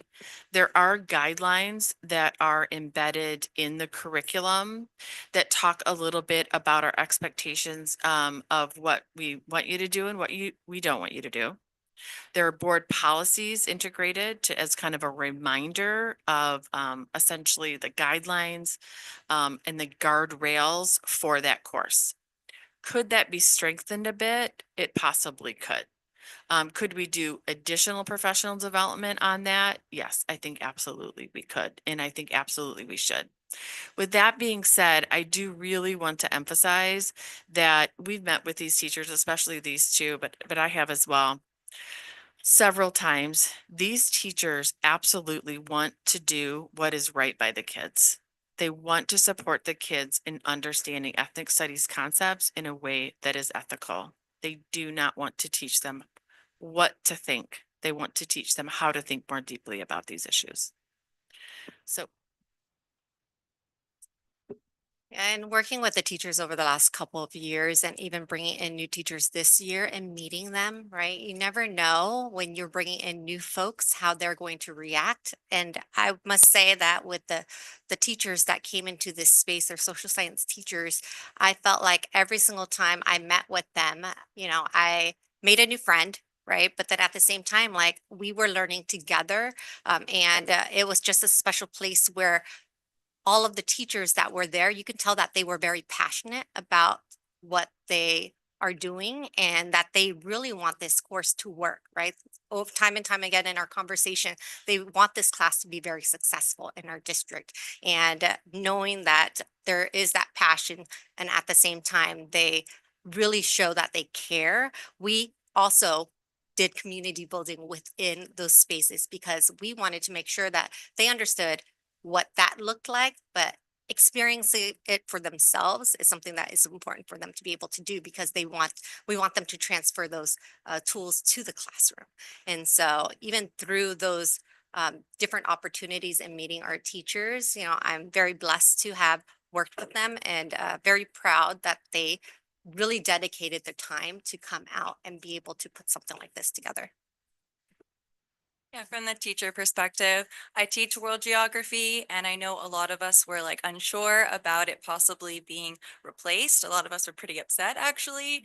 But learning myself more about ethnic studies, actually teaching the elective version of it and working with other educators that teach world geo and other classes, I kind of think we've all kind of come to the conclusion, oh, this is really meaningful in a way that is building off of a lot of what we are already doing in our world geography courses.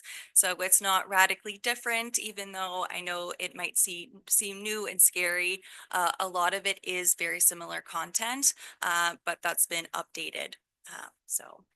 That and it has been a labor of love working on this, and just a shout out to all the people that were involved and that supported us. thank you. So what we are recommending tonight is to adopt the curriculum. We want to acknowledge that we are committed entirely to continuous improvement. We want to be able to implement the curriculum, see how things go over time, get feedback from staff, get feedback from students, get feedback from the community, and continue to update and revise based on that feedback. And continuing to revise the curriculum as is really, really challenging, and providing us an opportunity to really implement it and see what works and see what we can improve upon is something that we would absolutely prioritize for next year. In addition to providing professional development for the teachers in some of the ways that we talked about earlier. So thank you.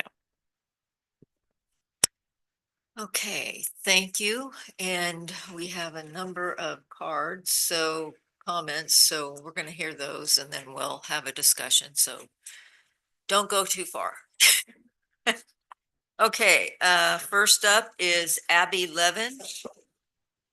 And after Abby is Yoni Liederdorf.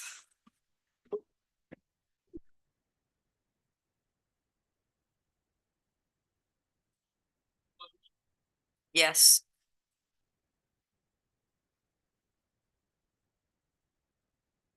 Hi, thank you for letting me speak today. My name is Abby and I live in a neighboring community. My friend who has kids in the San Ramon Valley District is not comfortable with public speaking and asked me to read the following on her behalf.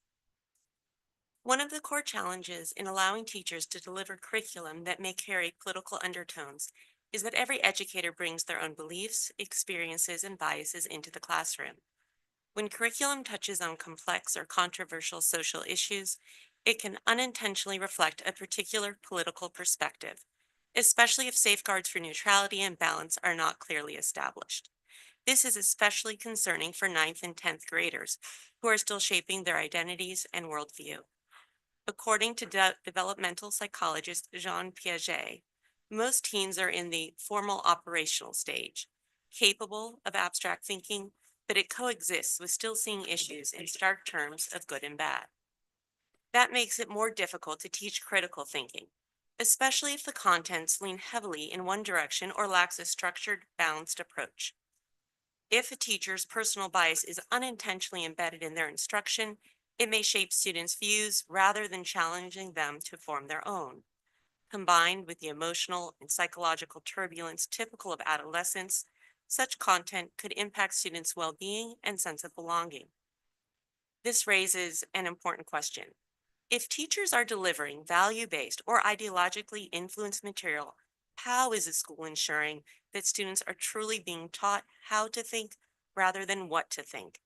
And how will the school support the development of balanced, independent thinking in an age group that is already prone to extremes in perspective?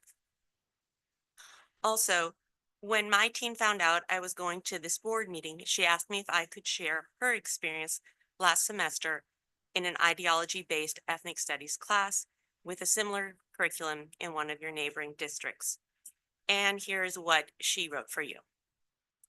Ethnic studies was supposed to be a fun class because I had friends in the class and it is easier than my other classes. But after I saw anti-Israel material in an assignment, I would come to class and immediately read the board to find out what the teacher would be talking about. I would quickly think about all the ways each topic could turn into an anti-Israel or anti-Semitic conversation, and then think about what I would say to defend myself and how I could steer the conversation away. As discussion happened in class, I would need to quickly think about whether what other students said could lead the discussion in a bad direction. I was not comfortable in class, but I would overshare in hopes of keeping the conversation going in a safe direction. I could not learn in class because my job was now to keep myself safe. Parents do not understand how unbalanced the power is in high school. Your grades are so important. It is so hard to get into college, and teachers hold all the power. Your time's up. Thank you. After Yoni is Paul Sanderson.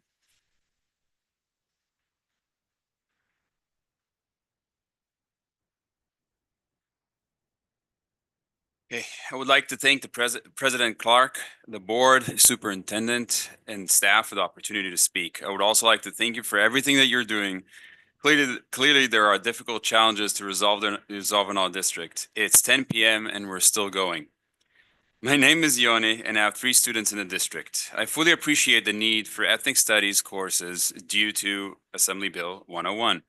I also appreciate the work that went into this by Hong, Debbie, Anastasia, I think, and many others, and listening to our feedback. I appreciate the attempt to meet the requirements of the law and making all of the content available online, as Debbie mentioned. That said, I have a few concerns. The curriculum has multiple instances of militant language, such as resistance, fight, and take on the system, which is an assignment, actually. It also labels people in a very specific way. For example, in a presentation about oppression, there is a picture of Jeff Bezos as an oppressor. Assigning a label to an individual, no less. Teachers may take this curriculum in various directions and use it as a soapbox and a platform for promoting their political agenda. We have a few examples of how this can happen, such as did occur at SRV High School 2 years ago in a social science course that was given by a teacher there. As such, the course may cause division instead of bringing students together, pitting certain ethnic groups against each other. The implementation of this course exposes our district to lawsuits, and we don't have money to spare, just like Santa Ana experienced. While I understand the thinking behind setting it for the ninth grade, the law doesn't require it to be in the ninth grade and is putting undue pressure on all of us from a time frame perspective. I want to remind you guys of a letter sent from Governor Newsom in 2023, subsequent to the board's adoption of the curriculum. Assembly Bill 101 establishes expectations that local educational agencies with students in grade 9 to 12 will offer at least one semester course in ethnic studies beginning in the 2025-2026 year. It does not mandate the course. It just requires you to offer it. It doesn't make it mandatory for students. Further, it anticipates that a one semester course in ethnic studies will be required graduation in 2029, 2030. Again, it doesn't mandate it to be next year or the year after that. It needs to be offered. It doesn't have to be mandatory for all students. So my suggestions is make it elective, factor in the comments that came in from the parents in the community before we roll out the curriculum, create a very detailed guidance for teachers. Debbie talked about it a bit. I went over that guidance. I think we need to make it much more detailed and much more clear what a teacher should and should not do in this class to avoid the issue that my previous commentator just mentioned. And collect feedback in 12 months, just as Debbie suggested. That's it. Let's take a pause. Let's not push this through. The 50-50 split in the votes, I think, makes it obvious that that's what we should do. Thank you. After Paul is Iris Gilardi.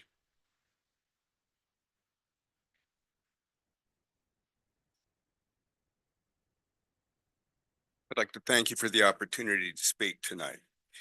I would point out that mandates are not course prescriptions, and guidelines developed by Jose Lara are suspect. Anyone unfamiliar with the history of the development of these guidelines should become familiar with it in order to understand why so many of us are so deeply concerned. I am the son of a person who was the first in the family to graduate from college. I come from immigrants. My family first came to the United States at the end of the 19th century. My grandfather was born at the beginning of the 20th century on my father's side. After moving to California, he had an experience of a cross burning on his front lawn when he bought a home in Long Beach. My grandfather on my mother's father on the maternal side was a lamp, had a lamp shop. He built lamps with his own hands. I don't come from money. I come from people who were struggling to make it in America. They were drawn to America for the individual rights and responsibilities that are declared in our foundational documents. And the problem I have with this curriculum is that underlying it is a theory of power and a theory of organization known as social justice theory. It places equal outcomes as the goal of a just society, not a land of liberty and freedom, but a land literally of equal outcomes.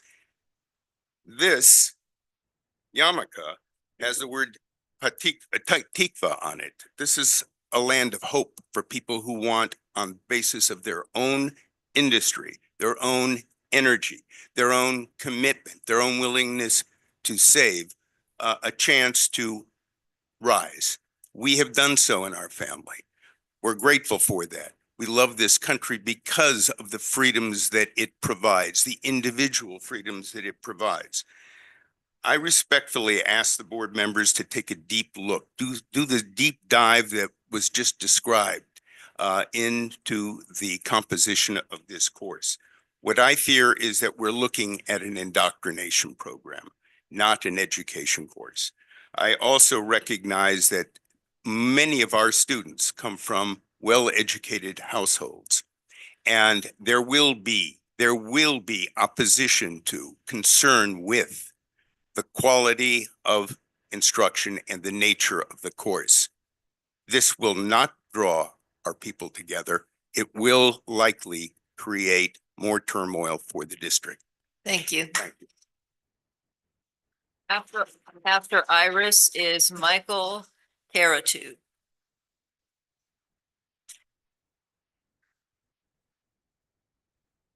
Hi, my name is Iris and thank you for the opportunity to talk. I don't like to talk in front of people, but I feel like I have to. I know that the three nice ladies who talked about the program have the best intentions, but I think that intentions and reality are two different things. And I do believe, like, people are trying not to say maybe the word, but I'm Jewish and I'm Israeli, and I know that a lot of people in this country right now struggle to deal with anti-Semitism. I do believe that a lot of it is coming from what it's called ethnic studies and portraying Jews as white colonists. If you look at me, I am not white. I'm Middle Eastern Jew, and we are right now, Jews in this country feel like we are being attacked. And I do think that a lot of it has to be with indoctrination that has been causing for years by higher education, by universities, and actually now with high schools as well. And we are really, really concerned that this is just going to get worse and worse. And if people haven't seen the movie October 8th, I think you should, and you will understand why we are so concerned. And I do believe, like a lot of other people, that it is indoctrination, and it's very, very dangerous. That's all I have to say. Thank you. After Michael is David Weinstein.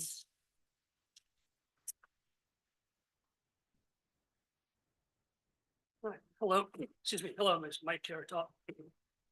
Excuse me. Here with. Let me switch out. Let me get some water.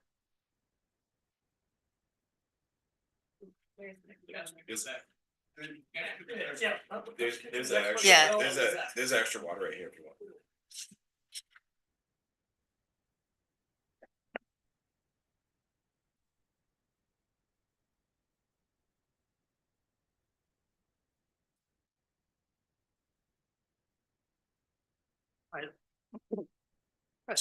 Somebody. So Leonard Matthews. Yeah, David, I'm sorry. Yeah. And then after him, Leonard, I'll give him a little bit of a break. I Come back. work by 2 pages to look at that are relevant to I'm going to be Sure. to follow.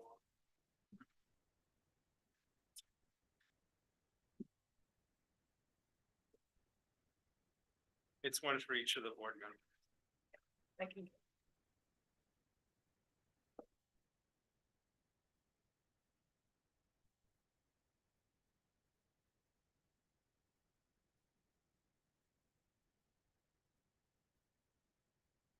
Okay, thank you. I'm passing out 2 documents to the school board members.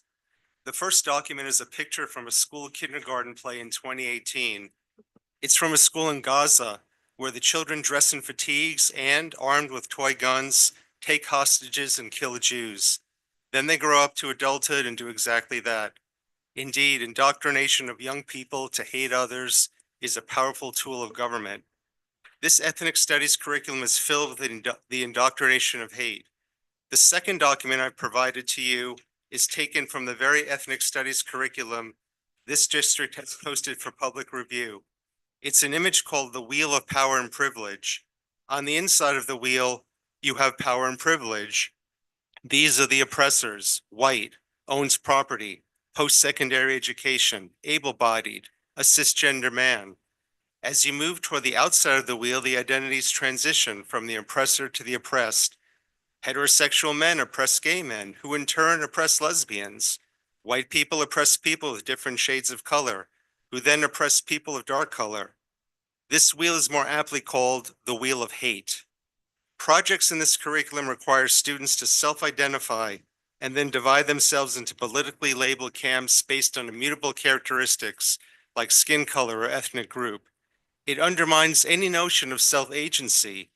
The wheel sets your place in society. It is Lord of the Flies on steroids. We just witnessed a teacher at Monte Vista brutally attacked by a student. Do you all think that's a one-off, an edge case? By fostering hate and suppressing self-esteem and self-agency, this curriculum will inspire students in the name of social justice to attack other students, teachers, and community members whom they feel are too close to the inside of the wheel. Whites, Jews, Asians, those with college degrees, and straight men are all set up as targets of rage. Indeed, this wheel is not just a wheel, it's a bullseye. And you're worried about enrollment? This is a disenrollment accelerant. I'm talking 5–10% of people will flee to private schools and we'll be done fiscally. So what do? Let's take a pause. Put this course on hold. Maybe rename World Geography Ethnic Studies. Talk about the different wonderful cultures of the world that make us such a melting pot. We need to be teaching the vision of Martin Luther King Jr., who said he dreamed of a world where people are judged not by the color of their skin, but by the content of their character. This curriculum does the reverse. Let Dr. King rest in peace. Please vote to take a pause and look at a complete recreation of this curriculum to avoid indoctrinating our young people to turn against each other and our community.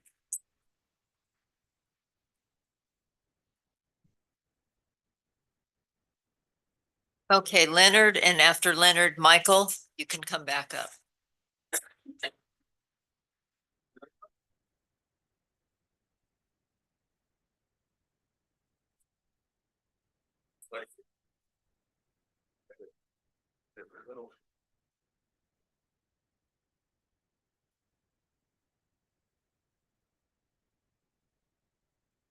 Distinguished members of the board, when I last came before you all, I was addressing the difference between inclusive and liberated ethnic studies curriculum. I did not take a position. I did explain that the state senate had embraced inclusive and had rejected liberated. The liberated curriculum proposed by Dr. Nguyen and Ms. Pettish's team is not reflective of the original ethnic studies written in 1965 by actual minorities and is actually counterproductive.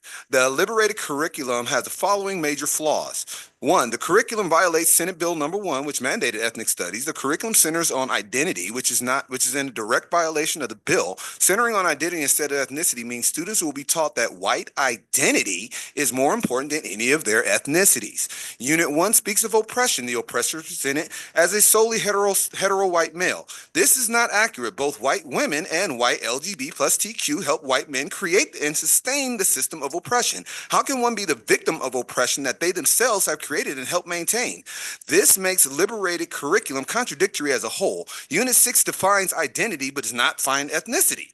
Unit 7 asks what is race and never mentions eugenics or Carl von Linnaeus, who invented the concept of race and placed it in legitimate science books for over 100 years. Eugenics was responsible for the legislation supporting segregation and Jim Crow. The curriculum mentions privilege but offers no explanation on how those privileges got there. And this once again protects white supremacy. There's a video which black identity is defined, but white is not, even though defining white identity would be a huge step in dismantling white supremacy. Speaks of social justice, yet not one word of gerrymandering, which would end structural oppression as we know it. The bill calls for the class to be 1 year. This class is 1 semester. The bill calls for a gathering and a meeting of staff and community. There was no community input. No public meetings were held. Not a Google form with 170 people don't count.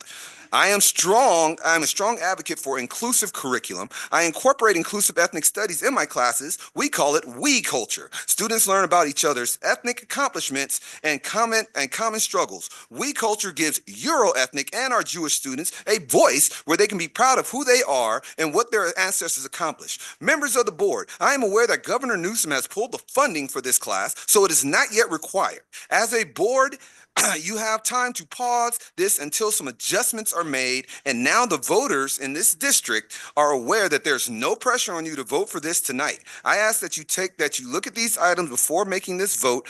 If someone from Mrs. Pettis or Dr. Nguyen's team wishes to contradict anything that I said, I ask the board to invite me to be in the room when this is discussed.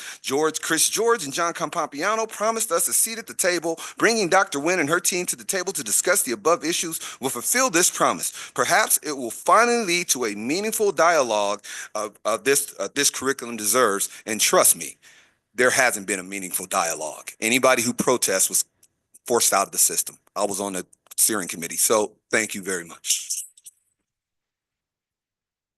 After Michael is Janet Freeman. All right, sorry about that. I might be getting a little sick. Can I start? Yeah. Thank you. I was going to mention, strangely, the presentation we saw at the beginning of this meeting did not mention all the lawsuits regarding this curriculum in and out and throughout several school districts. I'll get to that later. There was also no mention of the petition that's been circulating with over 400 signatures of families who are against this curriculum. As been stated already, the ethnic studies curriculum is not mandated and should not be implemented.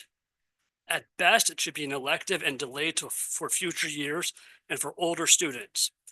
California AB 1468, which I hope you're all familiar with, currently has 31 co-authors and requires the California State Board of Education to develop and adopt a uniform content standard for ethnic studies to minimize harmful bias. There's no required curriculum that the board needs to adopt today.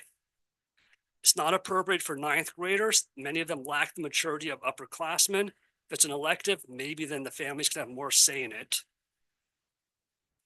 The proposed curriculum is divisive and it requires students to identify personal and private information, which they inevitably will lead to bullying, like the famous blue and brown eye experiment. Breaking students by trade is horrible, and the curriculum has specific assignments for that. For instance, there's an iceberg of identity, which requires students to identify private facts about themselves that they don't want to have to identify.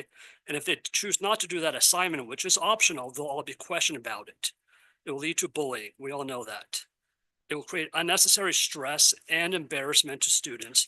And there's already a lack of mental health for students, which was discussed earlier today by other board members and other teachers here. More sensitivity training will be needed for the staff. And I can speak from personal experience when a few years ago, a former Monte Vista High School counselor told me that the swastikas drawn in the bathroom were small, so not that big of a deal. Studies have shown that this ethnic studies curriculum leads to increased anxiety, shame, such as telling a struggling student that she has unearned white privilege. The self-worth that was also discussed earlier today of students will drop. Regarding the pending lawsuits, there's lawsuits in San Jose, Sequoia, Berkeley, and Santa Ana. The Santa Ana lawsuit was recently settled to avoid further harm, embarrassment, and litigation costs, which are often not covered by insurance. That settlement is online. You all can take a look at it. The school district in Santa Ana cannot teach the course and had to pay $40,000 of fees and costs, probably not covered by insurance. Pajaro Valley School District is getting a lot of negative attention. We don't need more negative attention in our district. Given the budget cuts we all heard about earlier today, the curriculum is going to bring unnecessarily costly litigation fees. And the UC is voting later this week of whether or not the class will be mandatory. We should table this vote for later. Okay, thank you.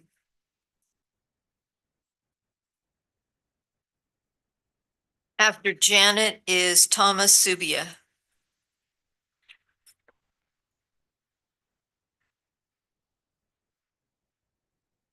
Thank you for the opportunity to comment this evening. I've been a resident of the area for over 25 years, have put 2 kids through the public school system, and am also a long-standing member of a local synagogue.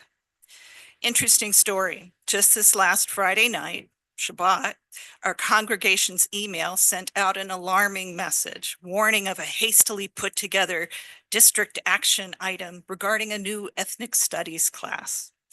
This email went on to encourage all our members to sign a petition delaying approval because of specific concerns regarding potential discriminatory outcomes. Honestly, I panicked. I was frankly seconds away from pushing the button that would sign the petition requesting a delay when a frantic discussion with my husband led us both to doing a deep dive on this hinky email. The email included a link to the district that was not, in fact, a link to the official website. They had included a cut and paste version of the district letterhead to try and legitimize their concerns. The deeper we looked, the more problems we saw.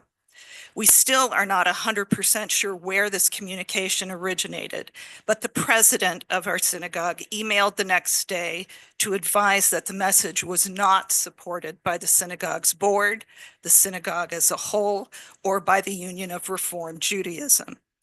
It became very clear that to get accurate information about the ethnic studies proposed curriculum, only one option was available.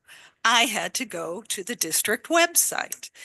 There I found a wealth of information regarding the history behind this proposed change.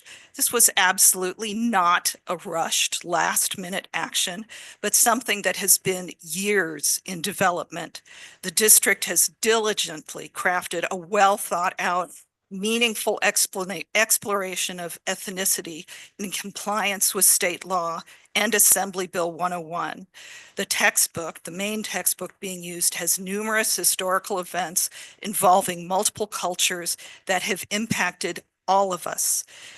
Education of factual history followed up with discussion of perception of these events is hugely important for anyone living in this country, let alone in the San Ramon Danville area. I am fully supportive of the approval of the semester-long class as a requirement for graduation, and the board's efforts to help our students expand their knowledge beyond the fence lines of each person's own cultural background. I'm hearing a lot of prejudging of this course. Prejudge, prejudice. I Thank think you. you should approve. Thank you. After Thomas is Ayan Akhtar.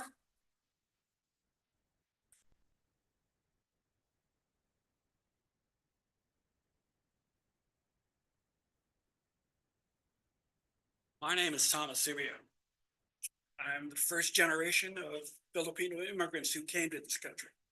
They were farmers. They were sharecroppers. The first person to graduate from college. I'm well aware of all the racial discrimination Filipinos had suffered, during the 1940s, 1950s, and continuing on to the 1960s with the agricultural struggles as farm workers who work side by side with Mexican Americans. I'm proud of that heritage. But the one thing I am concerned about is with this particular ethnic studies concerns that people have addressed tonight is the level of, they're concerned about the influence of political bias on the teachings of this particular course. It begs the question, how you actually measure something like that. How are you going to do that? Based on what has been talked about by the three proponents of this course, I'm pretty confident that will not happen. But if opponents are really pushing to measure the amount of political, implicit, or even non-implicit political bias of the teachers that are teaching this course, you're going about it the wrong way. Otherwise, what this may lead to, and my main concern is, you may have to have a litmus test to even teach this course. We do not want to go down that road. It causes even further division, and that's something we just do not want to do. So, in short, let's have this course as presented by the people that wrote the course and the curriculum. Adequate preparation has been done. Adequate feedback has been done for this.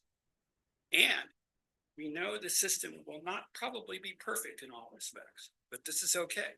This is a learning curve for everybody, okay? So in short, let's push this through, but let's not go down this path of trying to ensure the lack of implicit bias that teachers may have for them. It's not the way to go. If we require a litmus test for this, we're all going to suffer. Thanks. Thank you. After Ayan is Julia.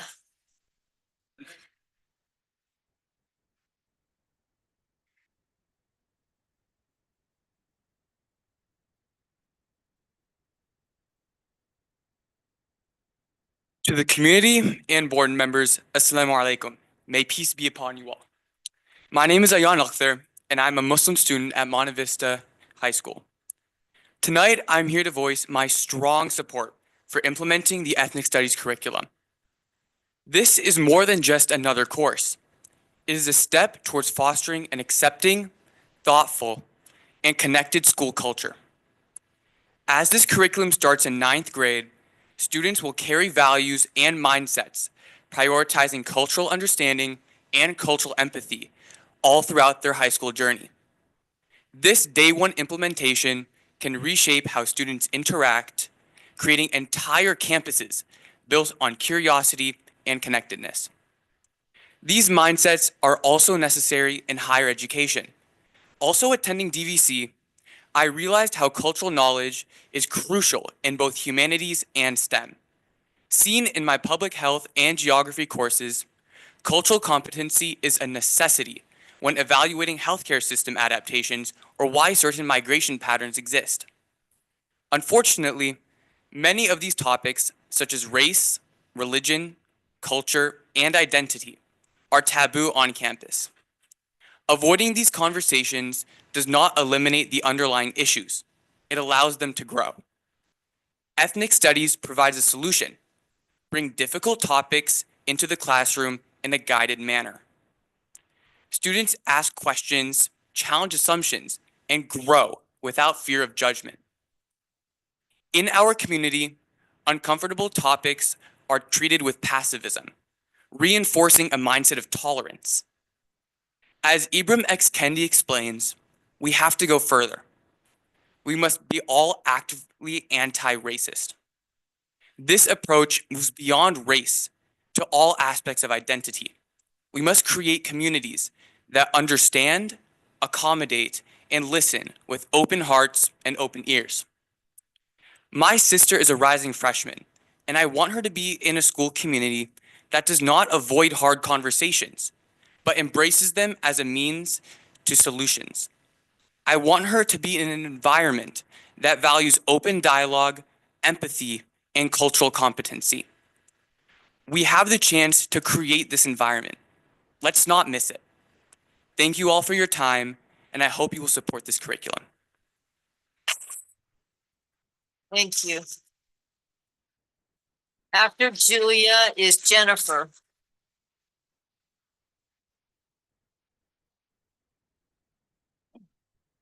Good evening. I'm here tonight because replacing 9th grade geography with mandatory ethnic studies is a disservice to our students. Geography is a rigorous foundational subject that teaches students how the world works, socially, politically, and environmentally. In contrast, ethnic studies is not a state requirement, lacks clear academic standards, and is not recognized by colleges as a core subject. This ethnic studies curriculum isn't about critical thinking. It's about promoting a politicized ideology that divides students into victims and oppressors. That's not education, it's indoctrination. Our students already learn about important social issues through existing courses. Why force another full year focused on a narrow, controversial lens? The way the current ethnic studies curriculum is written, it introduces group-based labels that can be harmful to students' mental health. We are in the midst of a youth mental health crisis. According to the CDC, 42% of high school students report persistent sadness, and suicide rates for ages 10 to 24 have risen 62%. Curriculum that divides students into oppressors and oppressed can worsen these issues. A 2023 study found that 57% of white students exposed to identity politics and politicized curriculum felt ashamed of their race. Minority students labeled as victims reported higher depression and lower academic motivation. Why would we risk worsening student anxiety at a time like this? If ethnic studies is truly valuable, make it optional. Reinstate geography and give our students the strong, balanced foundation and emotional stability they need to succeed. Thank you. After Jennifer is Jill Seidenberg.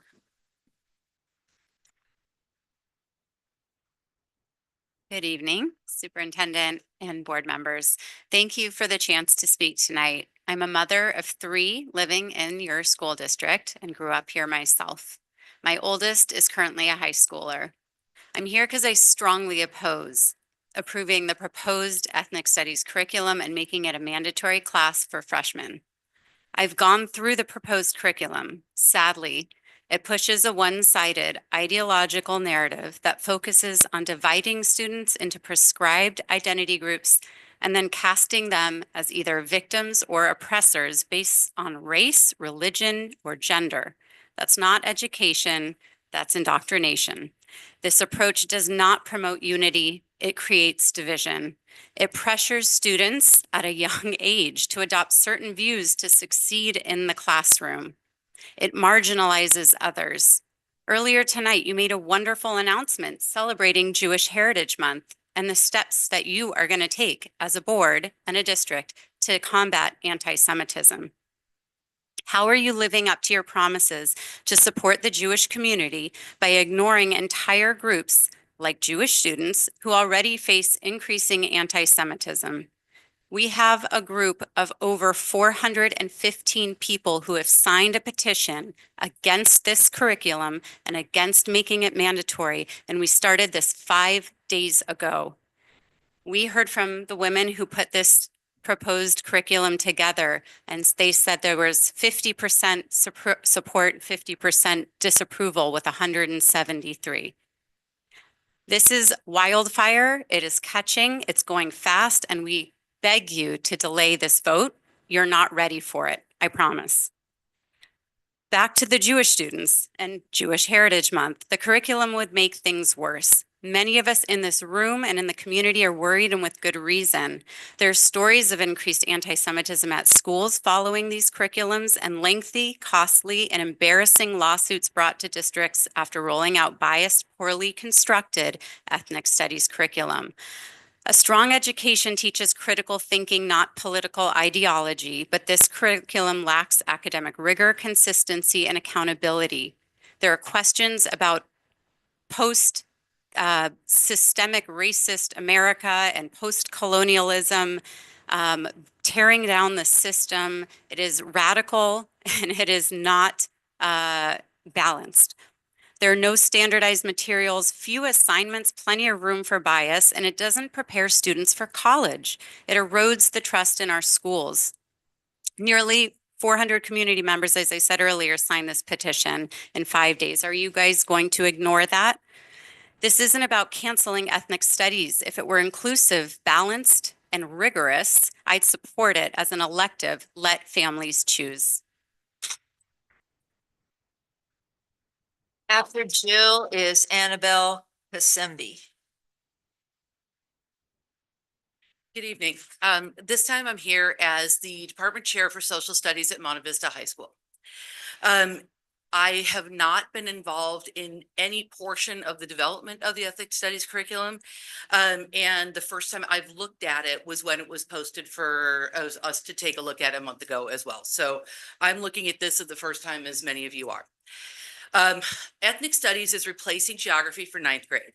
And one of the things that I noticed in the beginning is that there are a lot of the themes of geography that are finding their way into ethnic studies.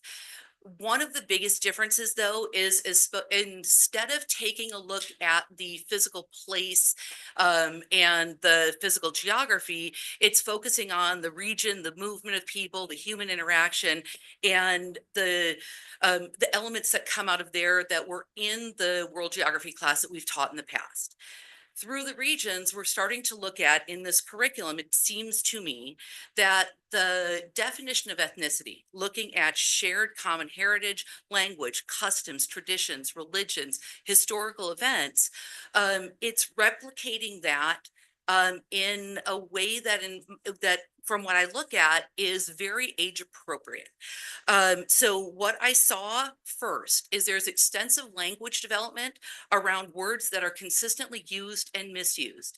And it was very intentional in building the vocab for the students who are in there before adding other information on. It builds it from a local to a global perspective. So it starts with where kids are, who they are when they come into the class, and then they build it into their bigger community and the world around them throughout the activities and the experiences that they have as they go through the program.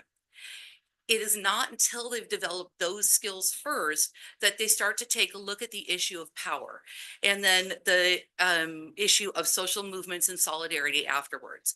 What it seems to me, and going through and looking at all the materials in there, is people who have power get to define some of those shared characteristics and things that make up an ethnicity, but that students can also be part of the activists and gain some of that power themselves to create the communities that they want to be a part of. And so as I was going through and reading it, that's what stood out to me. So they want to take the action to build the communities that they would like to actively be a part of. This course involves skills that are not explicitly taught anyplace else. They're suggested, sometimes they're taught, but in this class, they show up explicitly, evaluating the validity of digital media, having challenging and controversial conversations that they're going to need when they take their world history and their US history and their government and all the other classes that they're going to take moving forward in their environmental studies and other things. And it's building civil discourse that's a lost skill other places. Thank I ran you. out of time. I got way more. After Annabelle is Anastasia. I'm going to butcher her name. Zanowski. Hi, good evening. I'm speaking on behalf of AUW's local chapter tonight, and we would like to voice our resounding support for this much-needed ethnic studies curriculum as a way of teaching a more complete and comprehensive history to our students. Additionally, I would like the board to really think about who would be teaching the course, because a course is only as good as those who teach it, right? And on so many levels, this course is very, very valuable. It teaches us a skill that I don't think that so many of us struggle with. Having these hard conversations around the litany of topics that this course is going to discuss, that our students need to kind of get along with people in this world that we haven't been able to do. And I guess on so many levels, I just find that it's going to be so powerful for us to have, and I give my wholehearted support. And, you know, a lot of people commented about whether or not the person teaching would be biased, but I think that we can say that, frankly, we can say that, I think, about the history of how history was taught. It was taught in a very biased way, and this will kind of open up that to include voices that haven't been included in the past. And anyways, I just want to say thank you. Thank you to everybody who put all the really hard work into this. And I'm just really excited to be a part of this at this particular time. Thank you. Okay. After Anastasia is Radar M.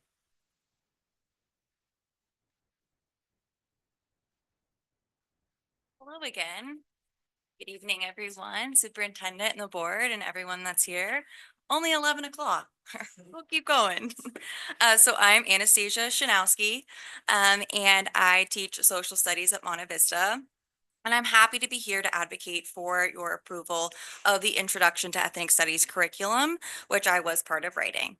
I want to give a shout out, like I said earlier, to the teachers, the librarians, the administrators, and everyone that invested their time and effort and showed their support in developing this draft curriculum. I hope our community knows that so much thought and care went into building this curriculum over the course of a year, if not more. Since teaching the interdisciplinary ethnic studies elective since 2021, I've had the opportunity to collaborate on this curriculum with teachers across the district and participate in planning ethnic studies symposiums with students throughout SRVUSD. Over the past year, a team of teachers, many of us currently teaching world geography, had the chance to build a curriculum that honored the world geography legacy, like having plenty of maps, and all while updating and upgrading world geo lessons. While teaching this semester course, while teaching the world geography course, I inherited a great curriculum that included lessons on cultural identity, colonization, and power. Many of the lessons that were shared across school sites and included many of the topics that are part of ethnic studies. That being said, there are no state standards for world geography, and it still really varies across school site. The guided questions that many classes are currently using were first drafted in 2016 to 2017, and our textbook is from 2006. So it's really time for an updated curriculum that feels more relevant and meaningful to students. We owe it to students to implement an updated curriculum that includes more perspectives, citizenship skills, and a greater emphasis on media literacy.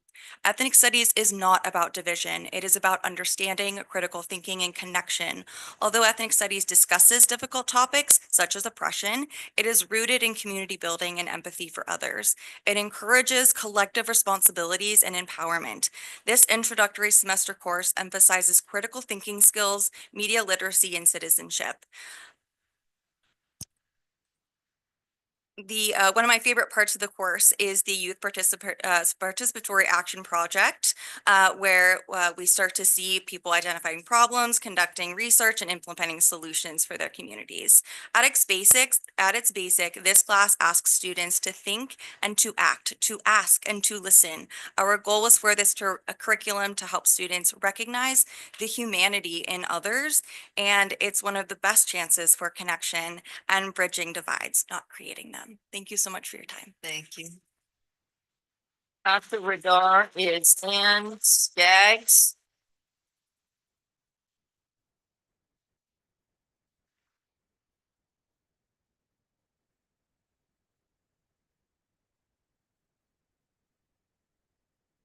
Good evening. I'm here to support the ethnic studies curriculum. I'm a parent of two kids and two kids who are half Caucasian as well. I'm a lawyer and I've been a lawyer for over 17 years. My education includes the UC system, University in Australia, Harvard and Stanford.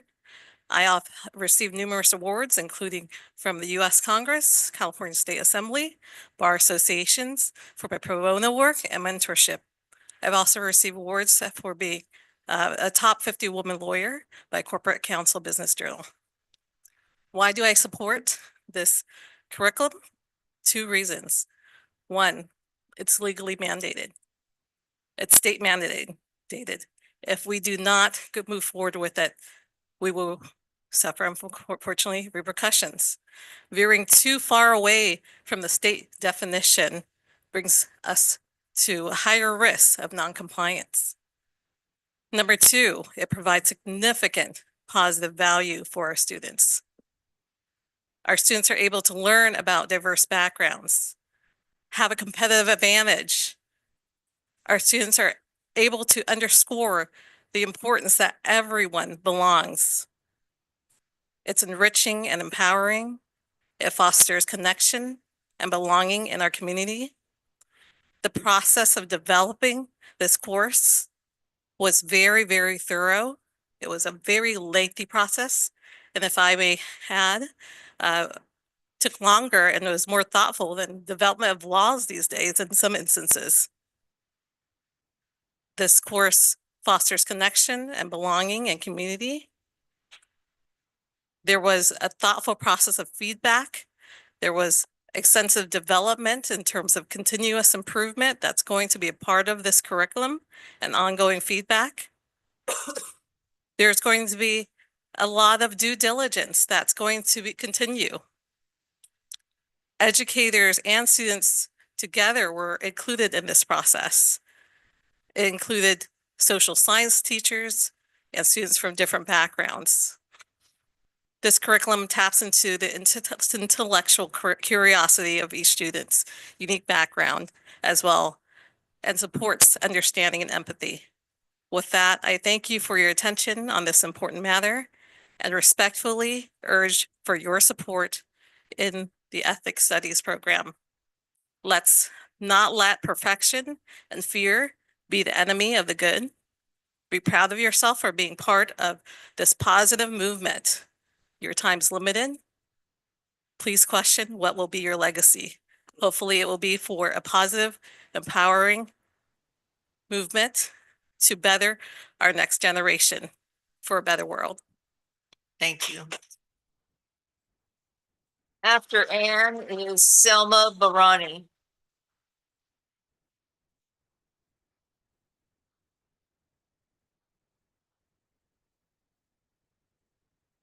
Anne? Okay, she must have left, so. Okay. Do you want to come up and speak? Oh, you did already. Okay, so Selma?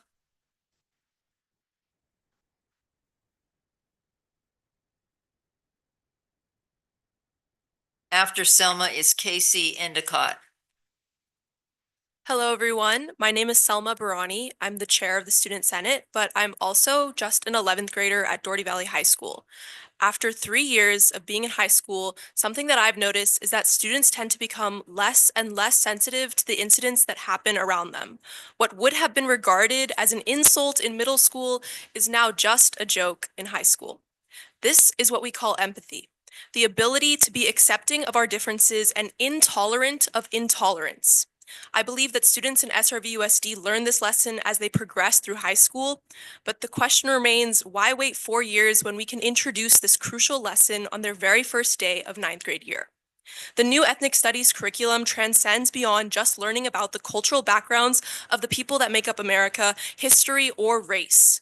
This course focuses on important lessons such as becoming understanding of the identities of those around us and learning to respect and appreciate ourselves and others.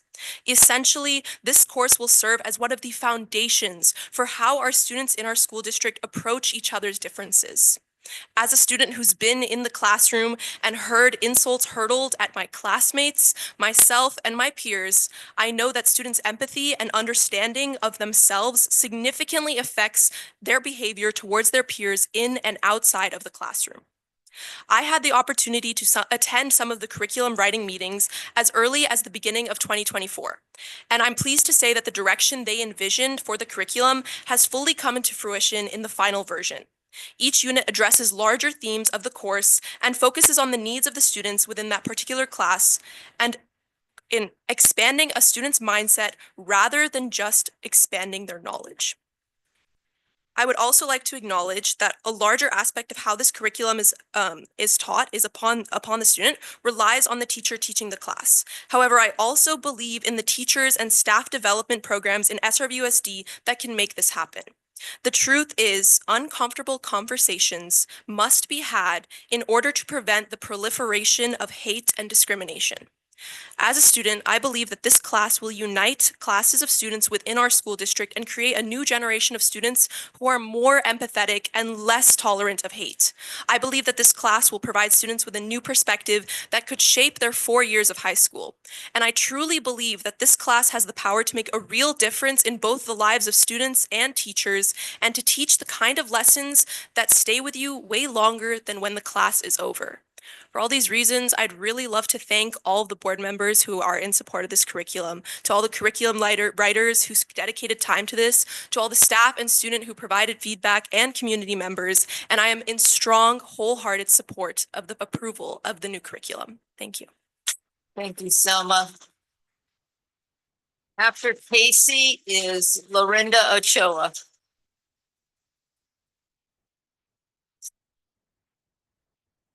Hello.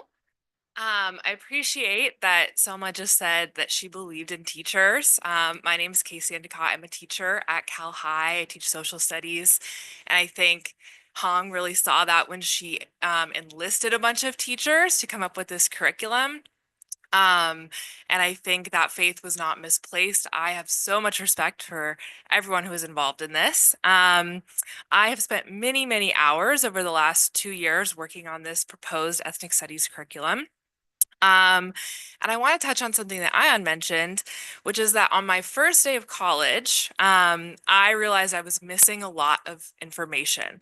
And now I know that that was because I didn't have access to ethnic studies curriculum or anything like it when I was in K-12 school.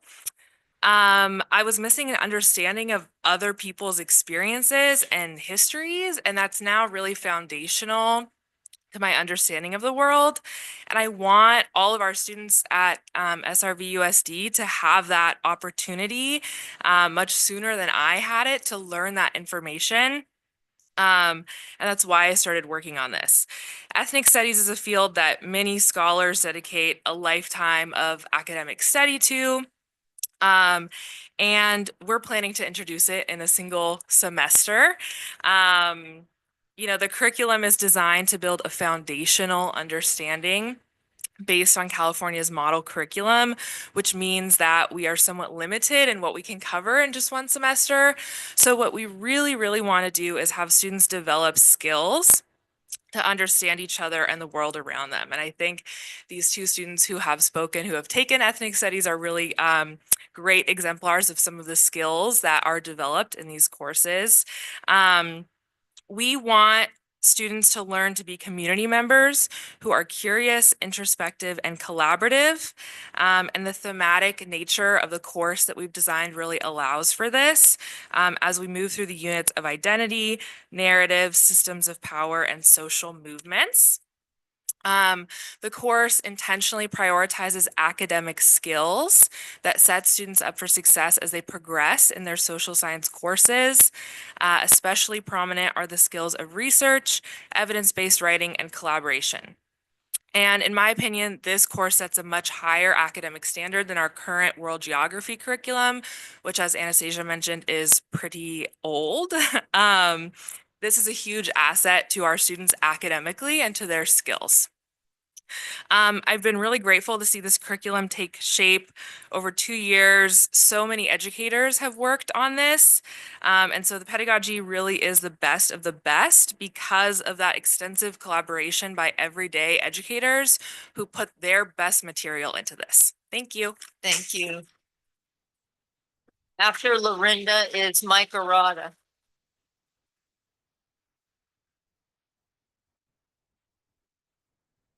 Well, I thank the school district, the staff, the teachers who've worked hard on this, on the ethnic studies program. AUW California supports California's ethnic studies program. There have been many studies over the years talking about or examining the benefits of the ethnic studies programs. These are not political arguments. These are academic, quantitative benefits that have been shown. Ethnic studies programs offer benefits to students in the area of academic performance. These programs improve attendance, GPAs, and the number of credits earned, particularly for at-risk students. 2, critical thinking and empathy. Students develop enhanced critical thinking skills and become more empathetic and accepting of diversity. We've heard that from a number of speakers this evening. Number 3, identity and self-worth. Ethnic studies help students connect with their cultural identities, boosting self-confidence and self-worth. Number 4, particularly important for AUW, civic engagement. Ethnic studies fosters civic engagement and promotes a more inclusive democracy. 5, graduation rates. Enrollment in ethnic studies courses is linked to higher graduation rates and increased college enrollment. I queried while I was sitting here as many school districts as I could think of, just to see how many of them had approved or disapproved, had adopted or not adopted the California Ethnic Studies program.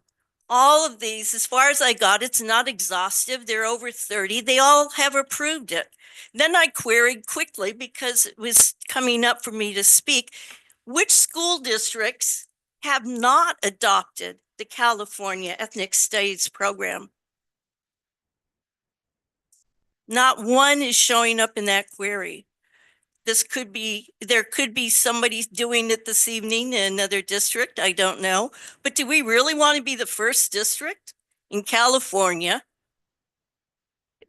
Is that the legacy that we want? We've heard all the wonderful things this district is doing. I understand there are political issues involved, that this is fraught for many people, but it reminds me of some of the other political arguments we've heard in recent years here in this room. So I trust the district, I trust the staff, I trust the teachers, and I trust you to make the decision based not on politics, but on academics and what's best for our students. Thank you. After Mike Arata is Deb Becker.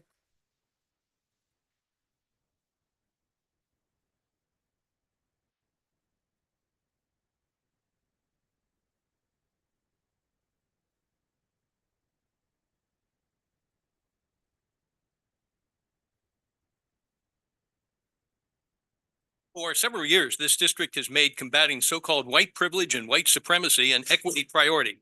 But in so doing, the district routinely violates its own policy number 410, which in relevant part says the district programs, activities, and practices shall be free from unlawful discrimination against individuals or groups based on race, color, ancestry, nationality, national origin, immigration status, ethnicity, religion, and then name some other characteristics. As just one example, among your officially adopted but misnamed textbooks is This Book is Anti-Racist. The author's note says the book capitalizes Black, Brown, Indigenous, people of color, and folks of the global majority. The designation white is deliberately left uncapitalized. And the author says later on that being racist against white people is not a thing. That's the basis of this course, by the way. Now comes your own race-baiting ethnic studies course to formalize new forms of discrimination, exclusion, and indoctrination. That's SRVUSD's actual DEI reality. Course premises derive from the Marxist schemes of radical activist Jorge Pacheco, further to divide the world simplistically into alleged oppressors and victims. Among resultant guiding principles in the course itself are to have students critique empire building in history and its relationship to white supremacy, racism, and other forms of power and oppression. And to quote, that's a quote, and also a quote, to challenge racist, bigoted, discriminatory, and imperialist colonial beliefs and practices via multi-level transformative resistance. That contradicts the presentation we heard. Amid all the half-truths, false dichotomies, and vague questions of the course is the course textbook itself, entitled A Different Mirror by Ronald Takaki, a 1970s Berkeley radical. Even the New York Times criticized the book when it was published in 1993, saying, for example, that Takaki's approach has its own kind of one-sidedness and partiality, and that he sees the Anglo-Americans who colonized North America only in their role as racial or ethnic oppressors. Mr. Takaki's account, noted the Times, fails to acknowledge significant white opposition to Indian removal, refers to the white abolitionists only as a backdrop to the career of Frederick Douglass, says little about radical Reconstruction, and makes no mention of the interracial origins of the NAACP. The Times article reminds readers that Martin Luther King's willingness to remember and honor those of whatever race or ethnicity who lived by America's founding principles in the past may be the best hope we have of making e pluribus unum a reality and not just a slogan. Instead, your ethnic studies course is divisive and centrifugal. You should delay implementation of the course until it can be done right, until it can stop diminishing some of your 14 and 15-year-olds based on immutable characteristics. If the 2030 graduation year is the deadline, you can wait an entire full year. As to Ibram X. Kendi mentioned earlier, he's famous for saying past discrimination requires present discrimination. Present discrimination requires future discrimination. He's not the guy to model a course after.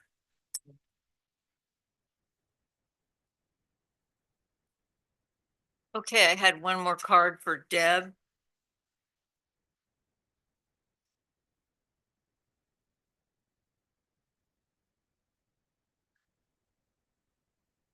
Good evening. Hi.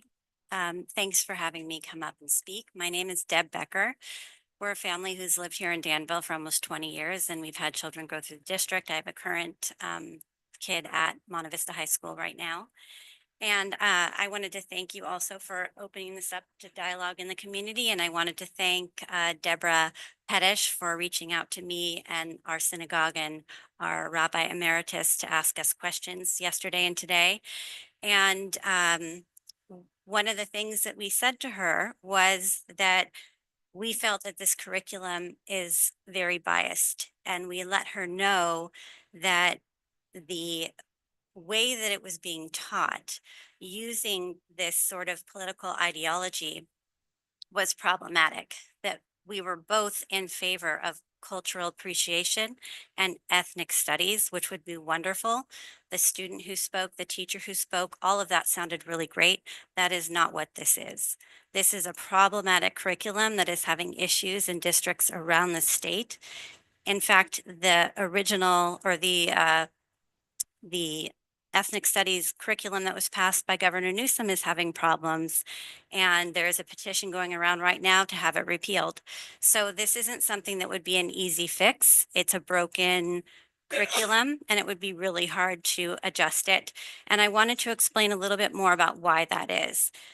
When you teach children that the construct is that certain people and categories of people based on their color or their genealogy are viewed in certain ways. So for example, you're putting X people in the oppressor category and other people automatically into the victim category.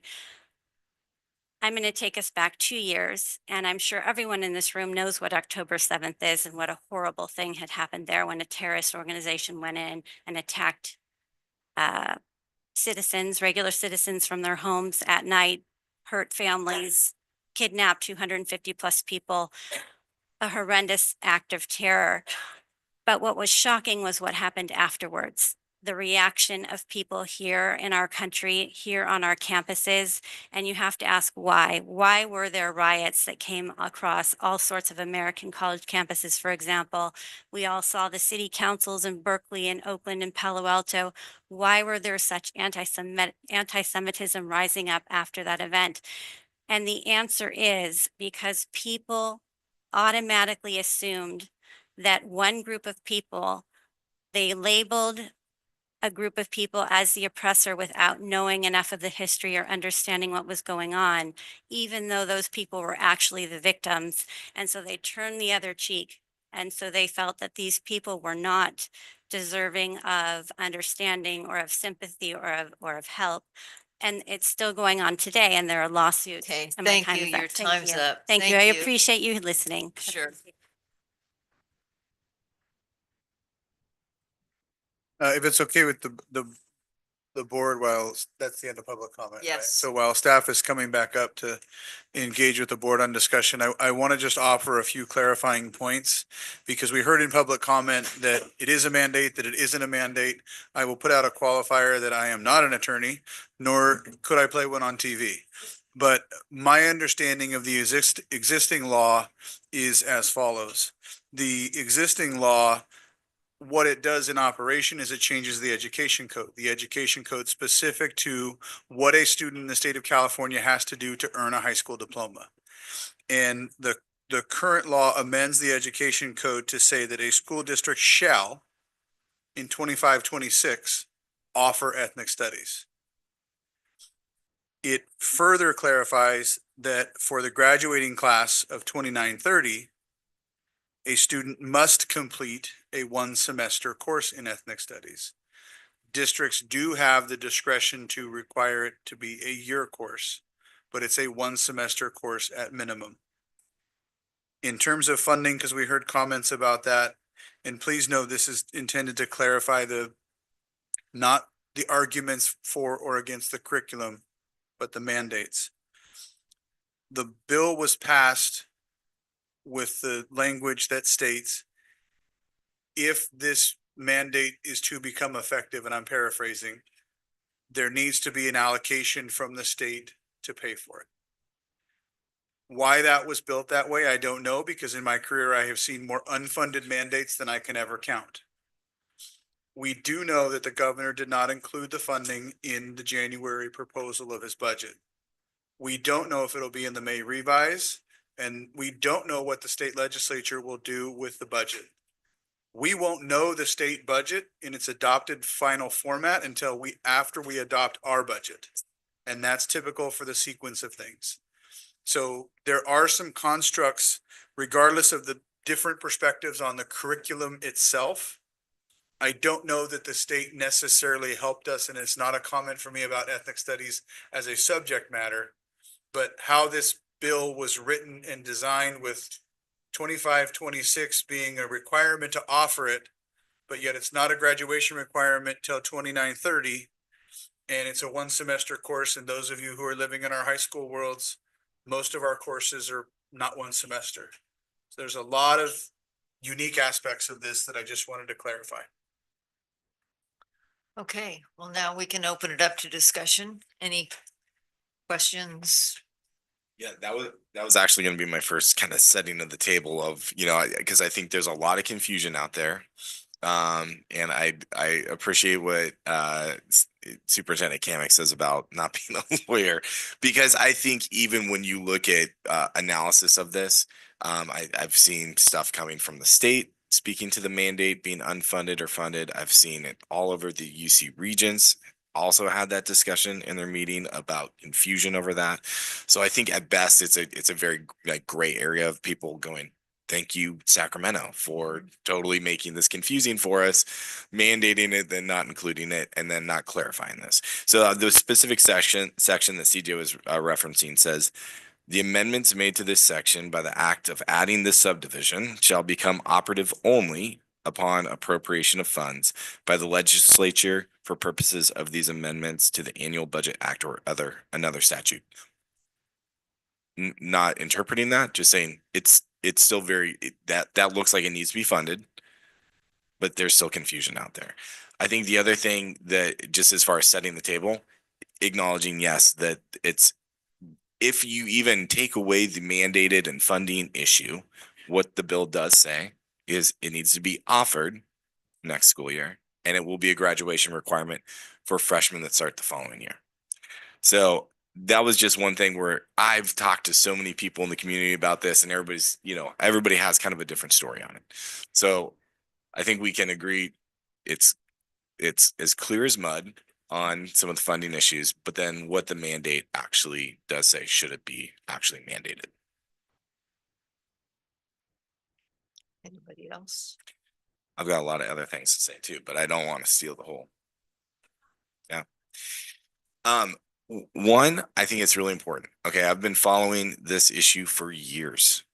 Knowing it's coming, knowing the pitfalls that can happen with it. Also, in the past several months, seeing other school districts approach this, and I've worked with Debbie Pettish and Hong Nguyen and their team of discussing this, knowing it's coming, because I think I'll talk to some commonalities first that I see in this room and in this community. People understand the value of ethnic studies and how valuable it can be, and I share those values if done correctly. What I'm hearing, and I don't want to say both sides, because I think there's a lot of opinions in this room, and I think in the community, is I'm hearing we think this is divisive and we want to be inclusive. I'm hearing those two things. Those are kind of actually saying the same thing, and I think that that's the heart. Where there's differences and where there's concerns, and I think very valid concerns, is what is actually going to be happening in this. I will also want to acknowledge there's a difference between intent and sometimes how it plays out in reality. And I mean, I think we see that every day. And so those are some of the things that I, as a trustee, want to really be cautious about and do have concerns about. I want to also, give validity to the concerns that, yes, it's tricky for a school district to try to approach this. But one thing that I think I will say thus far is, compared to other districts, we've done a good job thus far at being very transparent. I mean, all of this curriculum was online. It was very accessible. And so I want to commend, the district on doing a good job with that. And because I think that even when I've talked to groups who are pretty opposed to this curriculum, they say, hey, I will say that there's kudos to, we could find the curriculum and it was very approachable. So I think that those are some things. Now, and again, please feel free to jump in, because I don't want this to be the, trustee. I have some questions. Okay. too, but go Yeah. ahead. So, I mean, we'll kind of, Okay. I don't want to just be on. So we've had an ethnic studies elective for since 22, 21, 22, something like that. How does this differ? And what has your experience been with the students who have been in those classes? Because I have some experience with them having attended the ethnic studies symposiums over all that time, and also spending time with some of the students outside of the symposium. So I want to hear about what the differences are about what we're doing now and what we've been doing and what the results have been. Thank you for asking that question. I'm going to turn it over to Anastasia, who has kind of real world experience with that. I will say that there were several years where we did offer a 1-year interdisciplinary ethnic studies course. And it was really for upperclassmen, mainly seniors and some juniors. And so Anastasia, can you go over a little bit about how this course would differ? Sure, yes. So one of the main differences is obviously the age of students, as well as the length, with the introduction course just being a semester versus a whole year. With the elective course, it ran, I believe, since 2020. And we had a small number of students. I think just because we were, lifting it off the ground, it was brand new. A lot of students did not know what ethnic studies was and still don't know what it is. But it was very much a similar approach that we're doing with the introductory course. However, we were able to delve a lot deeper. We had a lot of projects. We did a citizenship project called Generation Citizen. So it just allowed us more time to dig in a little deeper, to have more of those conversations in class, and to plan for those symposiums. And the freshman course is really an introduction to this class and to this material, going over basic terms, as well as introducing students to executive functioning skills. We are keeping in mind that these are freshmen and trying to build foundational skills that they're going to need in future classes. So those are just a few of the differences. Oh, absolutely. Students have, at least from what I've heard, obviously, been really had a positive feedback. A lot of them have told me how they felt seen for the first time in the curriculum. They were able to explore their own ancestry. This includes white students as well. I know that that's that's a concern that people might have, but the autoethnography project was really powerful for a lot of students, and that is something that we're keeping for the introductory course as well, for students to explore their own background, their own family history, to interview family members about their, migration push and pull factors. But the student response is really why I'm here tonight at almost midnight, is because this course means a lot to me because it means a lot to my kids. So just want to say that this really is important for our students. And the ones that spoke tonight are just a few that feel really strongly about the adoption of this curriculum. My experience when I spent time with the students and talked to them about the class and about some of the other things that they learned, and they also had issues that they wanted to talk to me about, and trying to get solutions and understand. It was overwhelmingly positive as far as what we have done so far. So that's why I'm so curious about what the differences are, and if the ideology, or as people have put out tonight, was different than what this is. Not that much, no. We were just able to delve deeper. Yeah, do more. Can I Yeah, just expand on something so one of the questions that I had is, we know that with the state directed curriculum that it dictates 4 key ethnic groups, right? Asian American, African American, Indigenous, and Latino, Latinx. And so my question is, will there be opportunities for the identities of students in the room to be able to learn about themselves? And I know you talked about that one project, but I just wanted you to expand on how this class can reflect the students in the room, the students in the school, the students in our community. You know, when I look at, you know, I represent up in Doherty Valley and, you know, it's 60+% Asian American. And there's other ethnicities as well. And so how can we ensure that this class really reflects our community and the wider community and the classroom? So if you could expand on that. Yeah, sure.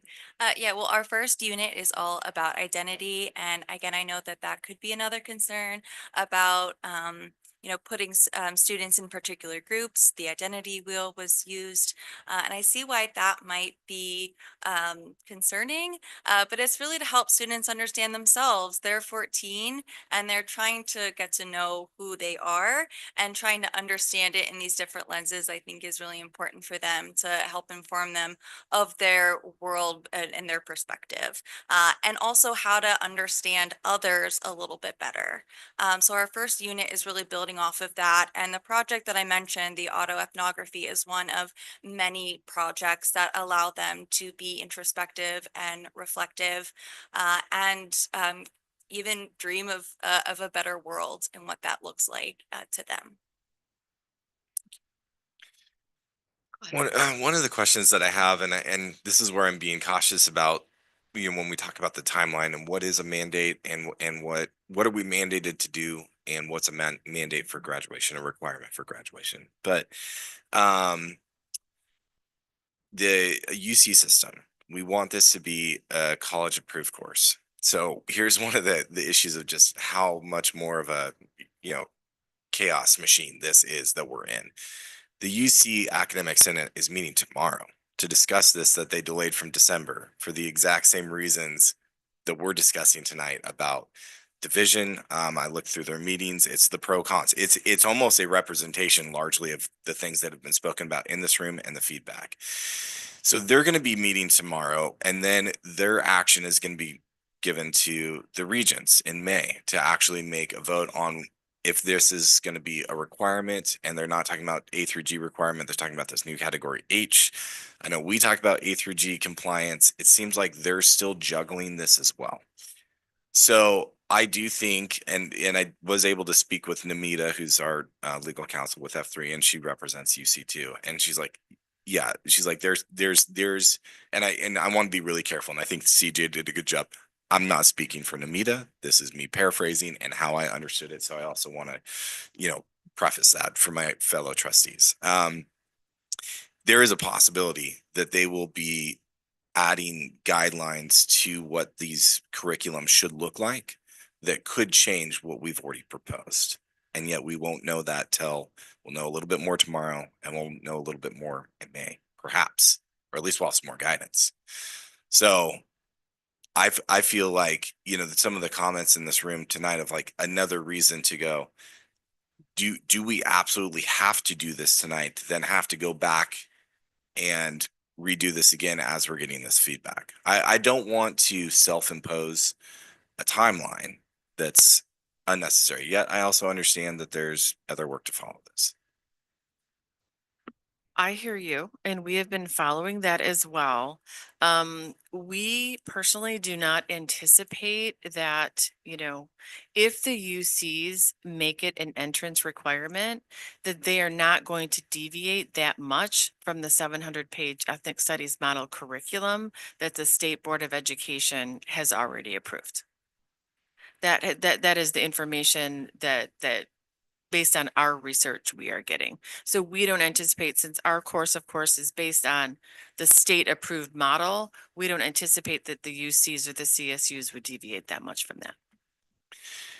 And timing wise, if the requirement wouldn't be a graduation requirement until the class of 29 to 30, it wouldn't be a college entrance requirement until the following year.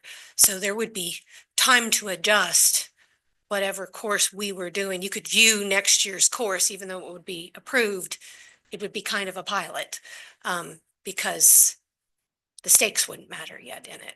And I think one important thing to clarify is there's in my perspective, an interesting existence for this revised education code from Assembly Bill 101 versus A through G eligibility and where it falls within the UC system.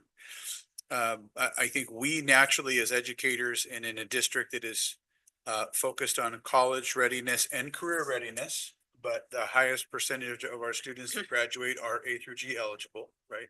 By a significant margin. We want as many courses as we can to qualify for A through G eligibility. Once we have the course and we adopt the curriculum, we submit it for approval. The unique thing that I see from reading the revised education code is that the ethnic studies mandate from the state is simply a mandate for a graduation requirement, regardless of where it falls in the A through G construct, in the same way. And I'm not trying to compare the two classes, so from a content standpoint, but from the same construct as ninth grade PE is a requirement for high school graduation in the state of California. It's not an A to G And requirement. it's not an A to G requirement. And so whether or not that was the appropriate foresight by the state legislature and how they wrote the bill and approved the bill, not for me to say. I think we all have ideas about that. But I think we have to remember that the education code revised by Assembly Bill 101 says shall offer it next year. Graduation requirement for 29-30. And it doesn't specify that the ethnic studies course has to be A through G eligible. There is language in the ed code around A through G eligibility, but it's tied into one of the many options that a district is allowed to use to provide a student the credit for ethnic studies under the revised education code. And world geography counts as an elective because that course isn't required for A to G either. It is an elective, but it is A to G. I know it's A to G Yeah, approved, thank you. but it doesn't really matter because you're going to take your other required social studies courses that we require and that UC requires. You are exactly right. And I think that is a really important point. I do think that there's an added level of rigor perceived by the universities across the country when something is formally A to G approved. So that might, impact this discussion a bit. Right. But I know that having worked with UCs and because I actually talked to them and asked them like, what do you require for certain, classes and stuff? And for them, they don't require, it's really up to the high school, really, or the school district or whatever, as long as they approve, right, the A through G. Yeah. It's not like the region is going to say this is what we need and all school districts have to follow this. Yeah, I didn't say that as it's an overarching thing, but that it is a component of kind of how we've talked about it before in the past. So, and kind of what our school focuses on guiding for some of those things. The other, and Rachel, I'm sorry, did I cut you off? One question I Yeah. wanted to ask related to the elective. So we're not offering the elective this year. Were we not offering it last year either? You seem to remember year before was the last year, right? We did put it in our course catalog. But then we didn't There fill were any not sick- enough signups. Right. Exactly right. And I ask this, and I'm just going to be really candid about this. I really appreciate the input from all of the public speakers and our staff presenters. I think an issue that is really rocking the moment is the conflict in Israel and Gaza. I really appreciate the last speaker speaking about October 7th like she did, and then October 8th. And the reason I asked was like, the tension around that current event and the way it affects people who also view themselves from their history as victims. We would be ridiculous if we didn't honor the victims of the Holocaust as victims. We didn't experience what that tension was like in our ethnic studies classes when that event happened because we weren't running the class then. And so I have, from my time on the equity committee, from my time going to the SLAM sessions, from my time going to courageous conversations with our consultant who does SLAM, I trust the intent of what you guys have created completely. I've leaned into the feedback I got from community members, concerns about what does the term white privilege mean? How do we teach that?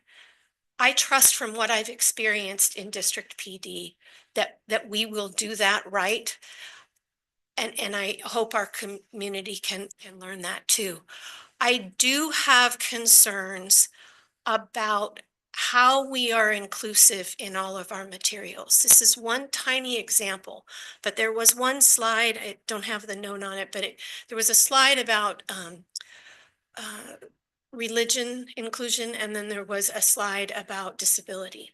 And it struck me that on the religion one, given this current state of the world, that we listed agnostic, we listed Christian, we listed Methodist, I'm getting the order mixed up, yeah, I saw that too. Buddhist, atheist, and one other one, but not Jewish and not Hindu, which I would imagine is another huge chunk of our students. So my caution, because I didn't have time to get through all of it. I wanted to read everything. I wanted to watch all the videos. I feel like that's my role as a trustee, to look at everything. But the couple of things I looked at that we could do better on that. I don't want to say I don't want to approve this, because I do. But I kind of like another month just to be able to look at it closer and to be able to give you the feedback of, hey, did you catch that? Hey, did you do that? Because I know you didn't mean to leave anybody out, but I think when we pick examples like that, granted, we can't list them all, but we need to make sure we're hitting the examples that are gonna hit home the hardest for our particular community. Related to the current event with the Israel-Palestine thing, I think we have to really lean into that. Given what happened in Santa Clara and other places, we really need to, and I trust our staff and I really appreciate our students saying it the way they did, but we really need to be able to treat that one with kid gloves, because that one's a little different. And so how we present the power piece concerns me, but I also know you're going to do it right. I just would feel more comfortable with a little more time. What does it mean to pause until, what is it, May 12th? Is that our next meeting? What does that mean? Yeah, I mean, well, a couple of things, and I don't want to sell this conversation short, but in terms of trying to do my work to support the board, there's a few things I would offer. The pause would mean that we would bring this back to the next board meeting for further discussion. In the meantime, certainly our staff can do the work that it's done to continue to try and improve the program, but I want to be mindful that I think we should rightfully, and I put a lot of trust and faith in our teachers and the team that built this. And so to make substantive changes away from that process, I think feels disconnected. But it doesn't mean we can't go through and try and audit a little bit more. I think if we paused it, it would mean we bring it back at the next meeting. There are some operational logistical things that get a little tighter in the timeline, but it is not impossible. The other thing I would offer as context for the board in terms of the pause is under our board policy, separate topic now. We have to end the meeting at midnight, point blank, full stop. And so we have a board policy that says we can extend the motion to, we can make a motion to extend once. So we end the meeting at midnight. We have 3 items.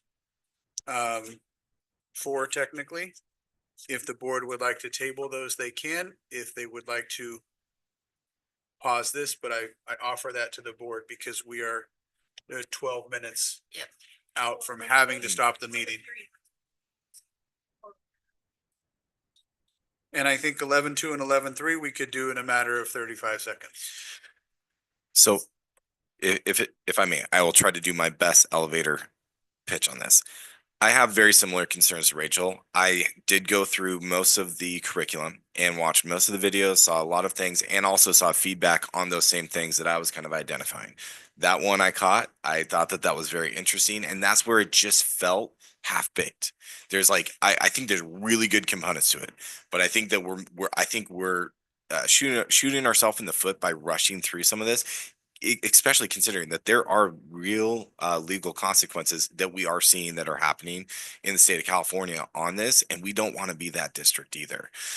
So I think we're trying to understand these things. To my Jewish friends that are here tonight and who have commented, yes, I've seen some of these things when it's talking about power struggles and how to fight oppression.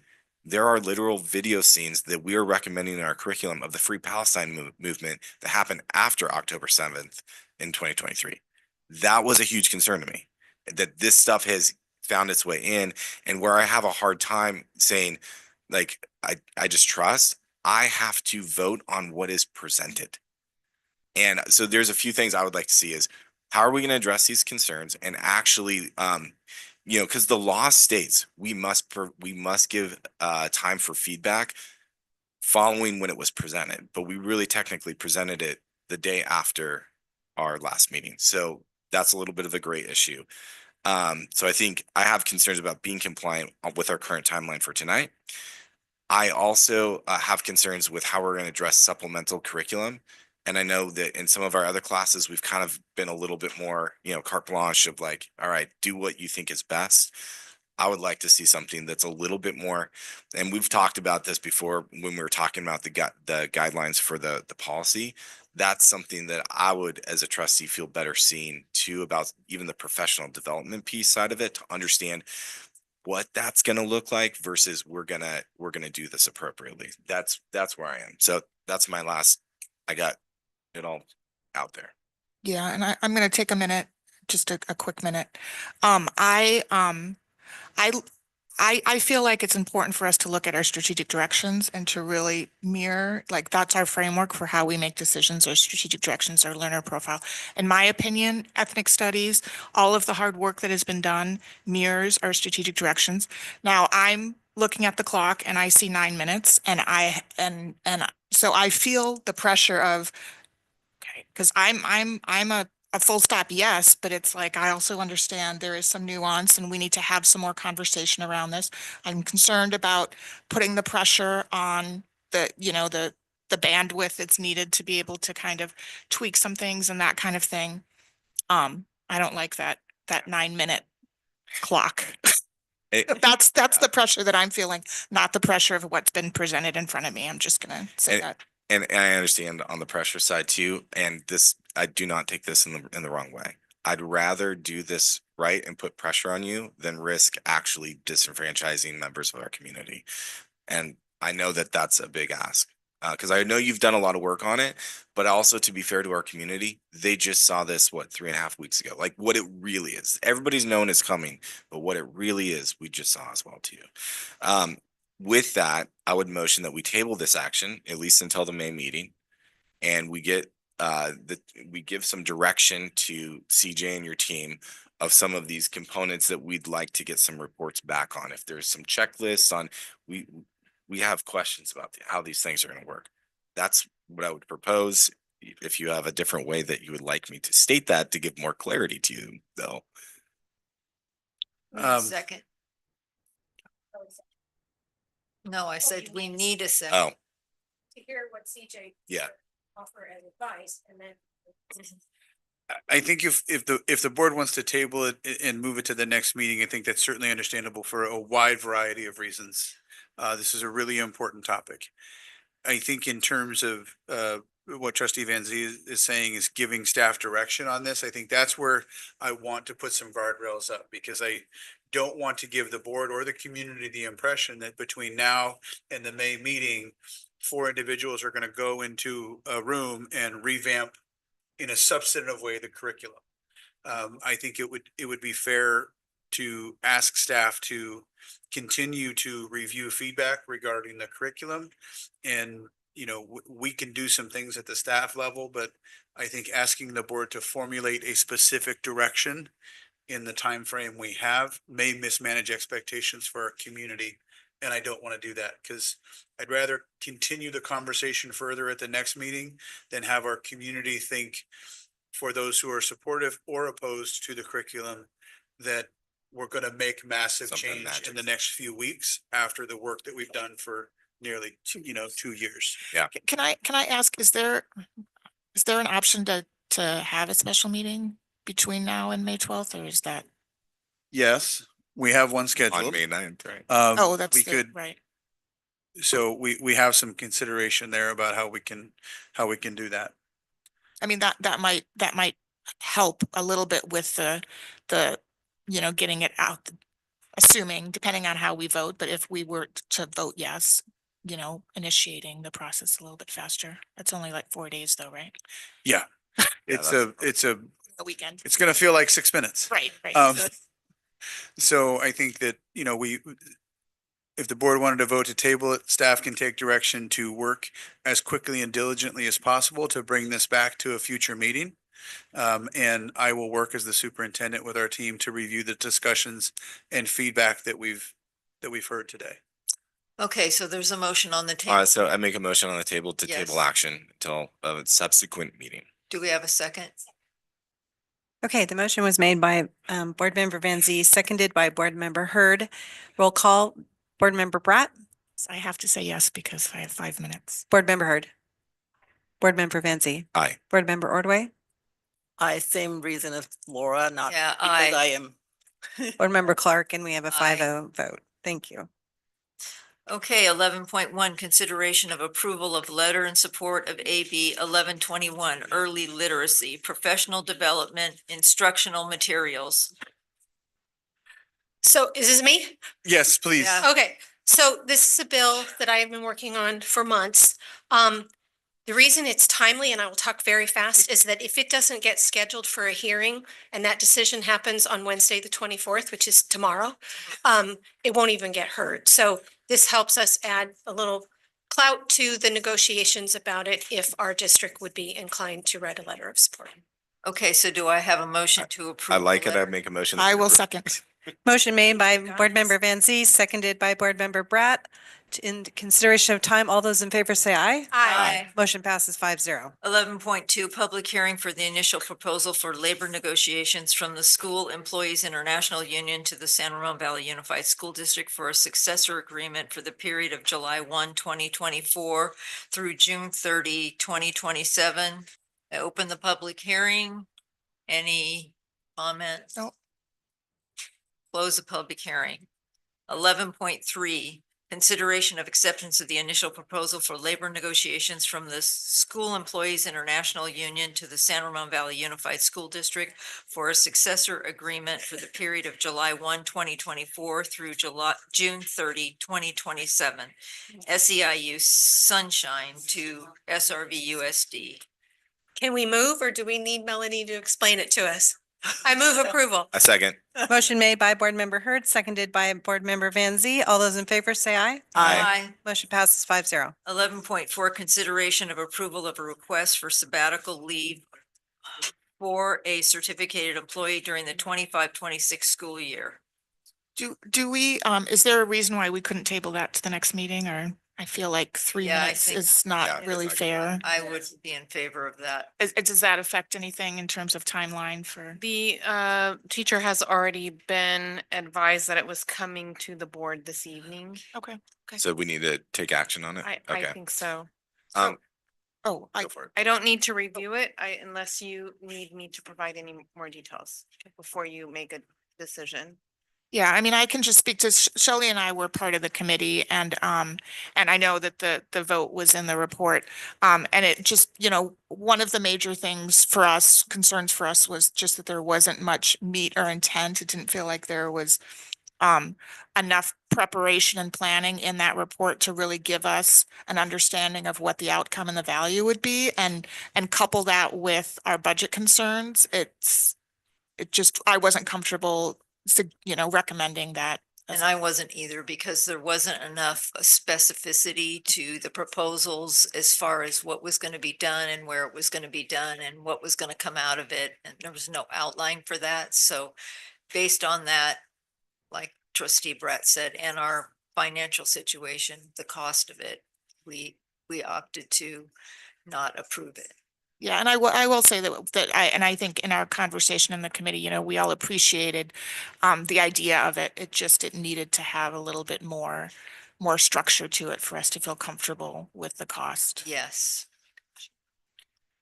I'll make a motion to gotta read. I make a motion to deny the request for sabbatical. Second. Motion was made by Board Member Bratt, seconded by Board Member Van Zee. All those in favor say aye. Aye. Aye. Motion passes 5-0. Okay, with that, 11:59.